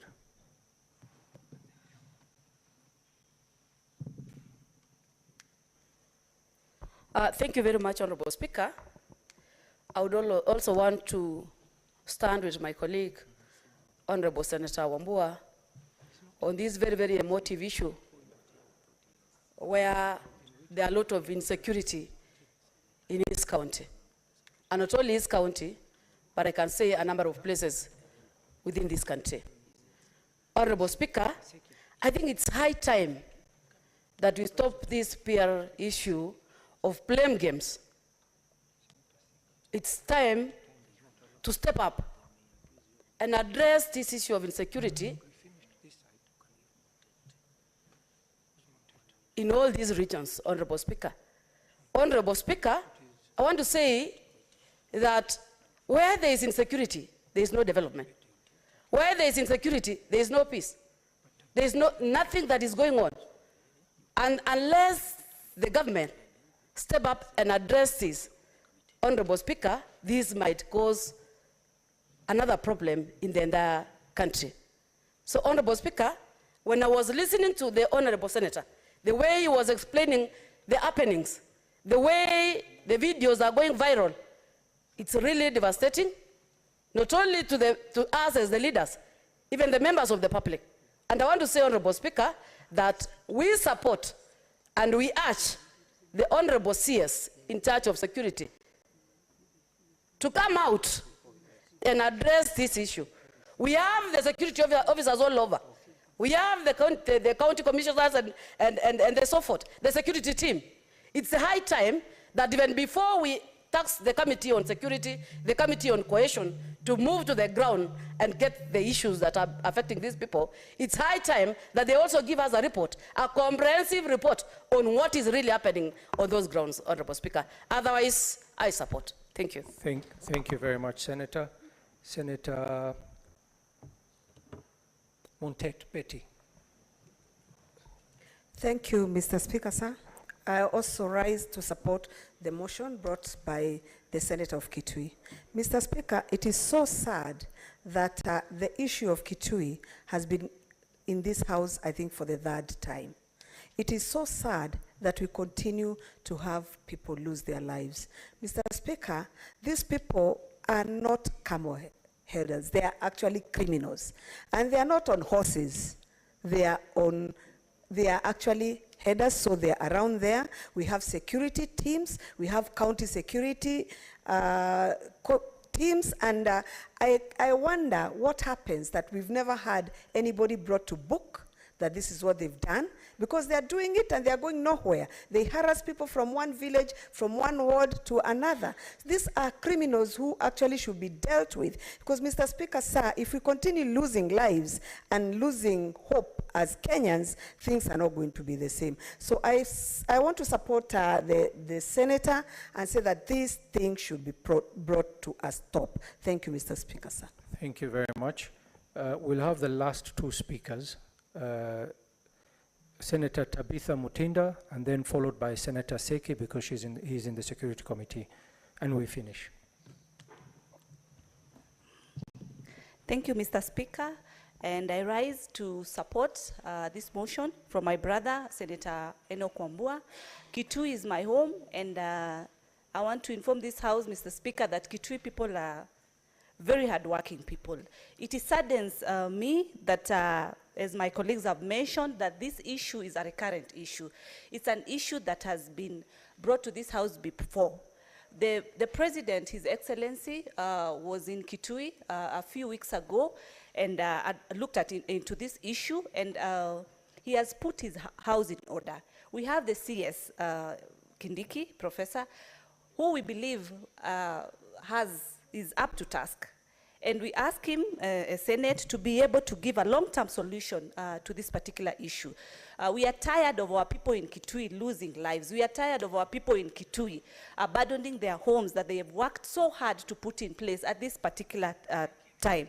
Properties have been lost.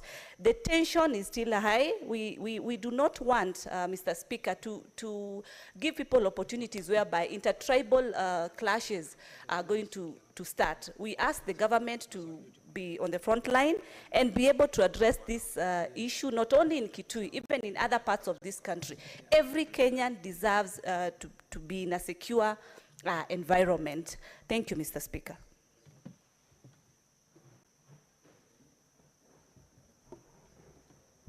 Thank you, Mr. Speaker.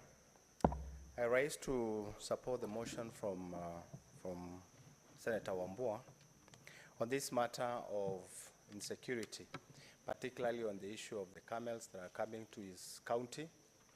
I know this issue seriously can be a very emotive issue, because I know from history the Kamba community are very hardworking, as one of the senators alluded to. They do a lot of cultivation, a lot of, they have their own parcels of land. They paddock and prepare a good pasture for their own animals. That is what I know, because they are my neighbors. And it will be very discouraging to have people coming to intrude into their land, and again, to butcher all the owners of this land. And I think that is very discouraging. I know the Committee on Security has been having this issue quite often. And I know there are quite a number of steps that we are taking up in the Security Committee through the National Security IG, the CS himself, we have even booked an appointment with the CS as a security committee. But I think it is very important that Kenyans must understand the properties, the importance of having properties, owners' properties. It is very important because we know people will be destabilized by this kind of, destruction of people's property. So I think we need to understand that there are a lot of things that comes in, particularly the issue of school. The schools are being affected. Families are, they have insecurity. There are a lot of fear in between families by these killers. And that is very, very, very, very, very bad. We want to come against this issue and make sure that the minister in charge of security need to put this issue into rest. We want to give the Minister for Internal Security to come openly on the public, on the public domain, that what is the processes the government is putting to make sure that these issues of insecurity in Kitui, in Samburu, Turkana, is put on rest. Otherwise, thank you so much. I think it is very important that this assembly follow up this matter quite well. Otherwise, thank you, Bwana Speaker. Thank you very much, Senator Seki. Honorable Senators, it is now 6:44 p.m., time to adjourn the House. The Senate therefore stands adjourned until tomorrow, Wednesday, 16th November 2022 at 2:30 p.m.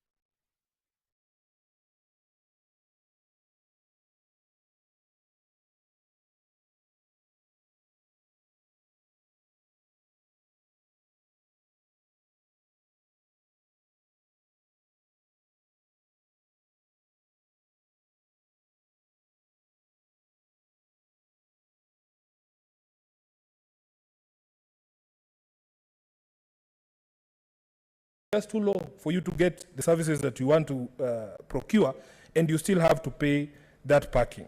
Mr. Speaker, most of the malls in Nairobi, although you are going there to give them money, they still want to take money from you at the parking.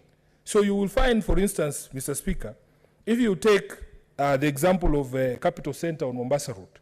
The first 15 minutes are the only time that you will not be charged parking. You wonder what business is this you can execute if you are not a cab driver dropping off somebody. There is no way you can execute business that fast and live without or escaping that particular parking. We have seen in other jurisdictions, Mr. Speaker, and I was privileged to travel to Lusaka, Zambia just last month. There is no parking fee that is charged at shopping malls because those people, the businesses there, recognize that it is an ancillary service that is critical for them to be able to get business. In Nairobi, if you do not have parking at your premises, you're not going to get customers. The first thing that people ask if you open an entertainment space is there parking there? If you come with your vehicle, is it going to be possible for me to park? If it is a shopping mall, where will I leave my car? Is it a safe and secure space? So it doesn't make sense. And you have seen in other malls, Mr. Speaker, that in fact, if you spend a certain amount of money buying goods at a certain shop, they allow you to validate your parking at that particular shop, Mr. Speaker.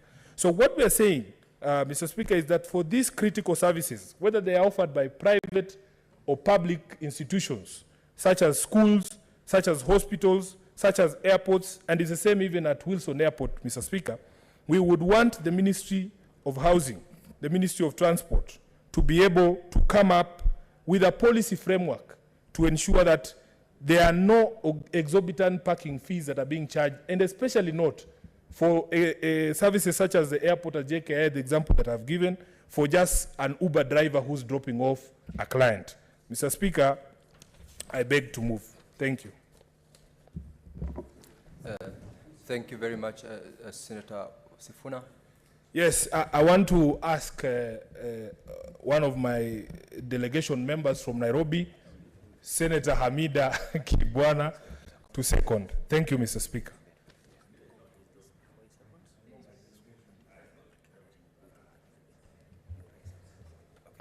Mr. Speaker, thank you for sentiment or motion. It is really painful to see the sick, even during the emergencies, that we have to pay the parking fee. You take the kids to the mall or wherever you go, it's parking fees. And like you said, the Uber drivers now, they are so hurting when they're taking you to the airport. They keep on canceling because the standard parking fee has to be paid, which is unfair, Mr. Speaker.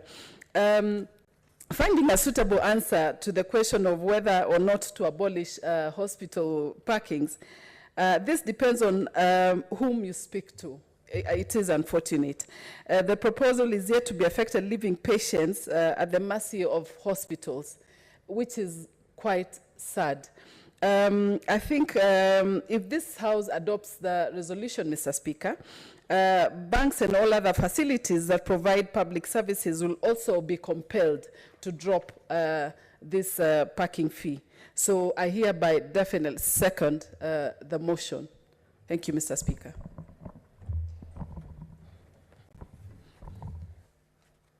Thank you, honorable members. Honorable senators, I propose the question. Now that aware that many urban areas and towns in Kenya lack designated car parking areas as a result of imbalance between parking supply and demand, mainly due to ineffective land use, planning, and miscalculations of space requirements, thereby leading to exorbitant parking fees. Noting that most essential services offered in hospitals, educational institutions, airports, shopping malls, and other public utilities are offered in urban centers and other designated areas that charge parking fees to access, acknowledging that whether they are delivered by public or private providers, essential services such as health, banking, education, shopping, and other utilities are considered to be public services because they are public goods that sustain the well-being of every citizen and help in the development of the society as a whole. Concerned that access to hospitals, educational institutions, airports, shopping malls, and other places offering essential services might be hindered due to exorbitant parking fees levied on motorists accessing these services. further concerned that charging entry fees amount to double taxation, as the motorists who would have paid the parking fees will still pay for the services they seek. And now, therefore, the Senate urges the Cabinet Secretary for Lands, Housing and Physical Planning, together with the Council of Governors, to come up with a policy framework to create an enabling environment for protection of motorists accessing essential services from paying exorbitant parking fees. I call upon you, Honorable Senators, to make your contributions to the motion. And before that, I will have to have communication from the Chair on visiting teachers and students from Huruma Girls High School in Nairobi County. Honorable Senators, in the public gallery, we have 112 students accompanied by 3 teachers from Huruma Girls High School in Nairobi County who are in the Senate on an education tour. You may stand so that you are acknowledged in the Senate tradition. Honorable Senators, in our usual tradition of receiving and welcoming visitors to Parliament, I extend a warm welcome to them and, on behalf of the Senate and on my own behalf, wish them a fruitful visit. I thank you. Honorable Senators, we may now proceed to contribute to this motion. And yes, the Honorable Senator for the County of Nairobi, Senator Edwin Sifuna. Thank you very much, Mr. Speaker. Very quickly, to take this opportunity to welcome the students from Huruma Girls. It's a school in Makadara, Mr. Speaker. I want to inform the students who are here that the Nairobi delegation is the largest delegation in the Senate. We have 7 members of the Senate from Nairobi, led by myself and Mr. Speaker, because it is such a large delegation, and I saw the Deputy Mheshimiwa Senator Cherargei asking who are the others. I want to make it a tradition, Mr. Speaker, to be introducing these colleagues of mine to the entire delegation. We have Senator Karen Nyamu, who's a nominated senator. She's a part of the Nairobi delegation. We have Senator Hamida Kibwana, who's seated next to me. She's part of the delegation. We have Senator Beth Siengo, who's seated next to me here. You can see it is all, with my exception, a very strong women delegation, Mr. Speaker. We have Senator Veronica Ndwati, who is also a member of the Nairobi delegation. We have Senator Mutinda, who's not here today. She's also part of the delegation. And Senator Catherine Muma, who's part of the delegation. Thank you very much. I want you to feel free, get to learn something here. And Mr. Speaker, if you allow me, please allow one member of the delegation from Nairobi to help me in welcoming them. And because I have already nominated the person to vote in my absentia, I want to request that you allow Senator Beth Siengo to welcome these lovely students to the Senate, and just to encourage them that they keep at it at school, listen to their teachers, and all their dreams will come true. Thank you very much, and God bless you. Thank you very much, Senator for the County of Nairobi, Edwin Sifuna.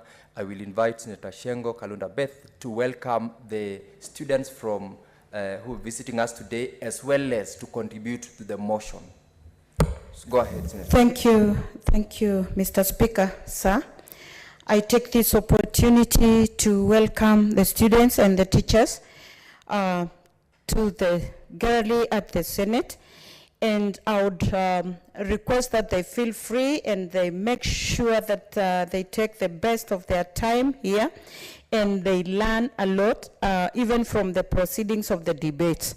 So I am encouraged that the students at the gallery, they are girls, and I would encourage them to make sure that they also shine in class and in their performance. Thank you, sir.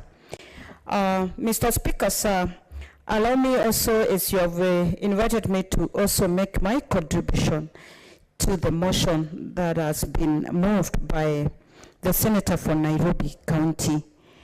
Mr. Speaker, it is a real pain or a thorn in the flesh for the parking charges that are imposed or maybe dealt on upon the people who are visiting very essential institutions or for services.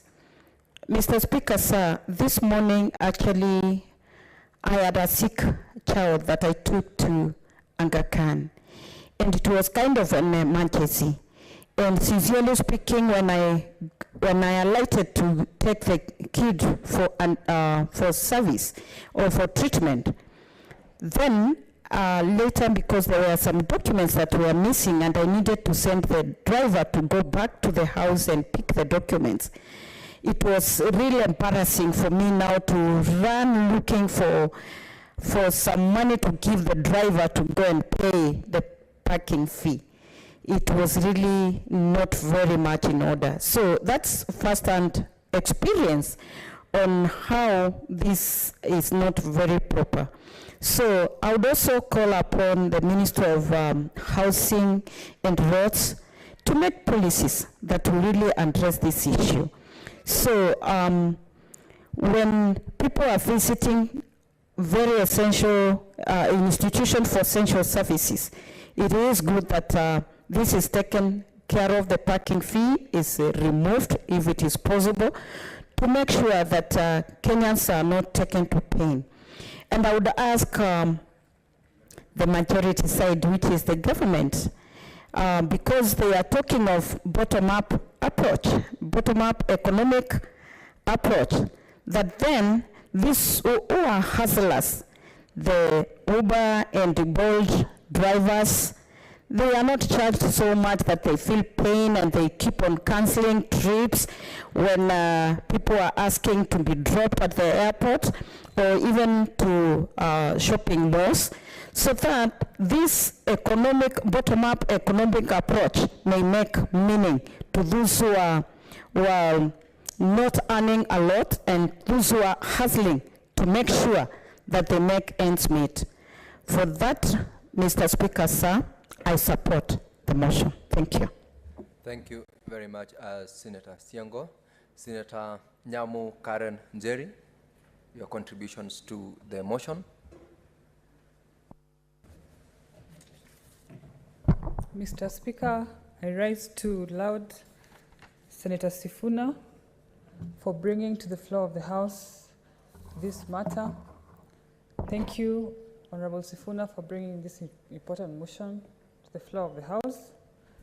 Mr. Speaker, exorbitant parking, and particularly on spaces of essential services, amounts to double taxation to the citizenry of this county.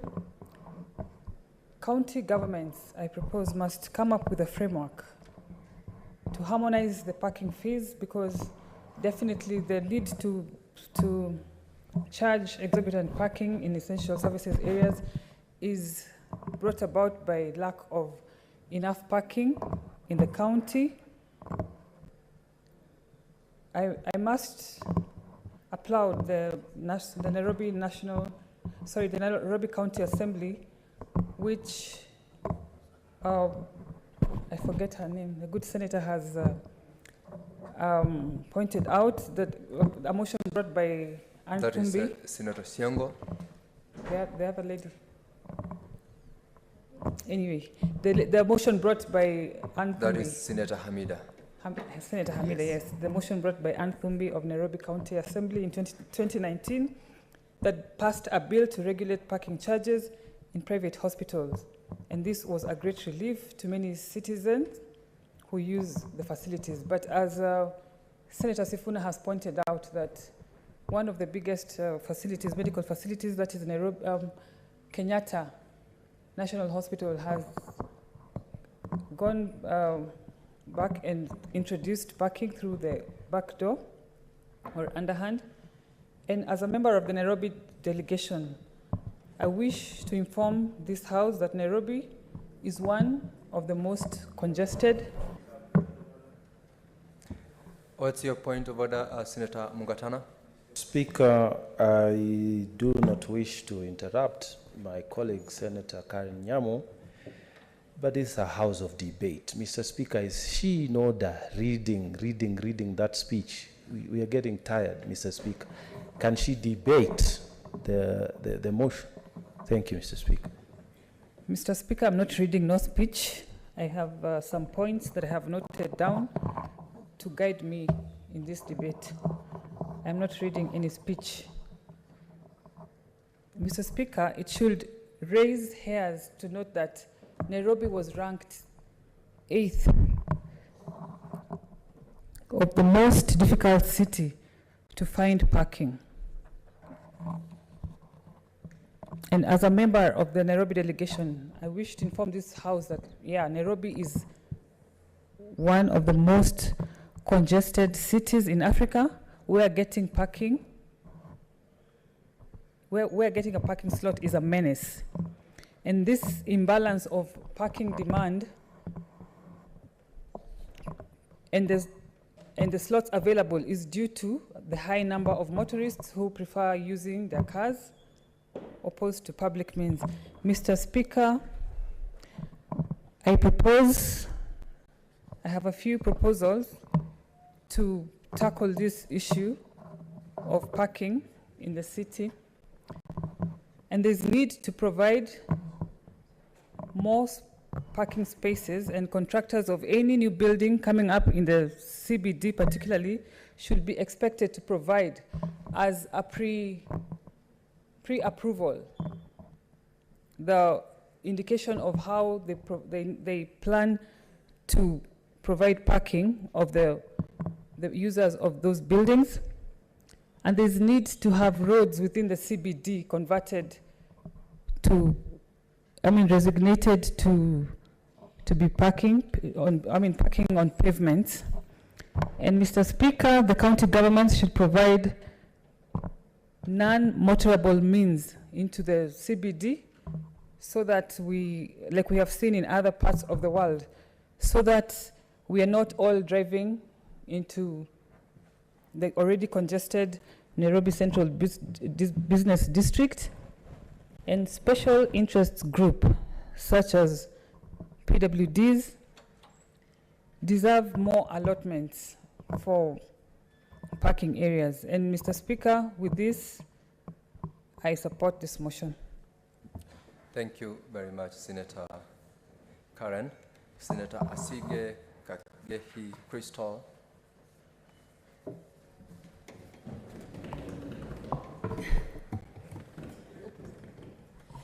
Thank you so much, Mr. Speaker, for the opportunity to chime in on this very important issue. I have made it quite clear to the House on my maiden speech how very passionate I am about inclusive transport, transport that thinks about every single road user and not just defaulting to thinking about the non-disabled road users.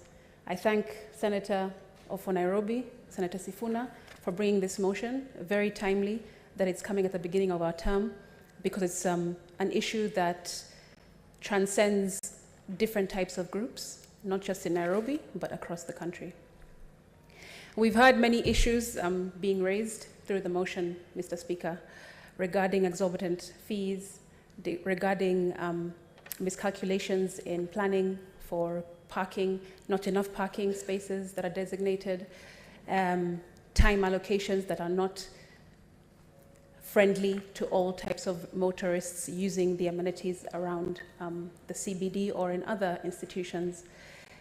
And Mr. Speaker, I just wanted to tilt the lens for a moment so that we can also start thinking about this from the perspective of people with disabilities, as just slightly mentioned by Senator Karen a moment ago. If, Mr. Speaker, how much more are people with disabilities suffering? Mr. Speaker, there are universal design standards which make it very clear on how designated parking around cities and other areas, whether rural or urban, should have a foundation of. For example, for every 50 parking spaces, there must be a disabled parking space. That is a principle of universal design. Another example, these designated disability parking spaces must be at least 3.6 meters wide, but it's actually recommended that they're 3.9 meters wide.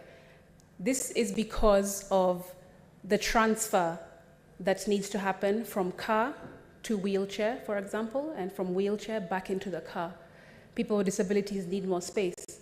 In Nairobi, which is not the county that I'm used to, I am from Mombasa County, Mr. Speaker, I find that the designated parking slots, whether disabled or not, are extremely thin, very, very difficult for people with disabilities to move around and try to easily and with comfort and with dignity, Mr. Speaker, go in and out of their motor vehicles. Think about the parents who are bringing their children into town, for example, to get a fitting for their uniform. They need space so that their children can procure that service. Think of people who are paraplegic trying to move around the city center and get their errands done. Think about visually impaired people like myself who also need to get around quickly and have perhaps a friend or a family member drive them around, but because of the cramped spaces, Mr. Speaker, we have to fear for our lives every time we're coming out of a car. Mr. Speaker, also another issue that disabled communities face with designated parking, apart from lack of parking spaces for us, is also the timing. As mentioned by Senator Sifuna, it's not possible, unfortunately, for us to move as quickly or to move as comfortably as the non-disabled. And therefore, we need more than just 1 hour or 30 minutes grace period before we have to pay. Unfortunately, the environment around us that we have to navigate and fight through outside, Mr. Speaker, doesn't allow us to do what we need to do in that very short amount of time. That is something else that needs to be considered in this very, very essential motion that's been put to the floor of the House, Mr. Speaker.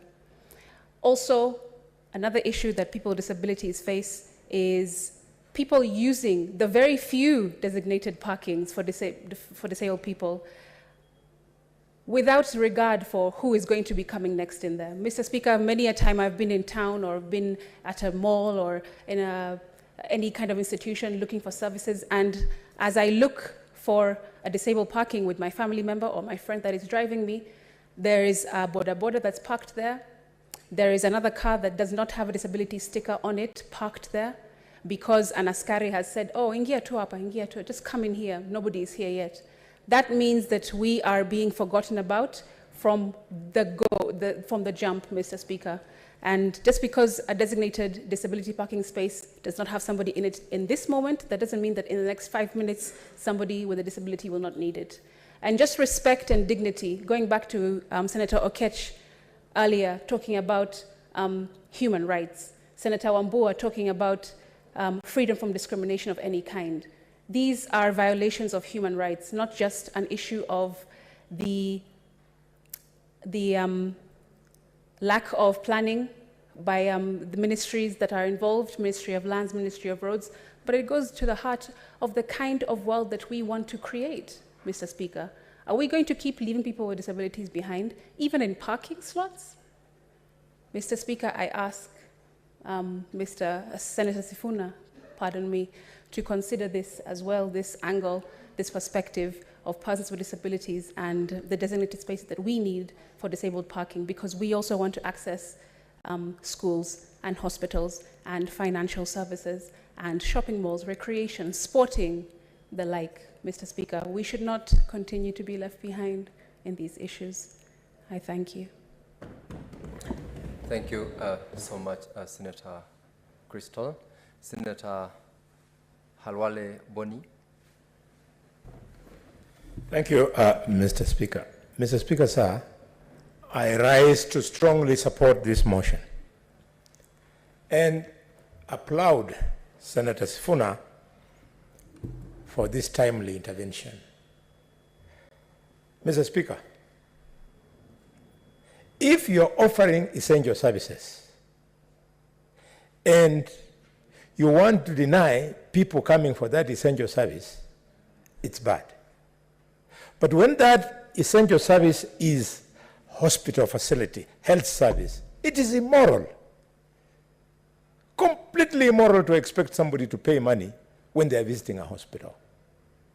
Well, we can say this, but we must ask ourselves, the way they say in West Africa, when did the rain start beating us? We have to fix that. And Senator, I'm glad you are the Senator of Nairobi and you have a strong 7-member team in this House. You can count me in because I'll stand with you on this one. In this manner, what is happening in Nairobi is actually a system controlled by cartels. Not from anywhere else, but from the county government of Nairobi. They want to charge just about anything and everything so as to make money, not to boot to the use of delivery of services, but money which they can carry home in the evening. I'm speaking with authority because as the longest serving member or as chairman of public accounts in this country, I've had an opportunity while I was chairman in the National Assembly and chairman in the Senate, Mr. Speaker, to go through accounts of how money is stolen from the then city hall to now the county government. Mr. Speaker, I want to urge the 7 senators of Nairobi, you have a formal meeting with the governor of Nairobi and the county assembly of Nairobi. They have to review, because this is not a national problem. It is the county of Nairobi that is doing these things. You go and sit with them and tell them what you are doing is wrong. And if they refuse, then we step in on the constitutional principle of, Mr. Speaker, conflict of laws. If a national legislation is at conflict, according to the Constitution, with a county legislation, the national legislation prevails. If they refuse to listen to you, then in this House, we are going to legislate and prohibit collection of fees at parking points from institutions that render essential services. Mr. Speaker, why we must take this squarely to the county government is majority of the buildings in Nairobi, if not all of them, are not planned by experts.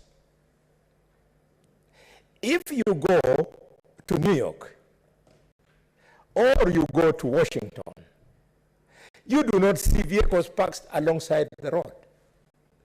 In fact, walking in New York, walking in Nairobi is